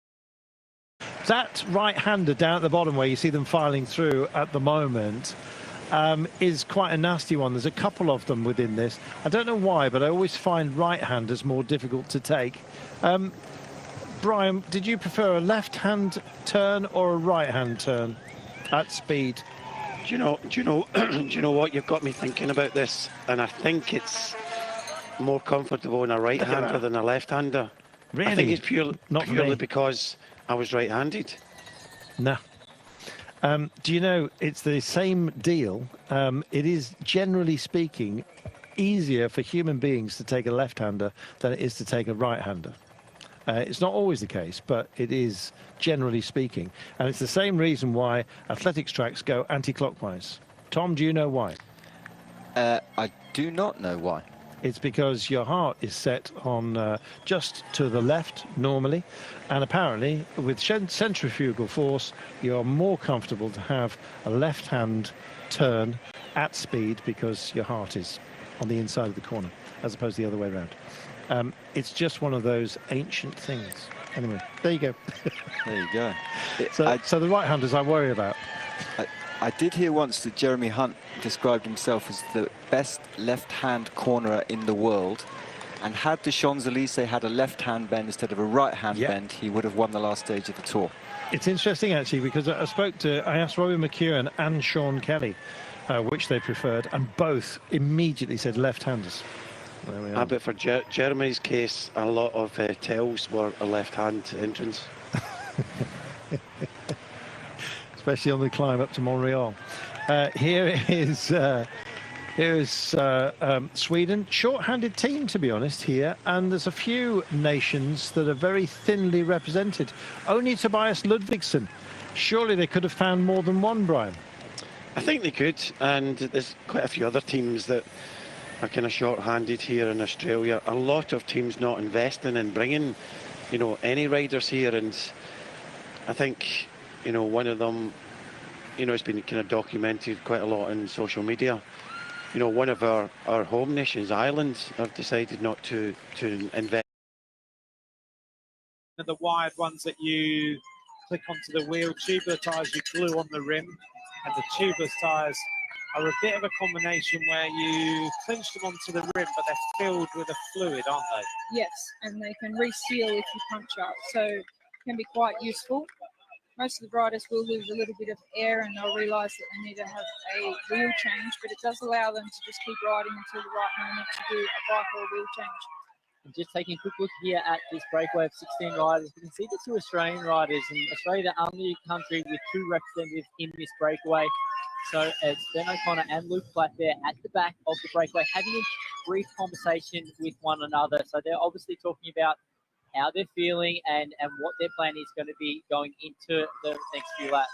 Nick Schultz just coming back after that puncture, so he looks like he's going to rejoin. This is a long conversation that is going on between Clapp and Ben O'Connor. Simon Rochelle was just saying that perhaps there's going to become a moment with the gap at 3:18 where there's going to be an attack from this group to try and increase the lead again. Well, I do think there will be an attack from this group. I don't think these 16 riders are going to stay together until this group is potentially caught by the peloton. There is some very strong riders in this group of 16, so if they have any chance of staying away for that bit longer and even all the way to the finish, they're going to have to attack once again. So maybe going into these next few laps on the climbs, we will see a selection from this group of 16.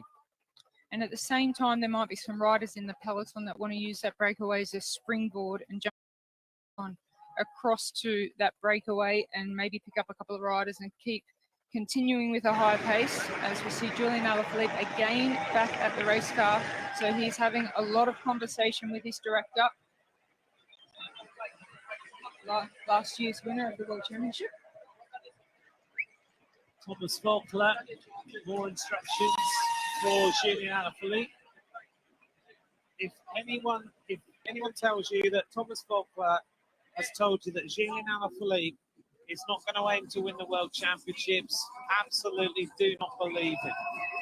Here we go, across the line, 5 laps of racing to go. The gap is 3:09.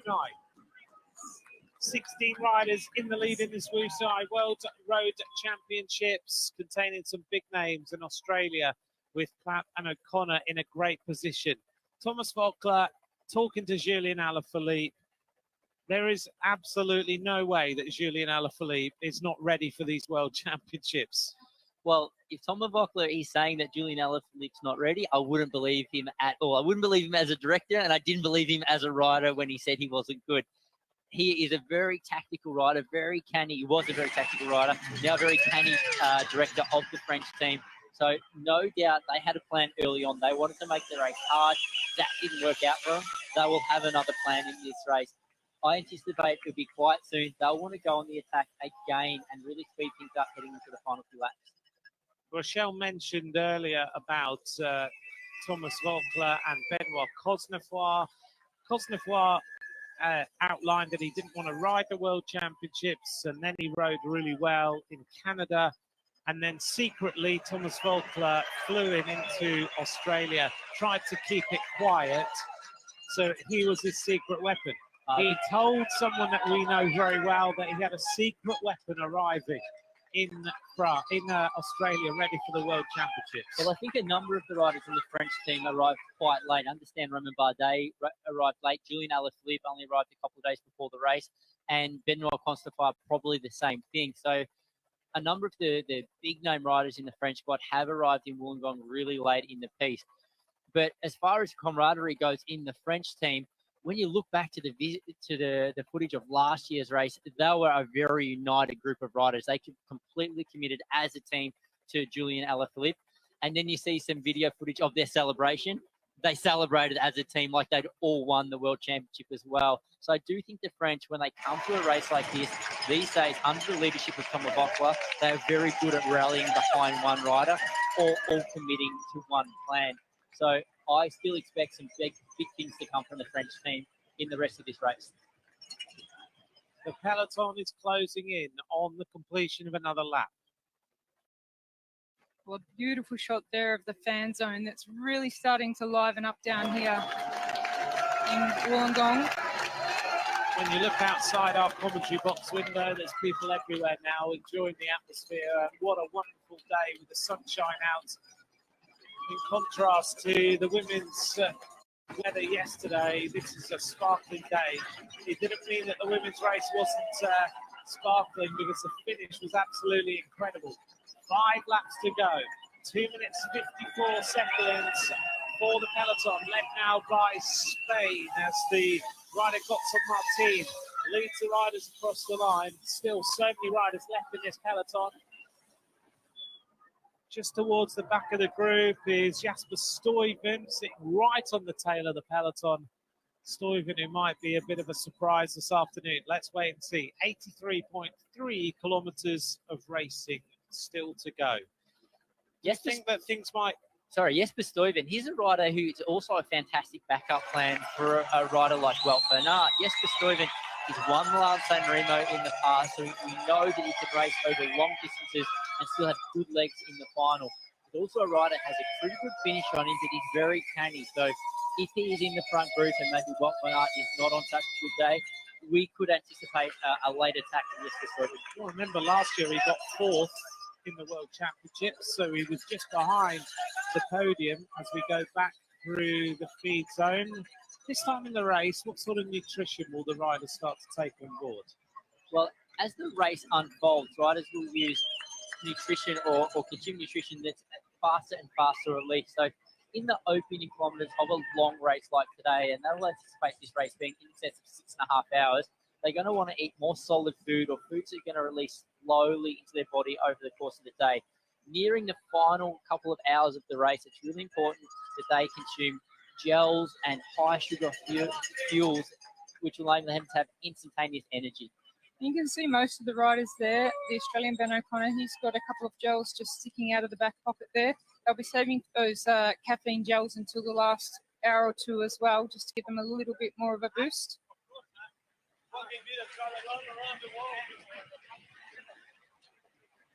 Well, as we pointed out before, these riders in the breakaway group become kind of a united little team. They need to look after each other and communicate very well. That was the two riders there from Latvia and Switzerland, both in the breakaway, and they both raced for the Trek Segafredo team. So they're going to be very familiar with each other and what their capabilities are. Maybe between the two of them, they're talking about whether they should go on the attack together or really try and push the pace of this breakaway, because now it looks as though the peloton are starting to speed up and bring back this breakaway. I can see that they've lost around 30 seconds this breakaway in around the last 5 or 6 kilometres. Yeah, it's really coming back fast now. So the peloton moving, and sometimes they do just kind of hold that gap at a certain distance until the riders in the breakaway fatigue a little bit, and then you see it come back really quickly. Well, there's two things that's going to happen. The riders in the breakaway are going to start to fatigue, and the more fresher riders in the peloton are going to make their way to the front and really up the pace, because there are a number of riders and a number of very strong teams that have really had no big impact on the pace of the peloton at the moment. Now we can see there's some fighting for position at the front of the peloton. So this battle for position, this drag racing for the front, is also going to lift the pace. Yeah, until now we've just seen one rider here and there from the Netherlands move to the front. Now they are making a real focused effort to close this gap down. Still Taco van der Hoorn there in his very aerodynamic rolled up position on the front of the peloton, keeping the pace high. But we did see the team from Great Britain trying to move up all together down the left-hand side of the road to make their way to the front on this straighter section. It's amazing how suddenly the plans of the different teams come to fruition at a similar time, and then we start to see this real move. A car getting a little bit caught out there as the peloton makes its way around it. The car drivers here are mainly ex-pro riders, aren't they? They know how to move around the peloton and when to move up and when not to move up. And there is a sudden increase in the tempo and a move as well in this front group of riders. There's a bit more urgency in this front group. You can see them trying to push on a little bit more. I wonder whether this time up this climb we're going to see Ben O'Connor or someone attack to try and take this group away. Well, we very much could see some of the stronger riders in this breakaway start to go on the attack. As we're nearing the finish here now, and the gap is coming down between the break and the peloton, the strong riders in the breakaway need to make a move. They cannot afford to wait until the bunch is too close before they try and jump away from this break.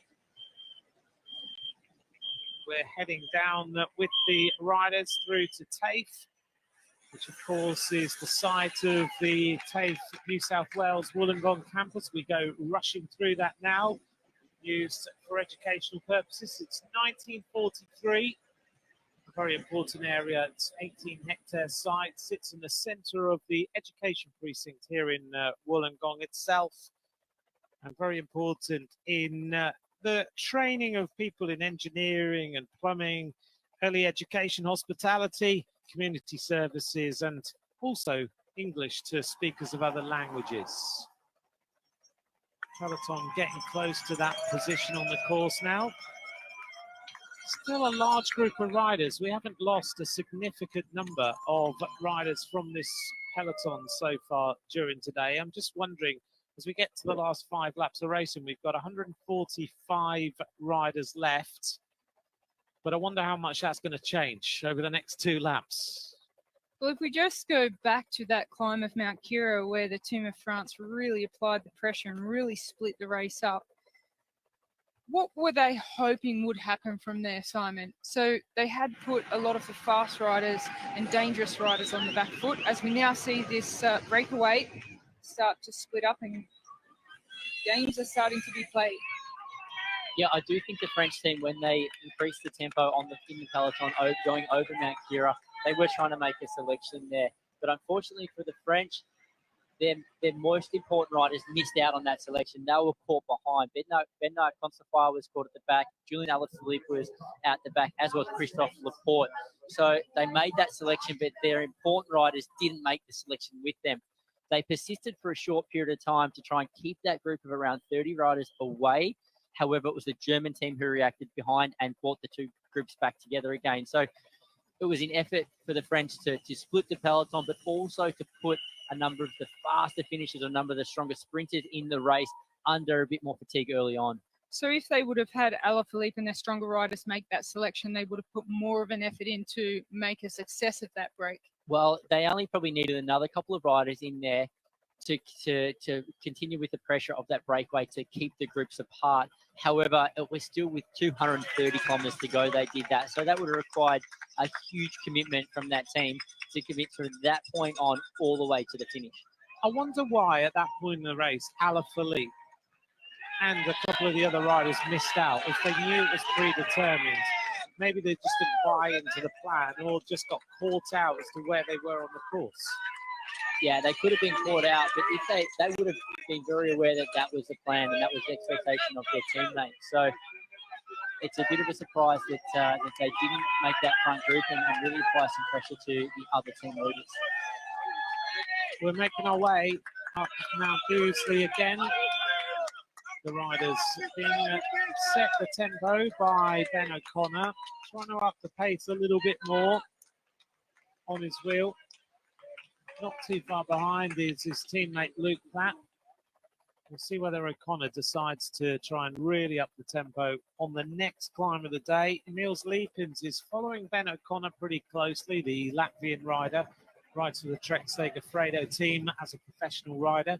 This gap has dropped considerably, now 2 minutes and 5 seconds. So the Netherlands are really starting to make a little bit of a difference. In their squads now, they've got Bauke Mollema, Dan Hula, they've got Dylan van Baarle as well in that group. He was second last year.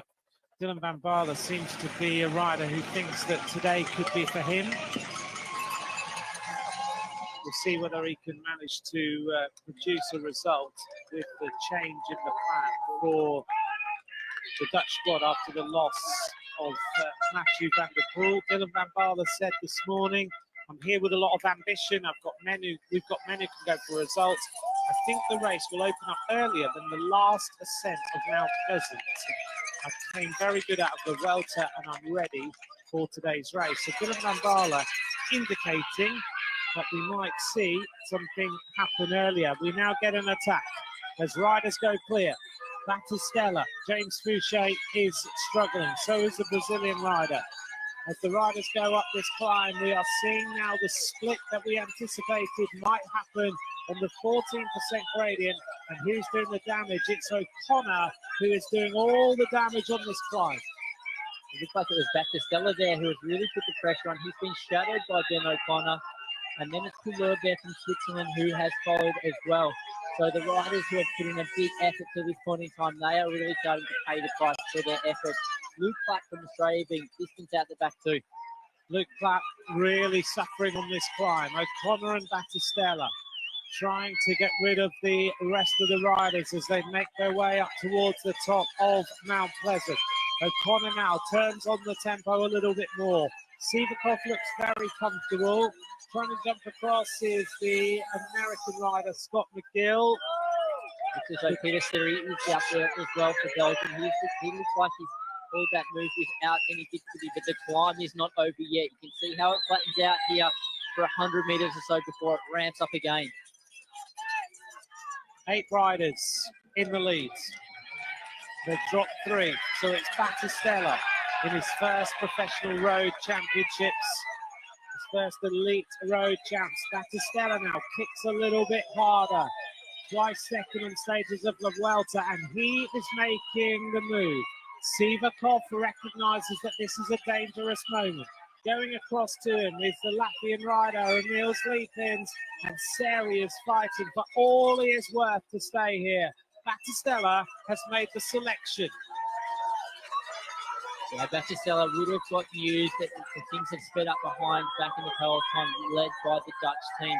He knows that he has to react as well in front, and he was pushing the pace on the climb. Battistella rides for the Astana team. And here is the peloton. Are we going to see anything happen on this lap? We've got 5 laps to go. Well, what we are seeing happening is a natural increase in pace up this climb, and a lot of riders struggling at the back. So probably the fastest ascent we've seen the peloton do up this part of Mount Pleasant. Donatas Lasinas of the Lithuanian squad in trouble. Also in trouble is Derek G. And now we get the acceleration. The first big move since we were on Mount Kira, and now France start to up the tempo and see whether they can do a little bit of damage. Quentin Pache is the rider who goes, immediately tracked by rider from Great Britain onto the wheel. And Jake Stewart there, who's followed Quentin Pache. So it looks as though Julian Alaphilippe went back to his team car a few moments ago, had a chat with Tom Avokwa. They've decided now's the time to start to make the race hard again. And as soon as they've hit this Mount Pleasant climb, they have upped the tempo. Luke Rowe in difficulty, the road captain of Great Britain. He is now out the back.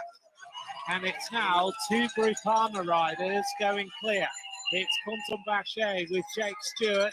Stewart knew I need to be on the wheel of this rider. Quentin Pache is a great rider on this sort of terrain.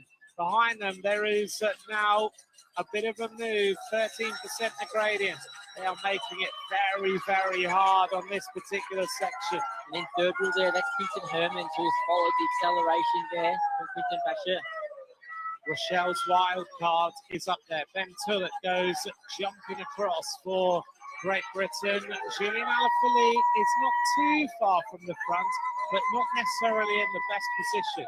And now, I don't think the winning move is going to go from the peloton at this point in the race, but there are a number of riders there who've been asked to start to make the race hard once again. With around 75 kilometres to go for that peloton, they know that they can't roll around for another few laps. It will make it too easy for the sprinters. The front group of riders has made a selection. Ben O'Connor, Pavel Sivakov, Samuele Battistella, Kugler. Oh, and a crash. Oh, looks not so good, that one. The German rider, unfortunately. One of the German riders has hit the deck. That would be a high-paced crash too, off the descent there from Mount Pleasant. You see the rider on his own on the right-hand side of the road. George Zimmermann was the rider who hit the deck for Germany. 1 minute 36. The gap has diminished substantially now as we head in towards the critical moments in this World Road Championships. At the front of the race, then, we see this elite group of riders who have made a little bit of a selection happen. The peloton seems to have broken into 2 specific parts. Here's the crash of Zimmermann. Oh, that was a big crash. Yeah, high speed coming off that climb. You can be quite fatigued. You have to stay very attentive.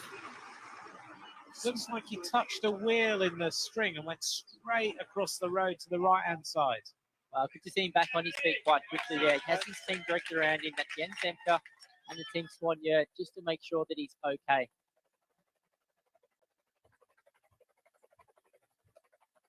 Now looking back, and this looks like it is the front of the group. So there has been a big split in the peloton over that climb. So one strong acceleration, you can see the damage it's taken. The gap already, 15 seconds between the 2 groups.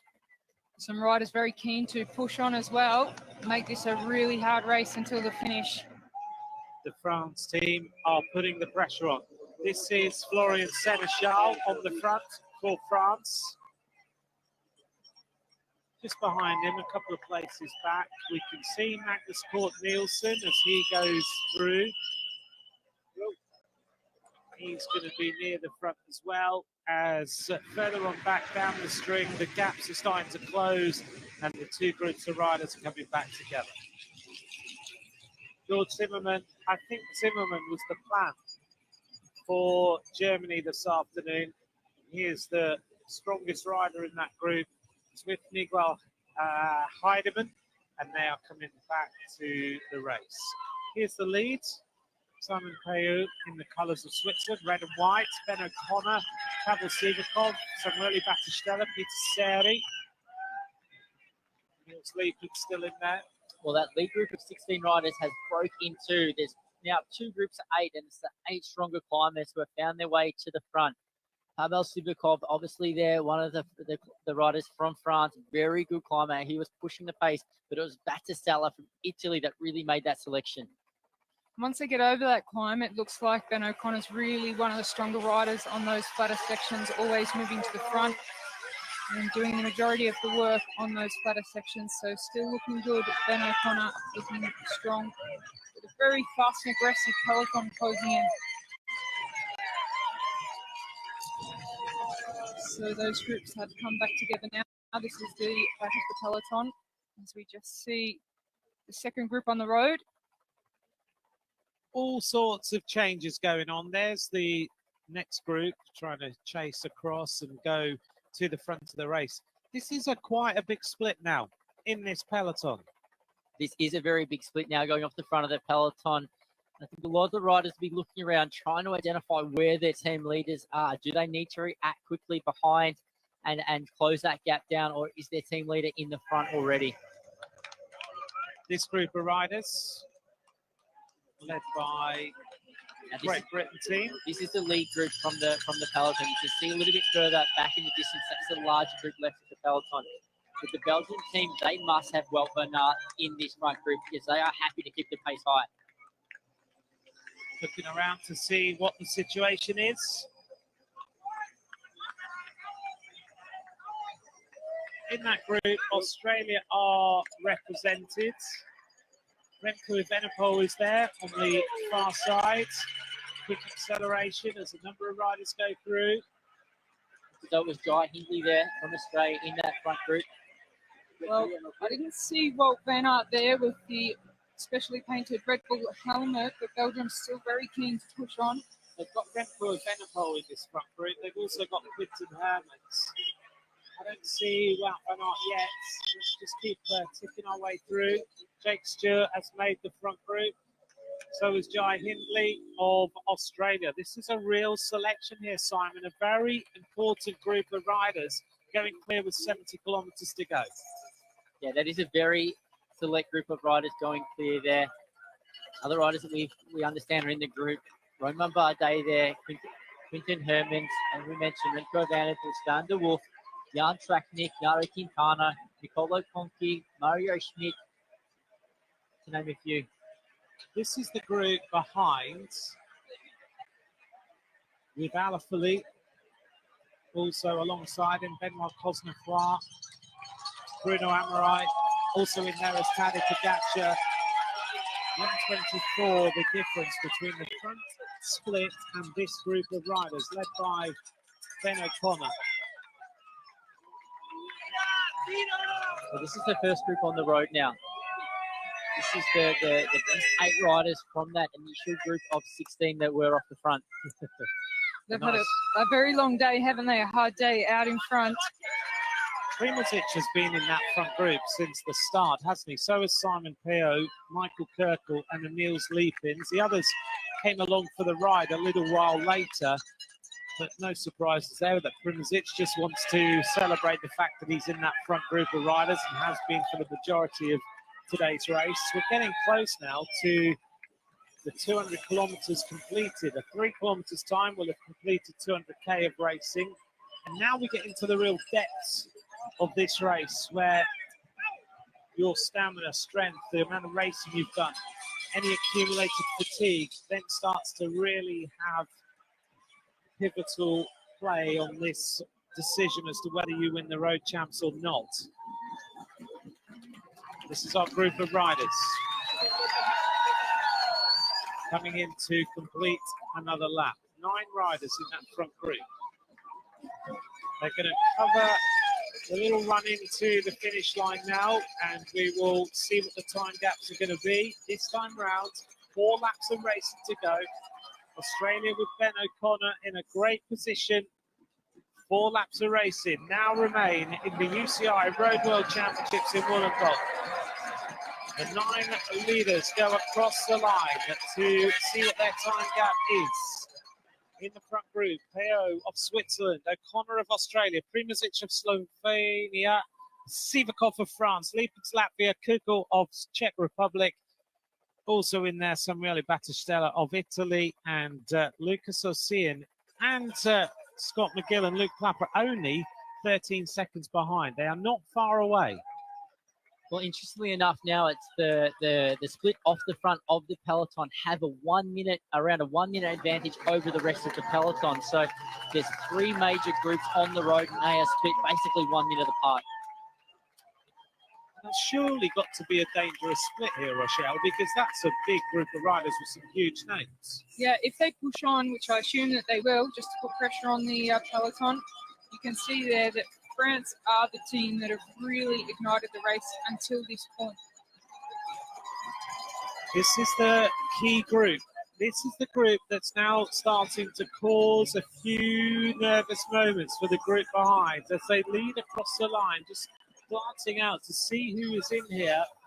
Wout van Aert has not made it into the group, but Seneschal has. Quentin Pache, Roman Bardet, Quinten Hermans, Remco Evenepoel, Stan de Wolf, Pascal Incorn, Jan Tratnik, Matthias Jensen, Ben Tulet, Jake Stewart, Nairo Quintana, Jai Hindley, Nicolo Conchi, Mauro Schmidt, the stage winner in the Giro d'Italia.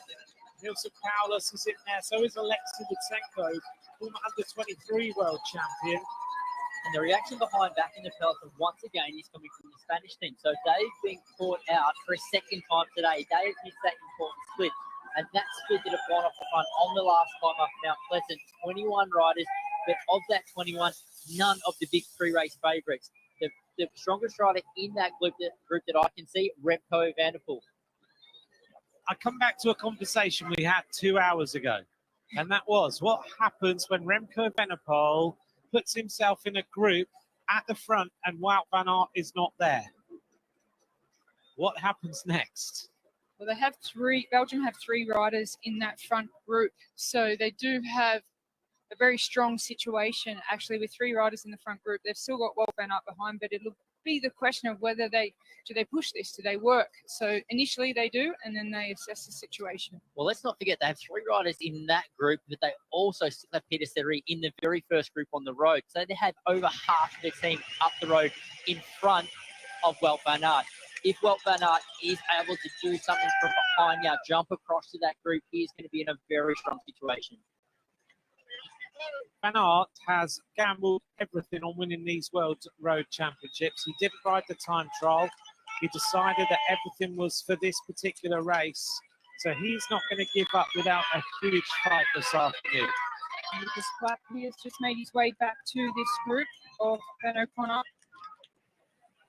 And now attacks on the right-hand side of the road. Luke Clapp catches and goes straight past and goes forward for Australia to see whether he can get a little bit up the road before the climb. I spoke about it earlier in today's race. Luke Platt is a very exciting rider. He loves to race aggressively, potentially sometimes to his detriment. There are certain points of the race it's worth just holding back a little bit. Luke Platt there now, catching that group and going straight past is a little bit of a wasted effort. He should team up with his teammate Ben O'Connor and work together. On the front of the group of riders, the race situation, we have a front group of 8. Now join the front group. A group of 25 that we're looking at now. And this group of 25 riders, led by Stan de Wolf, also in there for Italy, Lorenzo Rota, Nicola Conchi. But it's some big names that have found their way into this group of chasers. and are trying now to extend their advantage. The gap getting close now to a minute. It went to a minute, came back down again. It's gone back up to nearly a minute. Well, I don't think that's the groups really changing. I think that's the time gap that's being a little bit inconsistent because all these groups are working extremely hard now. None of them are set up and none of them are attacking each other. They are simply chasing one another up the road. Nairo Quintana has sneaked in here for Colombia, one of the best climbers in the world, winner of La Vuelta, winner of the Giro d'Italia. It's good to see the Colombian has sneaked his way into this group. Yeah, he'd be pleased to arrive here without the other big names where he'd have to be a domestique and work for the other Colombians that are not here. So he has to make the most of this opportunity, and he certainly has by putting himself in that position. The Australians just gathered together there in the second chase group to have a discussion about whether they go to the front and work. Put Michael Matthews in that group with them. A really strong chase going on now by the Spanish squads. Again on the back foot, again having to chase. Yet again having to use more energy than is required. They just don't seem to go with the moves when the moves happen. If they just put one rider in the front group, they wouldn't have to worry anymore, but they've missed every single move that's gone during today's race. Now the gaps are starting to close in. Only 42 seconds between the chase group containing Romain Bardet, Remco Evenepoel, Nairo Quintana, and the front group. A little bit further back. Only, 40 seconds further behind again, or 50 seconds further behind again is the main peloton. Whether these groups stay apart or the situation on the road changes, it is quite a significant part of this race that the second chase group has dropped the likes of Alaphilippe, Van Aert, Mollema and Pogacar. We're getting to that critical moment of this race where the peloton really start to up the tempo on these two key climbs of the day. Do you see that things might really change here, or it's going to be another lap, or not really sure? Things could change every lap from here to the finish, because in this group here, this chase group that the camera is on at the moment, that's being led by Stan de Wolf there and Florian Seneschal. I don't see any big favourites for the race in that group. Maybe they're the second line of co-leaders in team. The big favourites are still back in this main bunch. Could Remco Evenepoel go rogue? He's in that group. He's just won La Vuelta. He's with Romain Bardet and other riders. There's a big attack from that group. Could he go rogue and say, look, I was defending Belgium's position? I think he would get the green light to go for it if they thought he was in a winning position. I don't think Remco Evenepoel is going to go rogue or going to go against team orders in this scenario. But if they turn around and think, okay, he's now put himself in a position where he can win this race, he has our backing and he should go for it. It's Florian Seneschal, a rider who's normally a lead-out man for Fabio Jakobsen in the Quick-Step Alpha Vinyl team. Although we've seen him win races before, he won a stage of La Vuelta when Jakobsen was out of position and told Seneschal to sprint. Seneschal brought home the race victory. He's a really strong rider as we just see that swarming mass of riders now more urgently dealing with the front of this peloton, trying to find the right position, trying to chase this down. Still about a minute is the advantage. So it's an important moment in this race as that front group of riders, that split, is trying to put this group under so much pressure that starts to split and they then lose a little bit of momentum. In that chase group is Seneschal, Bardet, Hermans, Evenepoel, De Wolf, also Ben Tullet, Jake Stewart, Nairo Quintana, Jai Hindley, the Australian rider who won the Giro d'Italia this year. I know Jai's just come out of La Vuelta as well. He found it really hard to peak for two different Grand Tours, but coming out of the back of La Vuelta, as we talked about before, he's going to be strong, isn't he? Yeah, well, Australia haven't actually found themselves in any kind of difficult situation at this point of the race. We had these two riders covering the front of the race, and then, yeah, actually they were a little bit panicky when France put the hammer down on Mount Kira, and Michael Matthews was in that back group, but that was very, very early in the race, well over 200 kilometres to go.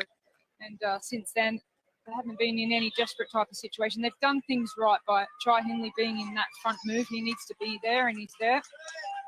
But there are a couple of nations that really haven't missed any of the moves in today's race. So the Australians being one of them, the French also been very present, and Belgium have raced extremely well too. The Italians have always had Battistella up the front, so they've been well covered. The nations that have been caught out on a number of occasions are the Dutch and the Spanish. Kicking on at the front, rides for Agir Desert Citroën on the road is Standard Wolf, a really attacking rider. Loves to be in a breakaway, exceptionally strong. So if you had to give report cards to the team so far as we move into the final phase of this race, which would be given your A stars then, as far as their performance in this race so far is concerned? Well, the teams I just mentioned, the riders that had the teams that haven't missed any of the breaks so far. The French have been very present, but they've also put in a couple of big efforts. The Belgians have been there with the right riders without doing too much work. And then the same goes as well with the Italians and the Australians. Rochelle, anyone else that you would add in? No, I think that's pretty much it. Simon's got it covered for the A cards, but things can change so quickly. So we'll just have to watch this race very closely now until the finish. This is the first chasing group, only 9 seconds from the front of the race, this group, so they have closed that breakaway group down very quickly. It looks as though they are about to catch what's left of the early breakaway in today's race. So only 12 seconds. It'll only take a very small acceleration from this second group on the road up the following climb on Mount Pleasant for the groups to come back together. Yeah, just cresting over the top of Mount Ousley now. They'll turn right and go down that descent before a left-hand turn onto Mount Pleasant, where we'll likely see that early breakaway come back for the first time during this race. 60 kilometres to go. Welcome along. This is the World Road Championships from Wollongong in New South Wales. We are getting close to the concluding parts of this race as we see a real stretch at the front. Samuele Battistella of Italy has decided, let's go forward. Let's make life really difficult for the chasers. The Italian under-23 world champion goes powering away, stretches out the tempo on the road downhill. This is the chasing group of riders who are now just behind, about a minute ahead of the key parts of the peloton with Alaphilippe, Wout van Aert and everyone else. Well, it was Battistella who was really stretching his legs last time up Mount Pleasant. He broke that initial breakaway in two, forcing 8 riders off the front. It's once again Battistella who's attacked just over the summit now of Mount Ousley. He's identified they're about to get caught by their counter-attack, so he wants to go off the front. Here's the peloton, now led by Belgium. This is the counter-attack. This is the counter-attack with Remco Evenepoel sitting second wheel in that red helmet, reminding himself that he's just won La Vuelta. Battistella looks across over his shoulder to see what sort of damage he's doing. He's made his life on Mount Pleasant pretty easy. Behind him, Ben O'Connor trying to close the gap for Australia. And Battistella constantly just checking around. Looks like he's got great legs at this point in the race. Looks easy, doesn't he? He does. He certainly has got good legs today. We saw that on the last lap, and now he's really making his last effort to try and stay away and potentially just make it a little bit harder and a little bit easier for Italy, harder for the other teams. The gap is now closing.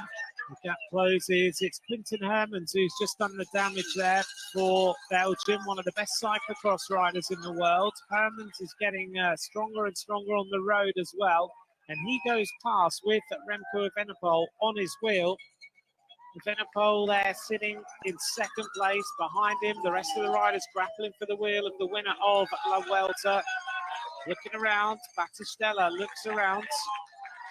So now we have Battistella off the front on his own, and the counter-attack has caught the initial breakaway of the day. So that's a big group behind, just behind Battistella. A big moment in this race, 59 kilometres to go. He just joined us now, the Italian Samuele Battistella, who's part of the original breakaway group of riders, just clear. The chasing group with La Vuelta winner in there, including Remco Evenepoel, Jai Hindley, the winner of the Giro d'Italia. And now we see an acceleration because the Spanish team have just found themselves wanting all afternoon. Sivakov goes across the top with Remco Evenepoel. A few riders just suffering at the back, including Jake Stewart of Great Britain. And Ben O'Connor now is dropped from that group. Australia have got Jai Hindley in there, but Ben O'Connor, one of the top climbers, now distanced after doing so much work. And now looking at the front of the race, it looks like it's Remco Evenepoel who is accelerating over the top of Mount Pleasant. He is pushing the pace here now. Big move by Remco Evenepoel, the winner of La Vuelta, accelerates hard to try and drag this group away a little bit further. Well, he's taking his opportunity. Wout van Aert is 1 minute 24 seconds behind, and maybe the Belgian team had a discussion, which was, if Remco, you end up in a winning position, then you need to try and capitalise, because ultimately it puts all the other teams on the back foot anyway. Well, a team is always going to be in a stronger position if they have riders up the front at the present in a breakaway. Belgium have done a fantastic job today. They were at the front with Peter Seri for a big part of today's race. Now he was joined by a very strong group of riders, including Hermans, Evenepoel and De Wolf. Bit of whale watching out on the water as we get to 3:25 in the afternoon. 57.7 kilometers of racing still remaining in this World Championship. If you've joined us since the start, thank you for spending your entire day with us. If you've just joined us now, as we get to see these wonderful creatures out here in the water, then thank you for taking your time to join us for the final run into the race finish. Not long now till we find out who wins the world title. On the front then, Remco Evenepoel looks around, accelerates hard, really starts to up the tempo. He's followed there by Romain Bardet representing France. They're keeping the pace high. But an attack over the top once again comes from Pavel Sivakov. Sivakov goes to the right-hand side of the road. France are in a great position here this afternoon. On his wheel is Alexei Lutsenko. Lutsenko tried a number of times in La Vuelta to win a stage. He's won a stage of the Tour de France. He's an under-23 world champion. A new dad. He was his wife gave birth on the second rest day of La Vuelta. He travelled over to say hello, and then he went back and carried on and finished La Vuelta. Big attack from Quentin Paché of France on the left-hand side of the road. The right-hand side, as we look, there are riders all over the place here, Simon. This is a critical moment in the race. This is a very important moment in the race because there's some fresh riders now in the first group on the road, and they are attacking one by one. They want to keep the pace high. They want to keep these two groups apart.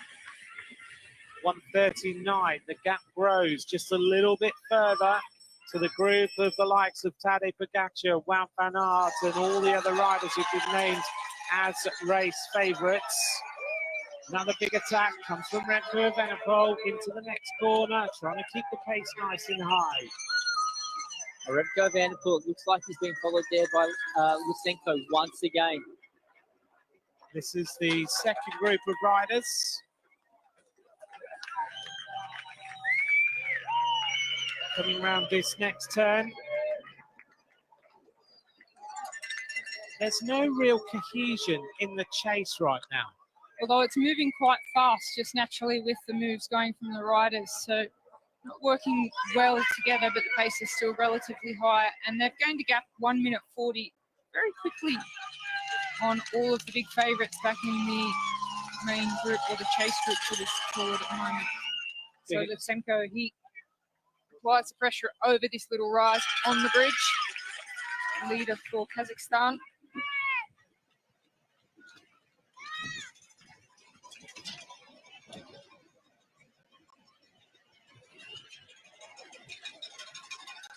Real accelerations in this front group.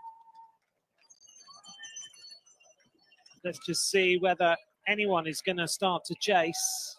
They look pretty unorganised back in that group. They're losing time very, very quickly as they hesitate to get it chased together.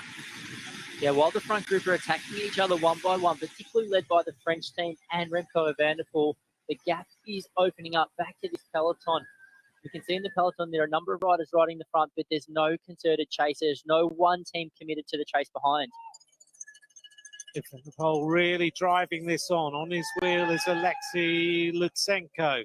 Just behind is Roman Bardet with that familiar style.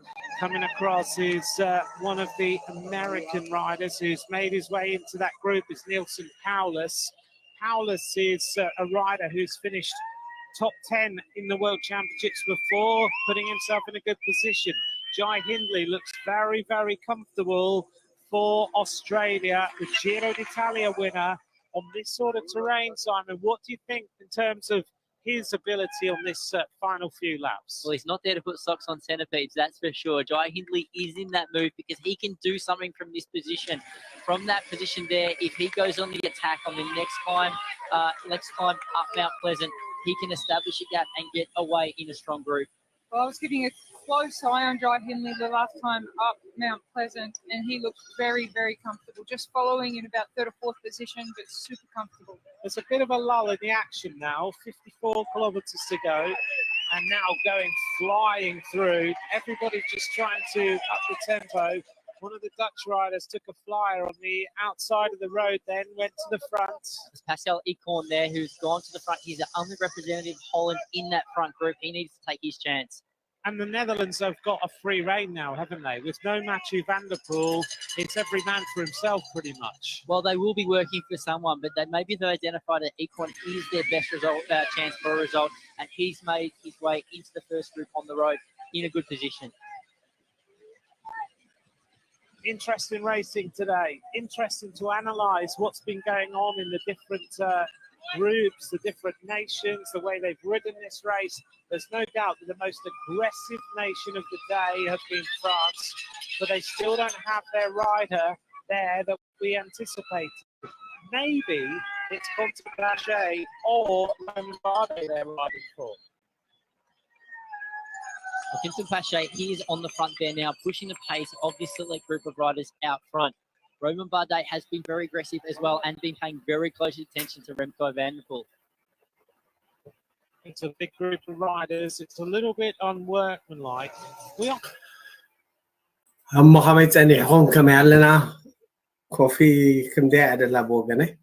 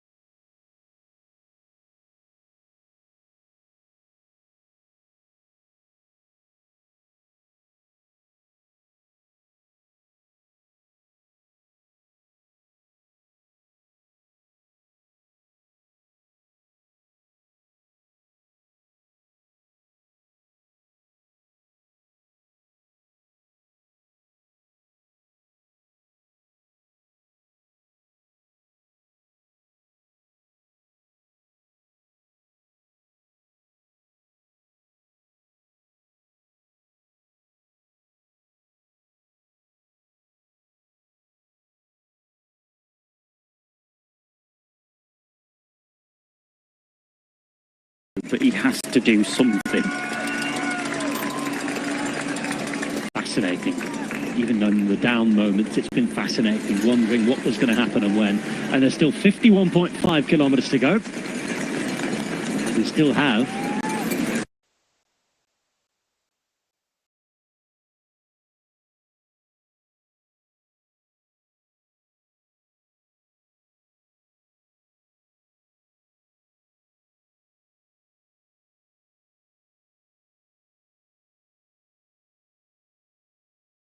Let's say 50k, it's being relentless from. Well, it looks pretty relentless now. I know we've just been on a downhill section, but it's not too bad. This course it lends itself to fast riding. It's hard, but there's also these big wide roads at the top of the climbs where there's a couple of corners where naturally the peloton will string out quite a lot, but there's not a lot of dead corners where these riders really have to sprint out of. There's a lot of flowing corners. I think there's only 2 or 3 where they really have to make an acceleration. The rest of them, you can use the speed to basically freewheel around the corners, use the speed, duck and dive a little bit. And as I mentioned before, when you do this course so many times, you'll learn each corner where you can gain that little bit of speed, where you can avoid a certain pothole. Maybe there's a different line around it that not everyone's seen, and that's where you can save that little bit of energy. So it's a fast course, I'd say. Some guys are as well, like just better at that kind of circuit race thing, when they have in their mind, like, at this point I want to be here, at this point I want to be there. Talking about Alberto Bettiol, I mean, those Italians do, like, as youngsters, do so many amateur races that finish on circuits. They all have the mentality for it. I think that's why they are always competitive at races like the Worlds, because it is different. You know, it's not one point, it's a repetition of over and over and over again. It is amazing as well with the different teams. It's, Dan Lloyd, who's occupied elsewhere, is just continuing to try and improve his handicap. He's at a wedding, by the way, the wedding of Tom Last. I understand. Is it being officiated by Matt Stevens? I think it is, yeah. I think it is indeed. He'll probably be in bed, well, knowing Dan, he'll probably be up now watching the Worlds. He probably will. Is Matt Stevens ordained, or is he I forget what it is, in a legal tent? For the chasers. Here comes the peloton round the corner, led by the team of Germany. Germany again have missed out, so they put two riders on the front to try and close this gap a little bit more. See what the gap is going to be. It looks like it's going to be around 2 minutes and 10 seconds. They go across the line at 2:09. Led by Germany. On the front of the peloton is two German riders. As they turn the corner at the top, Jonas Koch, one of them. Well, the gap has really stabilised now between the first group on the road and the main peloton. You can see there's been a chase there by Germany on the front of the peloton, but they're going to have to put in a big effort to close this gap down now. Inside the final 50, Evenepoel, I'm wondering, I get the sense that he's just wondering, right, okay, what do I do here? Because he's clearly very strong this afternoon. He still looks as good as he did in La Vuelta. He's having a conversation with one of the Italian riders. I think it was Battistella. But surely at some point, Remco is going to think, right, let's just give Belgium a world championship because I'm 2 minutes up the road. I cannot see a rider like him missing this chance. Well, he's 2 minutes up the road with a number of strong riders, but also with a lot of passages in this group. So I anticipate there'll be another selection the next time this front group goes over Mount Pleasant, and then we'll really see who can go with Remco and whether this group can stay away to the finish. A fast group of riders. In here, I'd just like to revisit our favourites from a few hours ago. I think we did this 4 hours ago when we ran through who we thought might win the race. As we could see the Australian riders having a conversation at the front of the peloton, the chasing group. Rochelle said the winner of the race would be Tadej Pogačar, Michael Matthews or Wout van Aert, and your outsider would be Quinten Hermans. Are you going to stay with that? Are you going to change it? Well, I could change it, but I still kind of have faith in Pogačar having a bit of a go, making the race exciting, at least towards the end. It's not in that selection out in front, but we have got Quinten Hermans of Belgium there. So I'm in with a little bit of a chance. You certainly are. You've certainly got some names in there. You've got Hermans who's in that front group of riders. Simon, your list of riders was Valentin Madouas, Wout van Aert, Michael Matthews, Christophe Laporte, Ethan Hayter, Pogačar, Gourmay and Jungels. Well, I think there was three other riders left in the peloton. All those riders, I think, are still very much in the mix of this race. But it's really hard to say at this point in time, just inside 50 kilometres to go, whether the winner will come from this first group on the road or whether they're sitting back patiently still in the peloton. We did see that last little glimpse of the peloton. It was still the Germans riding the front, but the Australian team had lined up behind them. Are we going to see a move from the Australian teams next time? Are you sticking with Madouas and Wout van Aert and Matthews, your top three? I'm still going with Wout van Aert. At this point in time, he has a number of teammates up the road, so he's going to have to rely on the acceleration coming from someone else in the peloton. Maybe a Tadej Pogacar is going to light things up pretty soon because they cannot afford to go into one lap to go with a breakaway off the front at 2 minutes. Still Pillow on the front here from Switzerland. He's been in that early move today. He's been on the attack for well in excess of 200 kilometres. Germany continue with the fight to try and bring this back together. Who are they riding for this afternoon? Because we know that George Zimmerman has crashed. They've only got a couple of riders left, but yet they are still the team who are doing all the chasing. One team we haven't talked about at all today, who are conspicuous by their absence from any sort of action and moves at any point in the race, pretty much, except, they haven't even really hardly been seen at the front. They've sneaked a rider into the move. No, they still haven't got a rider in the move. The team of Denmark, we have not seen them at all in this race. Not once at the front, not in any of the moves. The team is Alexander Kamp, Anton Scharmig, Jakob Fuglsang, Magnus Kort, Matthias Jensen, Michael Morkau, Mikael Bjerg and Mikael Honoré. Those are the riders who are in that group. In fact, Matthias Jensen sneaked into this front group now, so I'll take that back a little bit. But they really haven't been anywhere near the front. Is that clever racing by Denmark? Well, time will tell whether that's a clever move or not, but they have gambled and they have been very inconspicuous so far. But the team of Denmark, they do have a number of options within the team. If it gets really hard on the final few laps, Jakob Fuglsang could go with a lot of the moves, but they have some fast finishes in the team as well and some great lead-outs. Back in through TAFE, the vocational education and training provider in Wollongong, as they continue to put the pressure on here with the Swiss rider Simon Poel. This is the peloton led by Germany. Still the rest of the teams queuing up behind.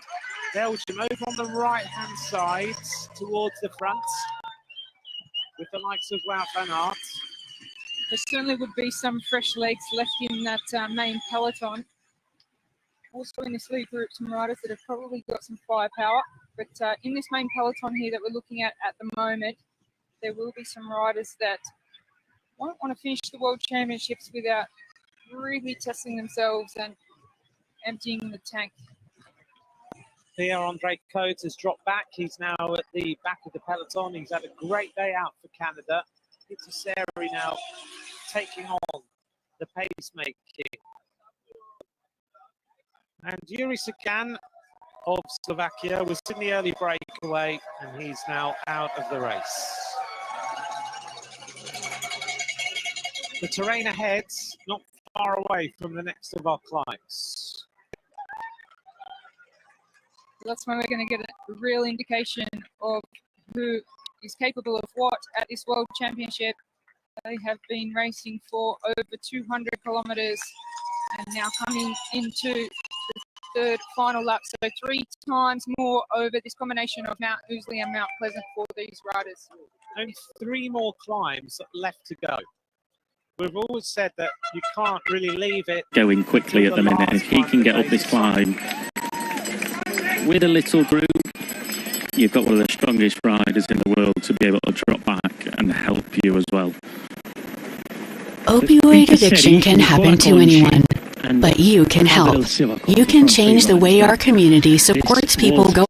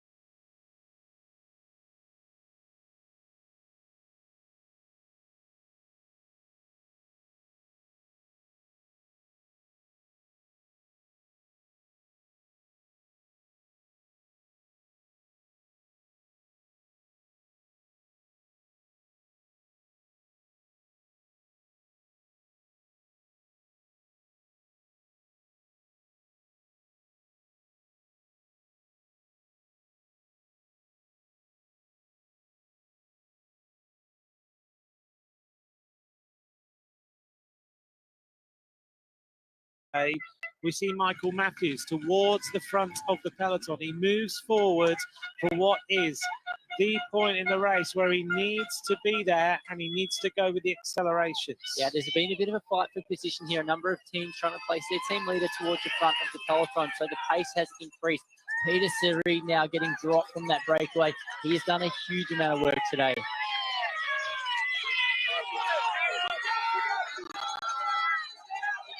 Camera spans back up to the front of this group to see who is setting the tempo here now, because a number of the workers, it was Piyu and Seri that were driving the pace, have both been dropped. Here's the leaders. Left-hand side, Ben Tullett. Right-hand side, Samuel Battistella. Left-hand side next to Ben Tullett, Kevin Chenier. Now we can see the fact that particularly Peter Seri has been dropped. The pace has really come off this first group. If they continue to accelerate behind, they will start to close this gap down really quickly.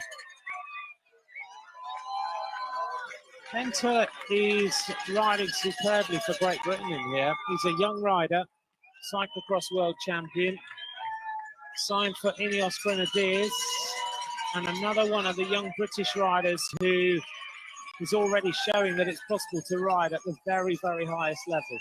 Well, Ben Tullett is still a very young rider, only 21 years of age, but this is his third season, I think, in the professional ranks, so showing a huge amount of promise. He's the only representative of Great Britain in this front group, and that's why I think they are applying the pressure behind as well. Just sitting there on the left-hand side. He rode for the Alpecin de Koenig team. Look how comfortable he looks as he glances across to see what's going on with the rest of the riders. It's very much more calm than it was before. Yeah, once again, with no riders really committing to the pace of this group, you can see they've slowed down significantly and the gap is dropping very quickly. They've already lost about 15 seconds in the last kilometre or two. Here's the move then. Tadej Pogačar, right-hand side of the road as he comes forward. Marc Soler is there as well, and now goes the attack of Soler. Onto the wheel also as we see the moves forward of Valentin Madouas of France. Madouas, France, Soler, Tadej Pogačar, all starting to move with Alberto Bettiol of Italy in the Maglia Azzurra, the blue jersey. Biniam Girmay now moves for Eritrea, and up at the front looking comfortable. Double world champion Julian Alaphilippe. Now the big acceleration is starting to happen behind in. The gap is going to close really quickly. They've lost around 30 seconds on the come up Mount Pleasant alone. Clearly, Remco Evenepoel is riding for Wout van Aert. He is not doing anything right now. He's just sitting. So it is Valentin Madouas on his wheel. Welter stage winner, Marc Soler. Just behind him, double Tour de France winner, Tadej Pogačar, tucked in on the wheel, winner Tour of Flanders is Alberto Bettiol. Wout van Aert sitting a couple of places behind them, and not far behind Biniam Girmay. It's a big acceleration of riders at the front of this race. The Ecuadorian Jonathan Narvaez is also there. All the big favourites are now at the front of the peloton, following the pace set by Valentin Madouas. He knows and that they have to close this gap down, and he's going to set up an attack either from Julian Alaphilippe or Benoit Constefroy. It's going to be a big moment when they start to light this race up. Well, I'm getting quite excited by the look of Wout van Aert. He looks super comfortable in his position just next to Alaphilippe. They're keeping an eye on each other, but Wout van Aert looking super strong. He does look extremely strong. Everyone just checking around what is going on behind. Who is able to go with the accelerations? And with that little injection of pace, we're seeing a fewer number of riders in this peloton now. 109, the gap drops massively on one climb. Yeah, and some gaps are really starting to open up back in the peloton now. With that acceleration, it has splintered the bunch. For our Australian viewers, we saw Michael Matthews just holding contact there, what looked quite comfortable, obviously been a world of pain, but Michael Matthews staying in contact with ease over the top of that lap of Mount Pleasant. Well, the stage he won in the Tour de France, it was him against Bettiol, wasn't it? Head-to-head on really tough climb, and they were both there. This is the leaders. Neilson Powless decides it's time to inject a little bit more effective pace into the front group to see whether he can drag this gap out. just a little bit further. Everyone grappling for wheels. 40 kilometres of racing to go. But these constant accelerations and then slowing down, Simon, is costing this breakaway time. All of the kilometres they're ticking along. Oh, that's right. You can see now it's Roman Bardet. He has swung across to the left-hand side of the road, followed by Ben Tullett. Neither of those riders are prepared to commit to the pace of this group. They are all looking at each other and slowing down. The gap is going to come down quickly now. Yeah, that breakaway doesn't look too keen, as we just seen attack down the left-hand side of the road. It is the rider from Ukraine. Kazakhstan, Alexei Lutsenko goes. Very similar kits with the turquoise or the dark blue when you just spot the yellow sleeves with the sun beating down on our screens in the commentary box. Alexei Lutsenko now puts in some more pace. Lutsenko wants to keep this going, surely, because he's a free rider. Yeah, and he's the favourite, and he has been the protected rider or the leader, let's say, of the team from Kazakhstan. So Lutsenko finding himself under a little bit of pressure to make this breakaway work without getting too much help, as we just see the rider from Great Britain down the right-hand side of the road. This looks like Jake Stewart just rejoined and has gone straight past. That's Fred Wright, who's just accelerated past there. He was obviously down the back a little bit further, carried a little bit of momentum as he caught the front of the group and pushed straight past. But it looks as though he's happy to continue pushing the pace. No, he has just swung off. Fred Wright is on the front of this peloton as he goes to the front of the race now.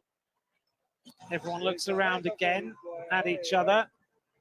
Still a bit of stalemate, few moves being made. Well, a lot of conversation going on between the Belgium team, the Belgium riders there at the front. Just see David de Ballerini there go to the front from Italy. He was followed by Christophe Laporte.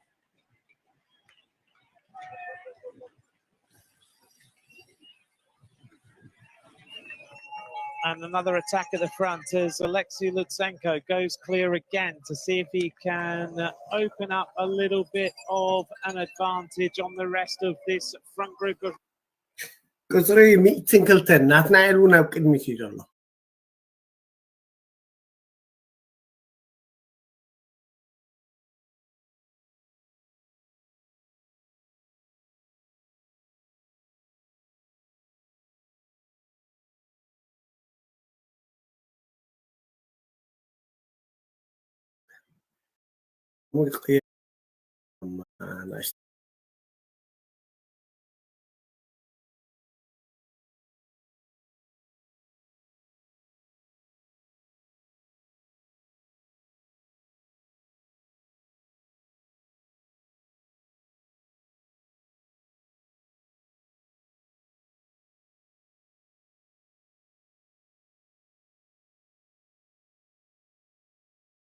Monaco does spend a lot of time in Spain as well. He likes that particular area, not far outside Benidorm, as he goes clear and looks around to see the rest of the group chasing him down. A concerted effort now by Alexei Lutsenko, stage winner in the Tour de France as well, under 23 world champion, looks across. Well, there are two things that are going to keep these two groups apart. It's either constant attacking in the front, like we're seeing now from Lutsenko, or it's a number of riders committing to the pace at the front of the group. It's the attacks of Lutsenko that are keeping this group lined out, and now the gap is building once again back to the bunch. It's 1 minute and 30 seconds. Notably, the rider who brings Lutsenko back is Remco Evenepoel. He's dragged them all the way back to the rider who's trying to go clear. Ahead for the riders then, only another couple of climbs of Mount Pleasant and Mount Ousley. We say only a couple more. They've done 12 laps by the end of this particular circuit. It's a huge ask, a massive distance this afternoon for these riders. A total distance of 266.9 kilometres. We've done 230 kilometres of racing now. Well, every time we see a new situation out on the road, we're not feeling that that's the move. As we just see a problem from these two riders, it would be very strange if they both punch it at the same time. No, they're looking for a feed. Connor Swift looking for the team car. Looks like there's two domestics from the team of Great Britain still in that peloton. They are looking to go back and get some fresh drinks for their team leaders. It's Pascal Ecorn now pushing the pace out front. Yeah, this front group really is seeing a lot of attacks. There's considerable amount of shelling going on in this front group as they try to get the right group away. Incorn goes flying around that turn on his wheel. One of the French riders tucked in on the wheel. Sivakov is always present at the front of this particular group of riders. What an impressive ride for Pavel Sivakov. He was one of the strongest riders going up Mount Kira, made that initial selection, rode across to the front group, and he's still there now. And that was at 233 kilometers to go.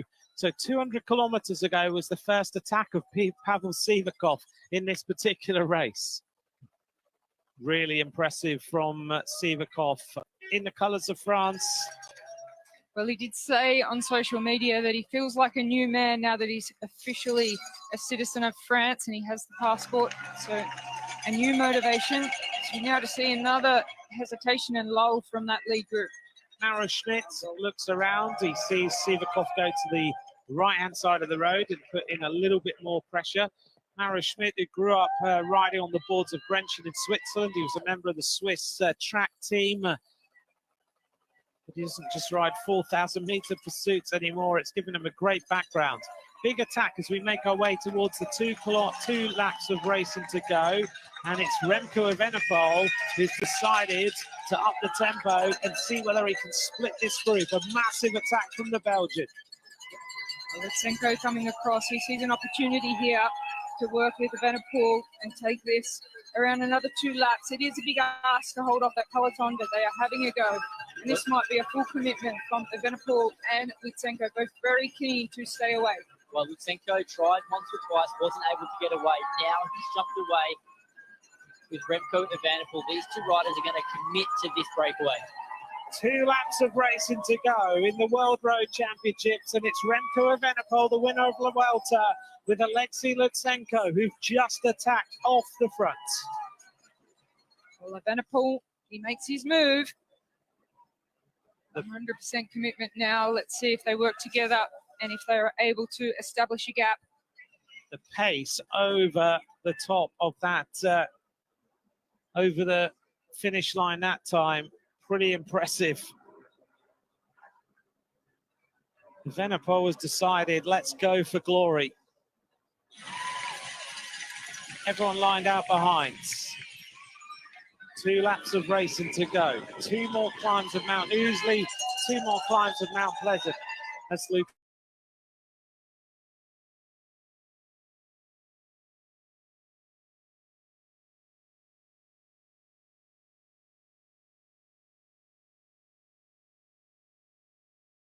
Critical moment. The Frenchman Bardet realizes that potentially this race is going away, and Quinten Herman swings across the road for Belgium, and everyone is unable to do anything about the fast-moving Remco Evenepoel. A good move there by Quinten Hermans. He marked the move of Romain Bardet and went through the corner there, jumping immediately onto the wheel of the Italian rider. He doesn't want these 2 riders out front to get caught. Look at Lutsenko. Gritted teeth from the Kazakh rider. We've already seen Kazakhstan take a gold medal. Here comes the peloton, led by France. Behind them, the team of Great Britain as well, lined out. The Netherlands are also up there. The favourites need to do something about this. You don't give Remco Evenepoel 2 minutes of a lead with 32 kilometres of racing to go. It's as though it's Florian Seneschal representing France. He is taking control at the front of the bunch, but he is only going to be able to take this group to the bottom of the climb. Once they get to the climb itself, it's going to be over to the big favourites to make their move. Team of Great Britain now pulling as well. A big moment in this race as Evenepoel has made his move. On his wheel is Alexei Lutsenko. They're combining fully. 1 more rider, 2 more riders trying to jump across. One is in the colours of Italy. The other one is Maro Schmidt of Switzerland. Evenepoel constantly checking. It's almost like he's thinking, it's a good move, not a good move. Do I go clear? Do I not go clear? But he's committed, but he's not full on right now. Well, he's committed, but it's still 31.8 kilometres to go in this race. So you can see he's still holding back. The 2 riders coming across behind it, Lorenzo Rota from Italy and Maro Schmidt there from Switzerland. And behind, there are riders who are going to be starting to really feel this pace. Everyone's swinging across the road.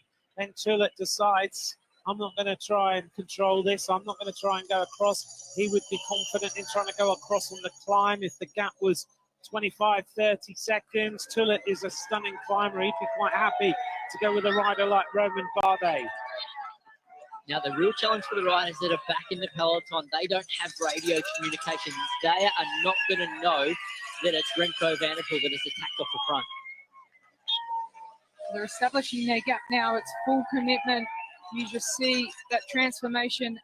Van der Poel really now has made the decision. It's everything now with just under 2 laps to go.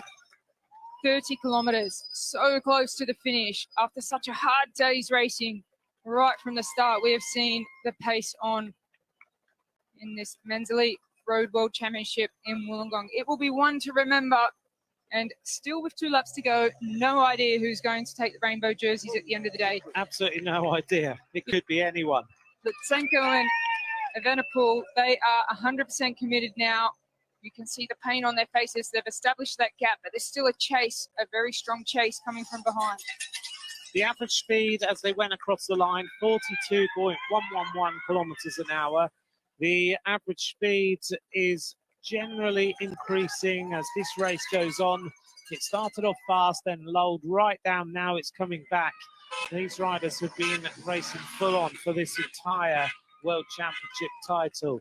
Remco Evenepoel on the attack, the 22-year-old Belgian wonder kid. This year, he's won Liège-Bastogne-Liège. He's won Classica San Sebastian. He just won La Vuelta, his first Grand Tour. He'd ridden the Giro d'Italia before. He took on his first Vuelta a España. He wins that. Lutsenko sitting tucked in the wheel. I wonder what's going to happen when we get to the climbs. Well, I think it's all out for these two. Can Lutsenko hold the wheel of Evenepoel on the climbs? I think they like to keep each other's company just for another half lap. That is the big question, because Evenepoel, if he decides to go firing up this climb, I wonder if Lutsenko will have any chance of trying to get to the wheel of Evenepoel. Here's the chase. Pascal Incorn, Matthias Jensen, Rota is in there, and Mauro Schmidt.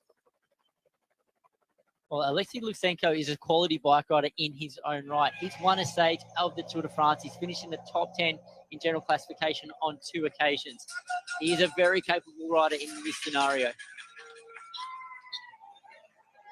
Thanks very much for joining us. Welcome to the World Road Race Championships from Wollongong in New South Wales in Australia. We've been racing for over 5.5 hours now.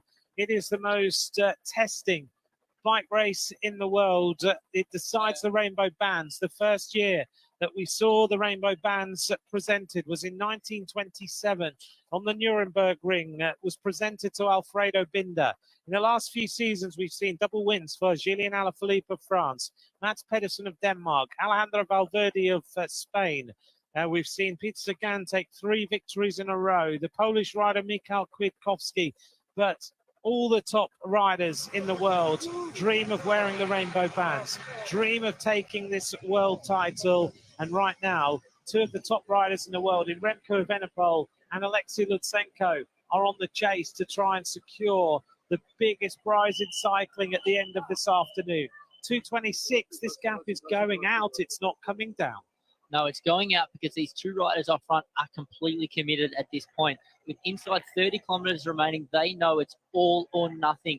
Alexei Lutsenko and Remco Evenepoel are combining their efforts really well.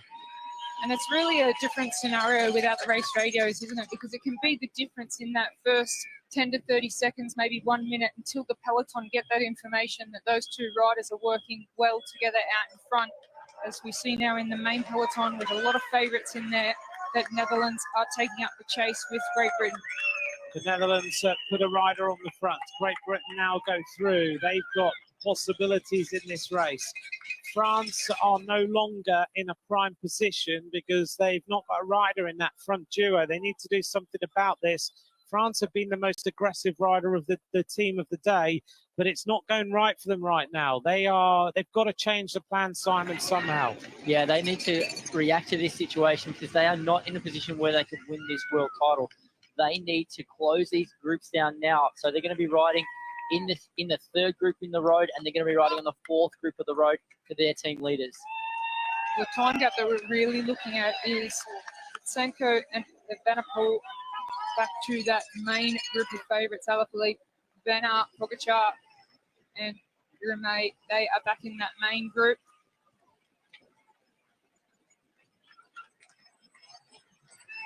There's the situation on the screen, just to update you on what the situation is on the road. Groups all over the place, but ultimately the big one we're looking at is the Julian Alaphilippe, Wout van Aert, Tadej Pogacar, Biniam Girmay group at 2 minutes 30. That's really where we're going to see the action on this particular climb. Surely, Simon, this time there has to be a big injection of pace. Well, there has to be a big increase in speed from back in the peloton, and these riders out front have to start to look at each other a little bit. Otherwise, this gap is at 2 minutes and 20 seconds now, and it looks as though it's only growing. Here they are, the leaders on the road. It's Evenepoel, and Lutsenko looks over his shoulder, just loses the wheel a little bit. Straight back, closing that gap. I wonder how long Alexei Lutsenko can stay here, because Remco Evenepoel, the way he rode La Vuelta 2 weeks ago, Simon, you remember, he was just riding the entire peloton off his wheel. He was riding the entire peloton off the wheel, but it's been a long race today. They've raced for over 240 kilometres now. Remco Evenepoel is off the front with one rider for company. Imagine Alexei Lutsenko is going to be holding back a little bit. He's going to know that an acceleration is coming from Remco Evenepoel. Riders on the climb. Sivakov starting to suffer. They're over the top of the first bit. We've got 26 kilometres to go. Rochelle, many people joining to see the end of the race. Remind us the next climb. What's coming up? What's the run into the finish? Because next time round, we're going to get one lap of racing to go. Yeah, well, the leaders, they are on Mount Pleasant, the hardest part of the course. And once they get over the top of that, it is downhill back to the coast. They turn right onto the road parallel to the ocean. And that is a flat, fast section of the course where they'll have to keep the power really, really high, because they've got a bunch of favourites that will use that section to try and close down some of the gap before they come through the finish line here just near Flagstaff Hill. Lutsenko losing the wheel now of Evenepoel. Is this the winning move for Belgium? They've ridden a fantastic race until this point. Evenepoel, he goes clear. Lutsenko just feeling the pinch on this 14% gradient. Remco Evenepoel, the Belgian wonder kid. The hopes of the nation have been on his shoulders. He's already delivered a Grand Tour this year. He's delivered a monument. Is he about to deliver the rainbow bands to Belgium as well? The plan was Wout van Aert. He's not taken that plan. He's gone forward. Remco Evenepoel gets rid of Alexei Lutsenko. It was only a matter of time before the Belgian went flying up this climb. We can see there on the steepest gradients of Mount Pleasant, Remco Evenepoel has just got out of the saddle and ridden Alexei Lutsenko off his wheel. Now he's settled down into his rhythm. He knows he has to keep pushing from this point on. He needs to keep building on this gap. 25 kilometres to go. Remco Evenepoel solo. I kind of think back to when he won Liège-Bastogne-Liège with the most sparkling ride, not too far distant from this as a solo rider. But when you look back on the results of Remco Evenepoel in one-day races, he has always won on his own. Twice winner of Classic Sense of Action, and once of Liège-Bastogne-Liège, with solo attacks from a long way out. This is a massive moment for Belgium. Remco Evenepoel is now 47 seconds ahead of the next group of riders. 2:27 to the group that contains the team leader of Belgium, Wout van Aert. Last year, Evenepoel said, I was in a winning position. I could have won the world title. This year, he's back in that position again. The war of words after last year continued for months and months as Lutsenko looks a broken rider over the top of the climb. Remco Evenepoel has made Alexei Lutsenko look second class on that climb up Mount Pleasant. He has blasted him off the wheel. Now he's dropped down into that super tuck position for the descent. Well, what a great position to be in for the Belgium team with Evenepoel off the front, 2 minutes 21. And he's looked strong. He doesn't look like he's been waiting for this moment to really, you could see on that climb, the power that was going through the pedals. He looks comfortable, he looks fast, and they have a backup in Wout van Aert in the chasing group. It's 10 years since Belgium last won a world title. It was Philippe Gilbert who took the victory on that particular occasion, beating Edvald Boasmagen and Alejandro Valverde. They've let him go. They need to do something pretty rapid about this. Dylan van Baarle comes to the front for the Netherlands. Behind him, all the riders behind have been waiting and waiting and waiting. And sometimes, if you snooze, you lose, because Evenepoel has gone up the road. Well, you can see now in that main peloton chasing that it is the absolute favourites that are now being forced to do the work. And within a lap and a half to go, that's what you expect. They really need to take it on themselves now if they want a chance of winning the Rainbow Stripes, as Evenepoel just rides his way away from this chasing group. Into time trial mode. And let's be fair, he's one of the best time trialists in the world. So once he gets into time trial mode, there's not too much you can do about it. Well, he recently finished third in the individual time trial, so he has shown us that his time trial position is in top form. Now it's over to Wout van Aert. He's making selections back in the bunch.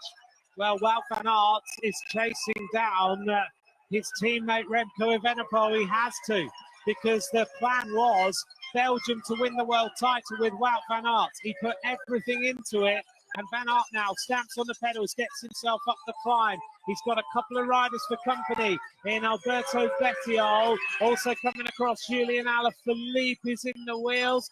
So is Valentin Madouas. But right now, what do Belgium do? Van Aert against Evenepoel. It's man against man. Well, at this point, these two riders, they won't know the race position. Wout van Aert wouldn't be aware that Remco Evenepoel is off the front on his own. They don't have communication. They are without radios in World Championships. And now downhill, it is Van Aert who's made the shift. He's made the move. He's taken a little group of riders with him on the wheel. We can see, I think Tom Scoynes might be in there for Latvia. I guess Mikel Honoré for Denmark there. Evenepoel, the gap is there. He's not going to know about anything behind him either until he gets to near the finish line. When he goes through the feed area with the teams, that's the first time he'll really know what's going on. Yeah, he won't be aware of what time gap he has unless one of the race motorbikes comes up beside him and gives him an update. Well, this is the remainder of that earlier breakaway. The Belgium camp are saying that there is no way Evenepoel will be beaten from this situation on the road. So they are confident that Evenepoel can take this all the way to the line as he works his way around to the final lap of the circuit. Still a little bit of work to do in the 5 kilometres to the finish line before he hears that bell and sees 1 lap to go. He'll get a time check, 2 minutes 30 back to the big favourites. A 1 minute gap is going out. There must have been an agreement here then that if Remco put himself in a winning position, then he could go for the victory, because there's no way that Belgium would have a repeat of last year. This is a wonderful job by this young rider from Belgium. He has put them in a position to win the world title. He certainly has, and we always identified, we always said, if Remco Evenepoel puts himself in a position to win this race, he is going to get the green light from Team Belgium. And he's done that. He jumped across, he forced a selection off the front of the peloton. Now he's attacked and he's away solo. Inside 21 kilometres to go, and he has a 2.5 minute advantage over the big favourites and a 1 minute advantage over the next group on the road. He is looking very good. Evenepoel, what a month this would be if he brought home La Vuelta, and 10 years after Philippe Gilbert, he brought home the world title. You win a monument, you win a Grand Tour, you win a world title in one season. That's absolutely exceptional. Look at the way he's going now. Just ducking down, just trying to remind himself, put the nose as close to the bars as possible. Try and stay aero. Try and bring home the victory. The gap is still 2:22. And no real indent into that gap from that acceleration of Wout van Aert. He's got a big job ahead of him, but in saying that, we haven't seen a peloton, well, a group cohesively trying to chase this down. It's just individuals who are trying to make a move and increase the speed, while Evenepoel's out there just applying the pressure through the pedals, pushing the numbers. He's in the biggest gear on his bike. Simon, are you surprised that we've seen the biggest names in that peloton, Alaphilippe, Pogacar, all those guys, have surrounded each other, but they've let the rider who's just won a Grand Tour sneak into a breakaway and then put them all on the back foot? Well, Remco Evenepoel has definitely put everyone on the back foot here. He managed to break away from that peloton with a good group of riders, but he was the only clear favourite in that group. A lot of the other riders were teammates just looking to make the race hard for their team leaders. But they have set up Remco Evenepoel to go on the attack with an advantage over their team leaders. The situation then on the roads is that Remco Evenepoel leads with a solo breakaway ahead of Alexei Lutsenko, who's not too far behind, but just about to be caught by the chasers. Behind them, the group which is starting to reform, which contains these riders, Bardet, Ben Tulloch, Jai Hindley, Nilsson Paulus, and others. But this rider is on an absolute mission, heading in towards Wollongong to get the bell with 1 minute and 4 seconds on the chasers, Enkel, Jensen, Rota and Schmidt, 1:19 on Bardet's group, and 2:26 on Alaphilippe, Wout van Aert, Tadej Pogacar. I don't see enough firepower in any one of those groups really now to bring back Remco Evenepoel. The fact that he's on his own, he's completely focused on his effort. He doesn't have to worry about anyone sitting on his wheel. He can push this all the way to the line. I think we'll see him quite powerful over those last 2 climbs as well, because he's really paced this race superbly. Remco Evenepoel could be the world champion here in Wollongong. He has got a 2-minute 23 advantage.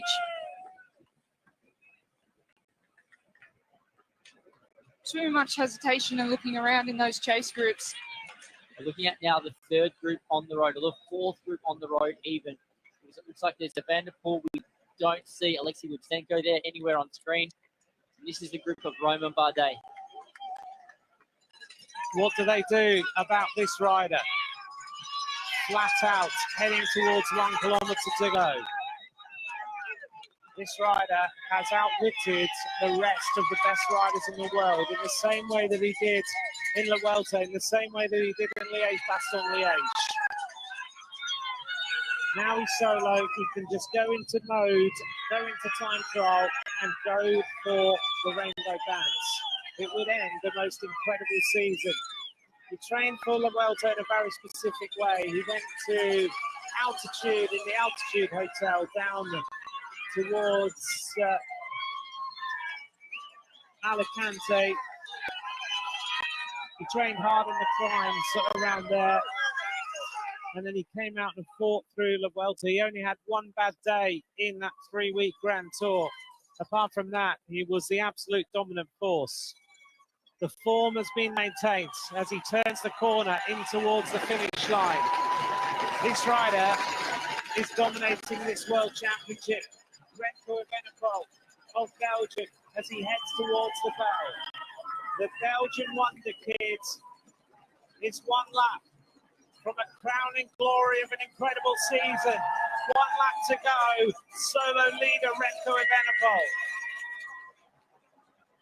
Well, going through there, getting 1 lap to go, looking extremely focused, looking like he's very much in control of the effort.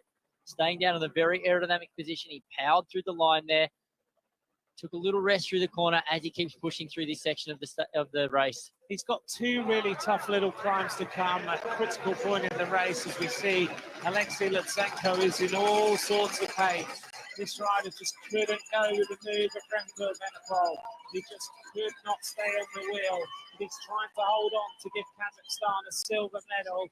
This rider's won the under-23 title before. Evenepoel's won the junior world title. 1 lap to go. Can Lutsenko hold on for silver? Evenepoel takes the bottle. Hardly even comes out of the aero tuck. Gets himself into the right position. 16 kilometres to go. Well, he looks like he's very much in control, doesn't he? He looks comfortable in that position. He would have got a time check coming through the finish line.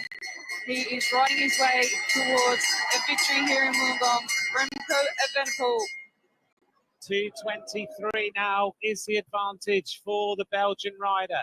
His average speed, 42.429 kilometers an hour. Since he went through the last lap, he's increased the average speed by 0.3 of a kilometre an hour. Such is the acceleration that the Belgian has made. Now it's all about the medals. He glances across. He's asking for another time check. He wants constant time checks.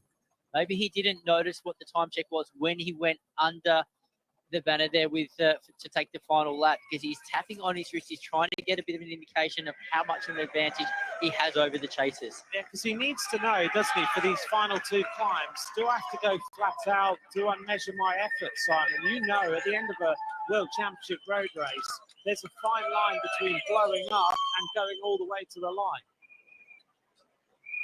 He's working hard there. You can see him in and out of the saddle, trying to give his muscles a bit of a rest, taking a bit of a rest whenever he can. Now we see the move behind, and this is the peloton, which is all together, and no one has been able to make any moves. It's been a really unusual race. I have to say, what a strange race this has been. And it looks as though the peloton have given up on this chase. They realise that Remco Evenepoel has too much of an advantage to catch in the final lap. One lap of race to go. The peloton make their way across the line. 15 kilometres of racing. 2 climbs for the Belgian rider. 2:29. And I think after this, a lot of teams will be sitting down and wondering, why did we let this happen? How did we let this happen? Well, in the moment, obviously, there's been so much talk about Wout van Aert, and maybe they thought, okay, yes, they're putting their riders in the breakaways and in all of the moves, but with so many classic style riders and favourites back in the peloton, just relying on each other, and Belgium have just raced superbly, and having 2 big favourites and maybe even 3 big favourites makes a big difference, opposed to a country like Australia where it's all in for one in Michael Matthews. If you've got cards to play, you're in a stronger position. Simon, are you surprised it's the way this has played out? Here comes the team director of Belgium. We can see here Remco Evenepoel finally getting an update from his team director. He's been told what the advantage is. You can see that Remco Evenepoel is not taking any risks through the corners, and he's actually taking the opportunity when he goes to the corners to recover just for a microsecond there before he increases the speed again. This scenario has come of a surprise, because the big favourites, they shouldn't have let a rider like Remco Evenepoel get any kind of advantage. But Remco Evenepoel, he forced his way off the front. He was the rider to accelerate going up Mount Pleasant, and he jumped away with that big move, catching the big leaders by surprise. And there's likely to be a few of those big favourites cross the line and feel like they haven't used everything they had in the tank, and just a miscalculation and a misjudgment from a lot of the nations that have favourites in this race. But Belgium have risen to the occasion. As you said, their last winner, Philippe Gilbert in Valkenburg. But I wonder also whether, Simon, if we go back to 233 kilometres to go, which is 220 kilometres ago, I wonder how much that big move of France shook the other nations, that actually made them ride a bit more negatively, because it was such a big acceleration, and therefore they were thinking the move's going to come, and it never has. Well, it did come, but it came earlier than what they were expecting. I think, if anything, that big move from the team of France going up Mount Kira, it should have made all the big leaders of the teams even more aware of what could happen early on in this race. Here's the third group on the road. So it's Remco Evenepoel at 12.9 kilometres to go. Alexei Lutsenko, second on the road at 46 seconds. He's trying to hold on for silver.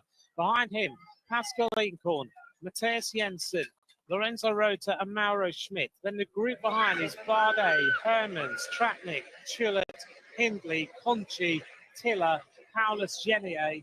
And then the peloton is still a minute behind the group containing the Australian Giro d'Italia winner, Jai Hindley. I wonder whether the groups behind Remco Evenepoel are going to merge on one of these climbs, and then you're going to see a group of around about 13 or 14 riders fighting it out for silver and bronze. Once again, here we can see Remco Evenepoel, he's backing off into the corner taking no risk and using the corners to recover. Alexei Lutsenko, second rider on the road. He is working extremely hard. He's going to find these next two climbs a big task. He is. You can see every single pedal stroke is being thought about as he makes his way towards the climb, hoping to hold on to give Kazakhstan the silver medal in this World Championships. And he has 19-second advantage over these riders, and you can see he's looking behind him as he is riding towards the finish because he knows that he hasn't got much left in the legs, and the climb he could be swamped by those riders chasing. But all is looking very promising for Remco Evenepoel. He's in a very strong position to take this title. This is the silver medalist at the moment, Alexei Lutsenko. It's proving to be an interesting run into the finish for the groups behind. Remco Evenepoel, Liège-Bastogne-Liège, he went solo. He soloed about the last 15, 16 kilometres into the race finish when he won that earlier on in the season. Liège-Bastogne-Liège, of course, 257 kilometres. Today he rides 266. There should have been no doubt whatsoever that you let this rider go into a lead group, then he can solo at the end of almost 260k. He's done it before. He did it earlier on in the season. He won that on the 24th of April. He's just won a Grand Tour. You don't let a Grand Tour winner go up the road into a little group and then never bring him back. Jai Hindley's in that group as well. It shows the strength of that group on the road. That was a very strong group that went away there with around 4 laps to go in the race. But it was Remco Evenepoel that infiltrated that split, and he was able to attack away from those riders to gain this advantage on his own. Initially with Lutsenko, now on his own for the final lap and a half of this race. You can see Evenepoel, it looks like he's holding back just a little bit now because the gaps have stabilised. He's saving some energy for these last two climbs. 2 minutes 52 seconds is now the advantage on the group containing the likes of Wout van Aert, Julien Alaphilippe, Benoit Cosnefroy, all the race favourites that we were considering as we went through this commentary today. 10 kilometres of racing to go. Solo leader from Belgium, Remco Evenepoel, with the red shoes and the red helmet of a Vuelta winner, as he time trials his way now to Mount Ousley for the very last time of asking. Alexei Lutsenko, the shadows are now getting longer as the light fades here in Wollongong.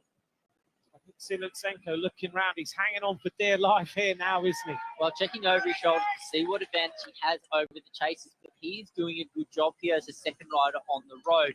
Obviously, he couldn't match the pace of Remco Evenepoel, but settled into his rhythm, and these 4 riders now behind him starting to miss a few turns, starting to look at each other a little bit.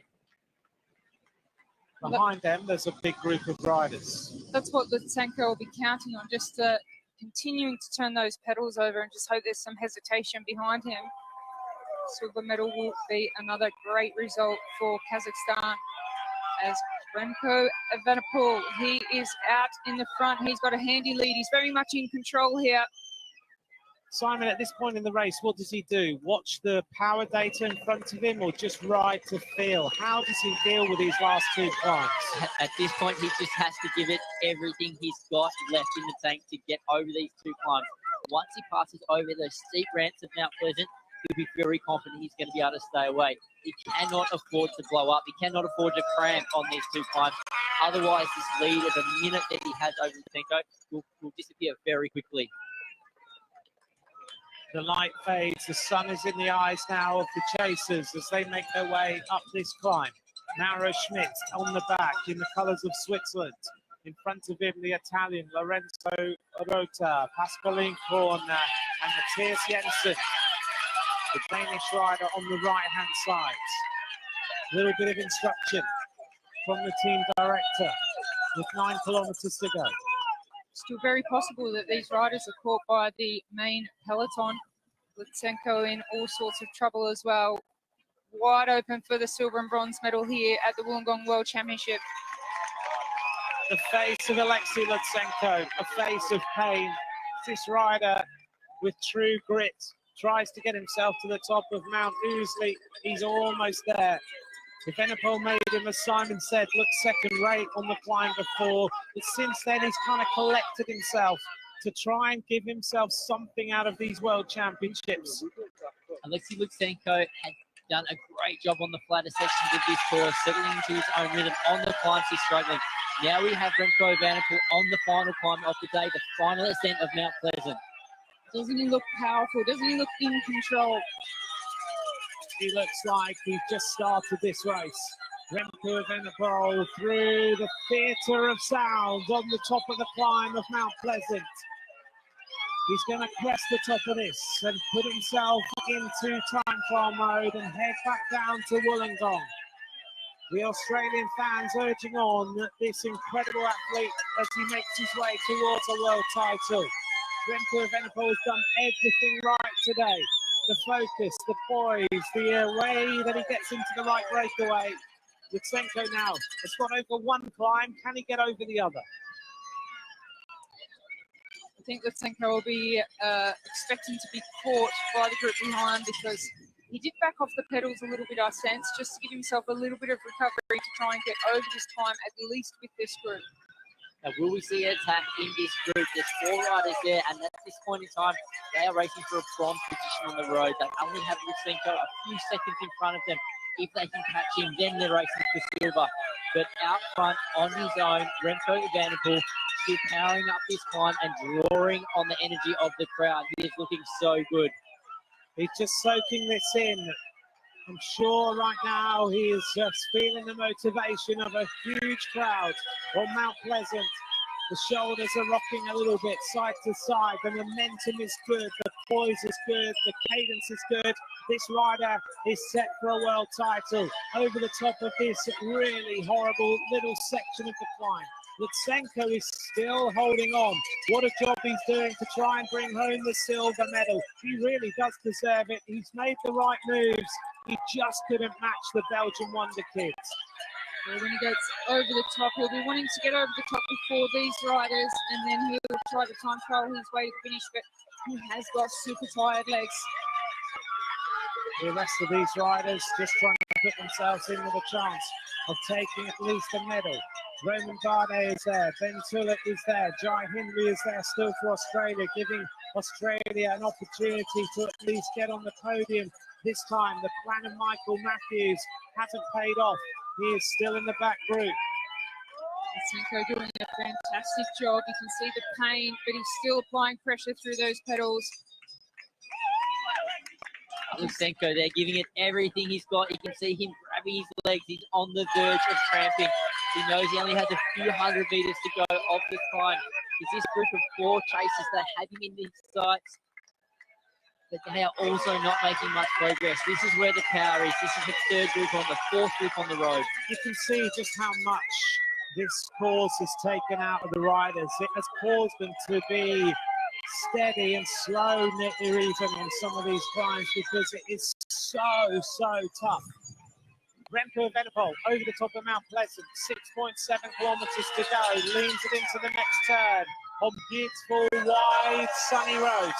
Lutsenko, can he get himself to the top of this climb? He's almost there now. The Kazakh rider who has won a world title as an under-23 before.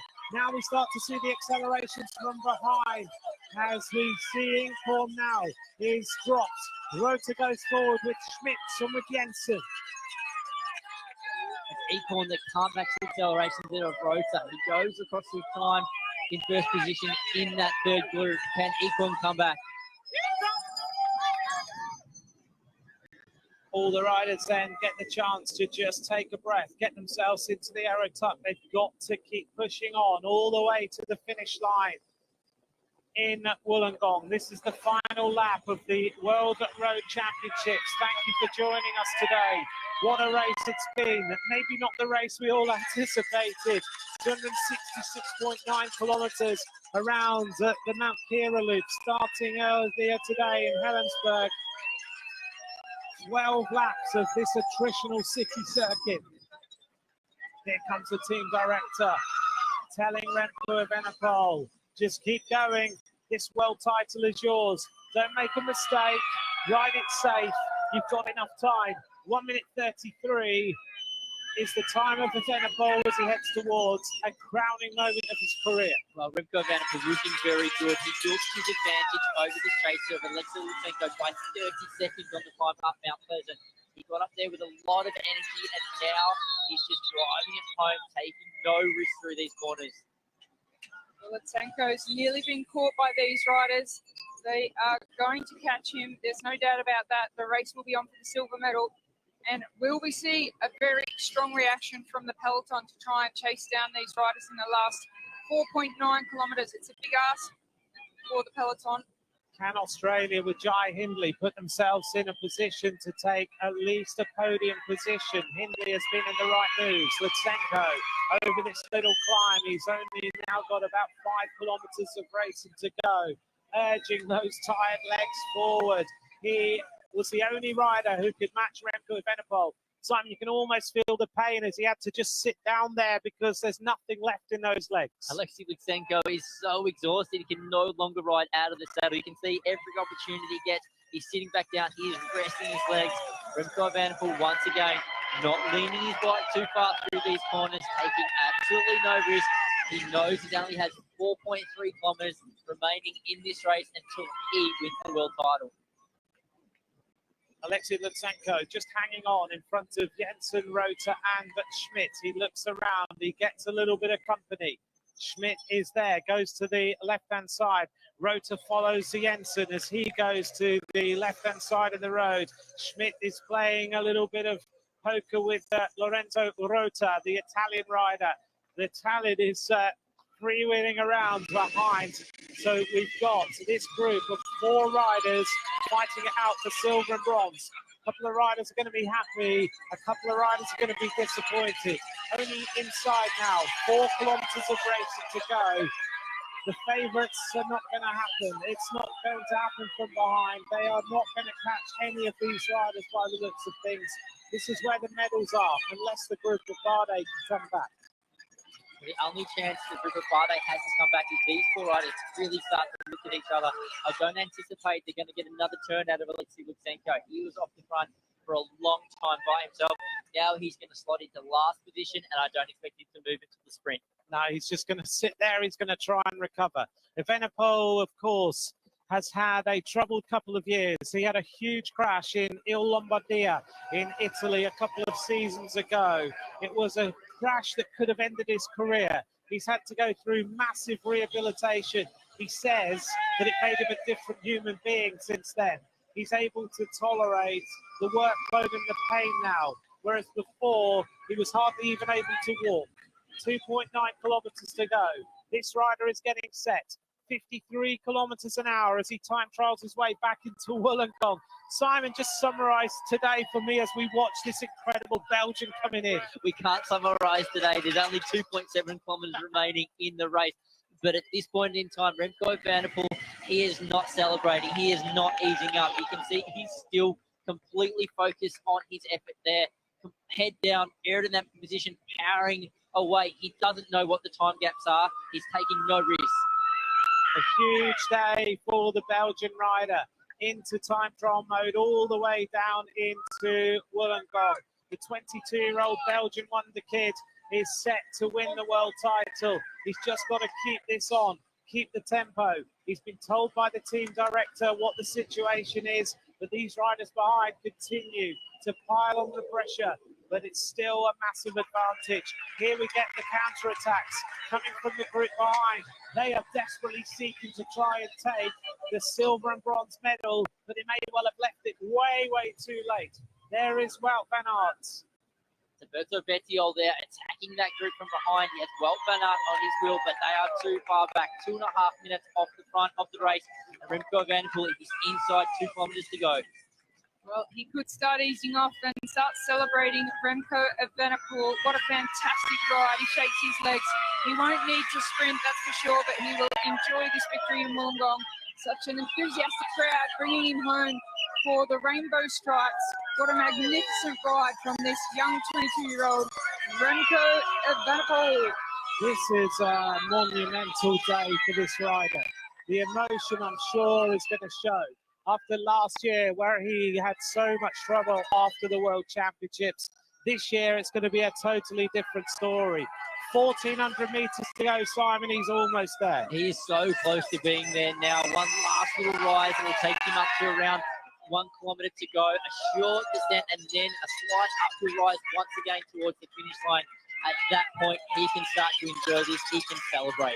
He heads now to the 1 kilometre to go point. Under the red kite for Remco Evenepoel. What a day it has been on the roads around Wollongong in New South Wales. Under the red kite, he's almost there. It has been a triumphant day for Remco Evenepoel. There's no doubt who the winner of this World Championship is going to be. As he heads in now, he starts to celebrate. He shakes his head. He realises that he's going to swap the colours of Belgium for the rainbow bands of a world champion. And next year, he is going to wear the rainbow bands in every single race that he rides. This rider has demolished the field. He rides 25 kilometres solo in this world championship. 300 metres to go. 4 years since he won the Junior World title. This season, he wins a monument. He wins a Grand Tour. And now he adds the rainbow bands as the world champion. 10 years after Philip Gilbert. Look at the ecstasy on the face of Remco Evenepoel. The Belgian wonder kid is the world champion. A monument, a Grand Tour, and now the rainbow bands. But what a celebration as he crossed the finish line. The emotion started to flow through there. He pumps his fist. He shakes his head. He cannot believe what he's just achieved. Well Absolutely incredible, Rochelle. Yeah, well deserved, Anthony, I would say. He put himself in the right position. He had the legs, he had the form coming out of the World Cup, and he believed in himself, and Belgium will celebrate hard tonight. There is tears from the Belgian president. He is right across from us in the VIP tent. Tom Van Dam cannot believe it. Remco Evenepoel brings it home for Belgium. What an absolutely stunning performance. We're ready now to find out who's going to take the silver, who's going to take the bronze. Rota, Jensen, Schmidt and Lutsenko. Lutsenko has not done any work since he was caught. This is such a cagey sprint sign. Oh, this is a really challenging position for these 4 riders. None of them want to ride. None of them want to set the pace. And if there's a fast chasing group behind, they're going to be caught very quickly. Lutsenko looking over his shoulder. All of them looking over their shoulder. Where is the next group on the road? This is so cagey, so measured. Mauro Schmidt looking around. Oh, here comes the move from the Dutch, just like yesterday, but for the silver medal this time. Can they respond? Pascal Lincoln hits him hard as he goes clear to try and take the title, but he hasn't done what Annemiek van Vleuten did. He freewheels. Maybe a big mistake there. He lets all the other riders back in. We're getting set then. Pascal Lincoln, Mauro Schmidt, Lorenzo Rota coming round the corner into position. One more rider who hits them hard. Jan Tratnik, though, he's jumped away. Wow, Tratnik hits him hard for Slovenia. Tratnik looks around. Where did he come from? Jan Tratnik and Alexei Lutsenko. It's Tratnik going for the silver medal for Slovenia. Where did Jan Tratnik appear from? He goes clear now. Tratnik being chased down by Christophe Laporte. Is it going to be Laporte? Is it going to be Wout van Aert? On the line it is Michael Matthews. Laporte and Matthews. Laporte takes the silver. Matthews takes the bronze for Australia. Where did they come from? Well, it looks very possible for that group to come back. They were a minute behind with 4 kilometres to go, but the hesitation from that group ahead, well, a great result. The French team did so much work. They deserve a silver medal, and Michael Matthews and his Australian team, they were also in all the moves. So a great result for some well-deserved riders today. Where did Michael Matthews come from? Where did Christophe Laporte come from? We didn't see those riders all day long. There was a moment of hesitation, too much hesitation there by that chase group, looking at each other inside the final kilometre of the race. Quickly caught by what's left of the peloton. Belgium take the gold. France take the silver. Australia take the bronze. Wout van Aert almost got on the podium as well. The top 10 riders include Matej Trentin, Alexander Kristoff, Peter Sagan finishes in 7th place. Raymond Bettiol, Ethan Hayter. What an incredible finish.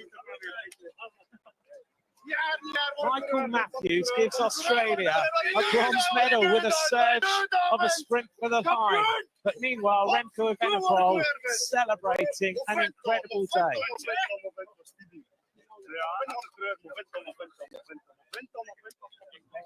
All celebration. Julian Alaphilippe, his teammate in Quickstep Alpha Vinyl. Alaphilippe hands over the rainbow bands to a teammate in his same pro squad.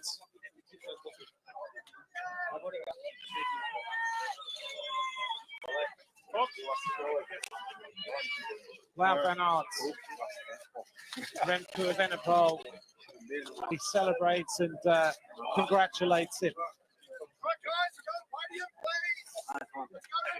Well, in the end, they made a good decision, didn't they? Because Wout van Aert, not quite the legs in that sprint. You never know, but Evenepoel has proven to be the strongest man. A well-deserved world championship for the Belgian athlete. Look at the celebration, look at the moment as he brings home the world title for Belgium. At only 22 years of age, he already gets to experience putting on that rainbow jersey in the men's elite road race. He silences the critics. He wins this race. Last year, he had a terrible time after the World Championships. Now he soaks in the glory and the emotion of a victory here in Wollongong. He put everybody way behind. He wins this title by 2 minutes and 21 seconds ahead of Christophe Laporte of France and Michael Matthews of Australia. Look at the names in the top 10. Van Aert, Trentin, Christophe, Sagan, Bettiol, Hayter and Jensen. They caught them just on the line. Simon, they closed a massive gap. We didn't even see them. No, we did not even see them until the final 200 metres of the race. But that chase group that was chasing behind Remco Evenepoel, they stopped to look at each other for too long and they were quickly swept up by the peloton. Traknik there getting caught with 50 metres to go in the race. Christophe Laporte leading the bunch home to take the silver medal. Michael Matthews pulling one out of the bag for Australia, taking the bronze. Matthews, the third time he's finished on the podium of the World Championships. Christophe Laporte, this season, look at that, he beats his teammate Wout van Aert on the roads on the Jumbo-Visma team. But Laporte has had a wonderful season as well, taking the silver medal and turning things around for France in the last gasp of the race. When your teammates do such a fabulous job, it does really lift your motivation to finish it off and to find that little bit extra energy to ensure that all the hard work that has been put in, that there's a reward at the end of it. And somehow it just gives you that extra little bit of power coming into the finish. Now summarise the top 10 for you. Remco Evenepoel, Christophe Laporte in second place. Michael Matthews takes the bronze medal for Australia. Following them is Wout van Aert, Matej Trentin, Alexander Kristoff, Sagan. You can never discount him. He finishes in the top 10 again in these World Championships. Pete Sagan is such an incredible bike rider. Now 6 top 10s and 3 wins in the World Championships. Alberto Bettiol, Ethan Hayter, Matthias Jensen make up the top 10 at the end of a thrilling race lasting 6 hours and 16 minutes when Evenepoel crossed the line. Well, there was such a big group of riders there sprinting home for the remaining medals on the podium. And they were the riders really who rode a conservative race. They sat back in the bunch and they were waiting for that race of attrition. But it was Remco Evenepoel, clearly the strongest rider on the road today, took the initiative, took the risk, and took a rainbow jersey. Took a rainbow jersey, without a doubt. What a fantastic performance by the Belgian rider. Simon, he wins a monument. He wins a Grand Tour. He wins a World Championship in one season. Just summarise what that means to a bike rider. Well, Remco Evenepoel We'll talk about that in a moment. We're going to hear now from Remco Evenepoel. You can gather your thoughts in a second. Remco Evenepoel, will hear from him. Let's hear now from the winner of the 2022 UCI Road World Championship for men. Remco Evenepoel is the champion. An elite world champion. I cannot compare this with the juniors. It's 3 more hours of racing. It's much harder, and also after a super long and how to say, just a long season. It's amazing to finish like this. I'm just super happy I had the legs today. Can you talk to us about this Remco show? Taking off with 2 laps to go. That was planned. Yeah, you know, when you're in 2, you just want to work as long as possible. But I felt quite quickly that I was stronger than Alexei, and I just wanted to go alone because, there was no time to waste on a circuit like this. But the last time the climb was actually super hard. I could feel my legs really explode. But I knew on the top that it was almost over, so it was a long downhill and then a 5K flat part towards the finish. But they always came to tell me that my advantage was getting bigger and bigger, so that's why I kept pushing, because it's a world championship. You don't want to lose any second, and you just want to win the jersey if you're in the position for. We saw you in the arms of Wout van Aert. It was a Belgian masterpiece today. I think how we raced today was really like a team, and as we said before, it doesn't matter how, but we want to become world champion with the team, and it was Wout's chance or my chance, and my chance was to go from earlier on, and Wout had to follow and sprint, and I guess the early attack made it today, but I think we just deserve it. I think we really deserve it. Was this a dream of yours? Yes. It's going to be a dream year to come. I suppose you can already imagine yourself with that jersey on your shoulders for 1 year. That must mean so much. It's incredible. It's just a pity that the race is already in August. So it's I think it's going to be one of the shortest years as a world champion. But I don't care. Right? It's I think it's something that I've been dreaming of. And then now after a monument, a big classic, a Grand Tour, and now world champion, I think I won everything I could win this year. So I think a better season like this, I think I will never have. There's going to be a little party tonight. Yeah, a big party, I can say. I'm not going to see my bed, I guess. Well, enjoy the podium first, and congratulations. Thank you. A very pleased and proud Remco Evenepoel as he takes a huge victory here in Wollongong. Simon, now your thoughts. What a victory. Oh, what a victory and what a season there by Remco Evenepoel. And what's so impressive about his year, he hit all his objectives. Every time he wanted to come into form, he won big. Starting out early in the season with Liège, best on Liège. He backed that up with winning Classic San Sebastian in his preparation for the Vuelta a España, where he delivered a win again. And now finally to round the season out with the Elite World Championships. It's just a phenomenal year. Rochelle, Australia take a bronze medal. Michael Matthews on the podium of the World Championships for the 3rd time. Still those rainbow bands outside his clutches, but Australia on the final day secure a medal here with Michael Matthews. That must mean a lot to the Australian fans in Wollongong. I think the Australian fans will be absolutely delighted. You can see they're just waiting for the podium presentation. Here's Belgium celebrating. And no nation knows how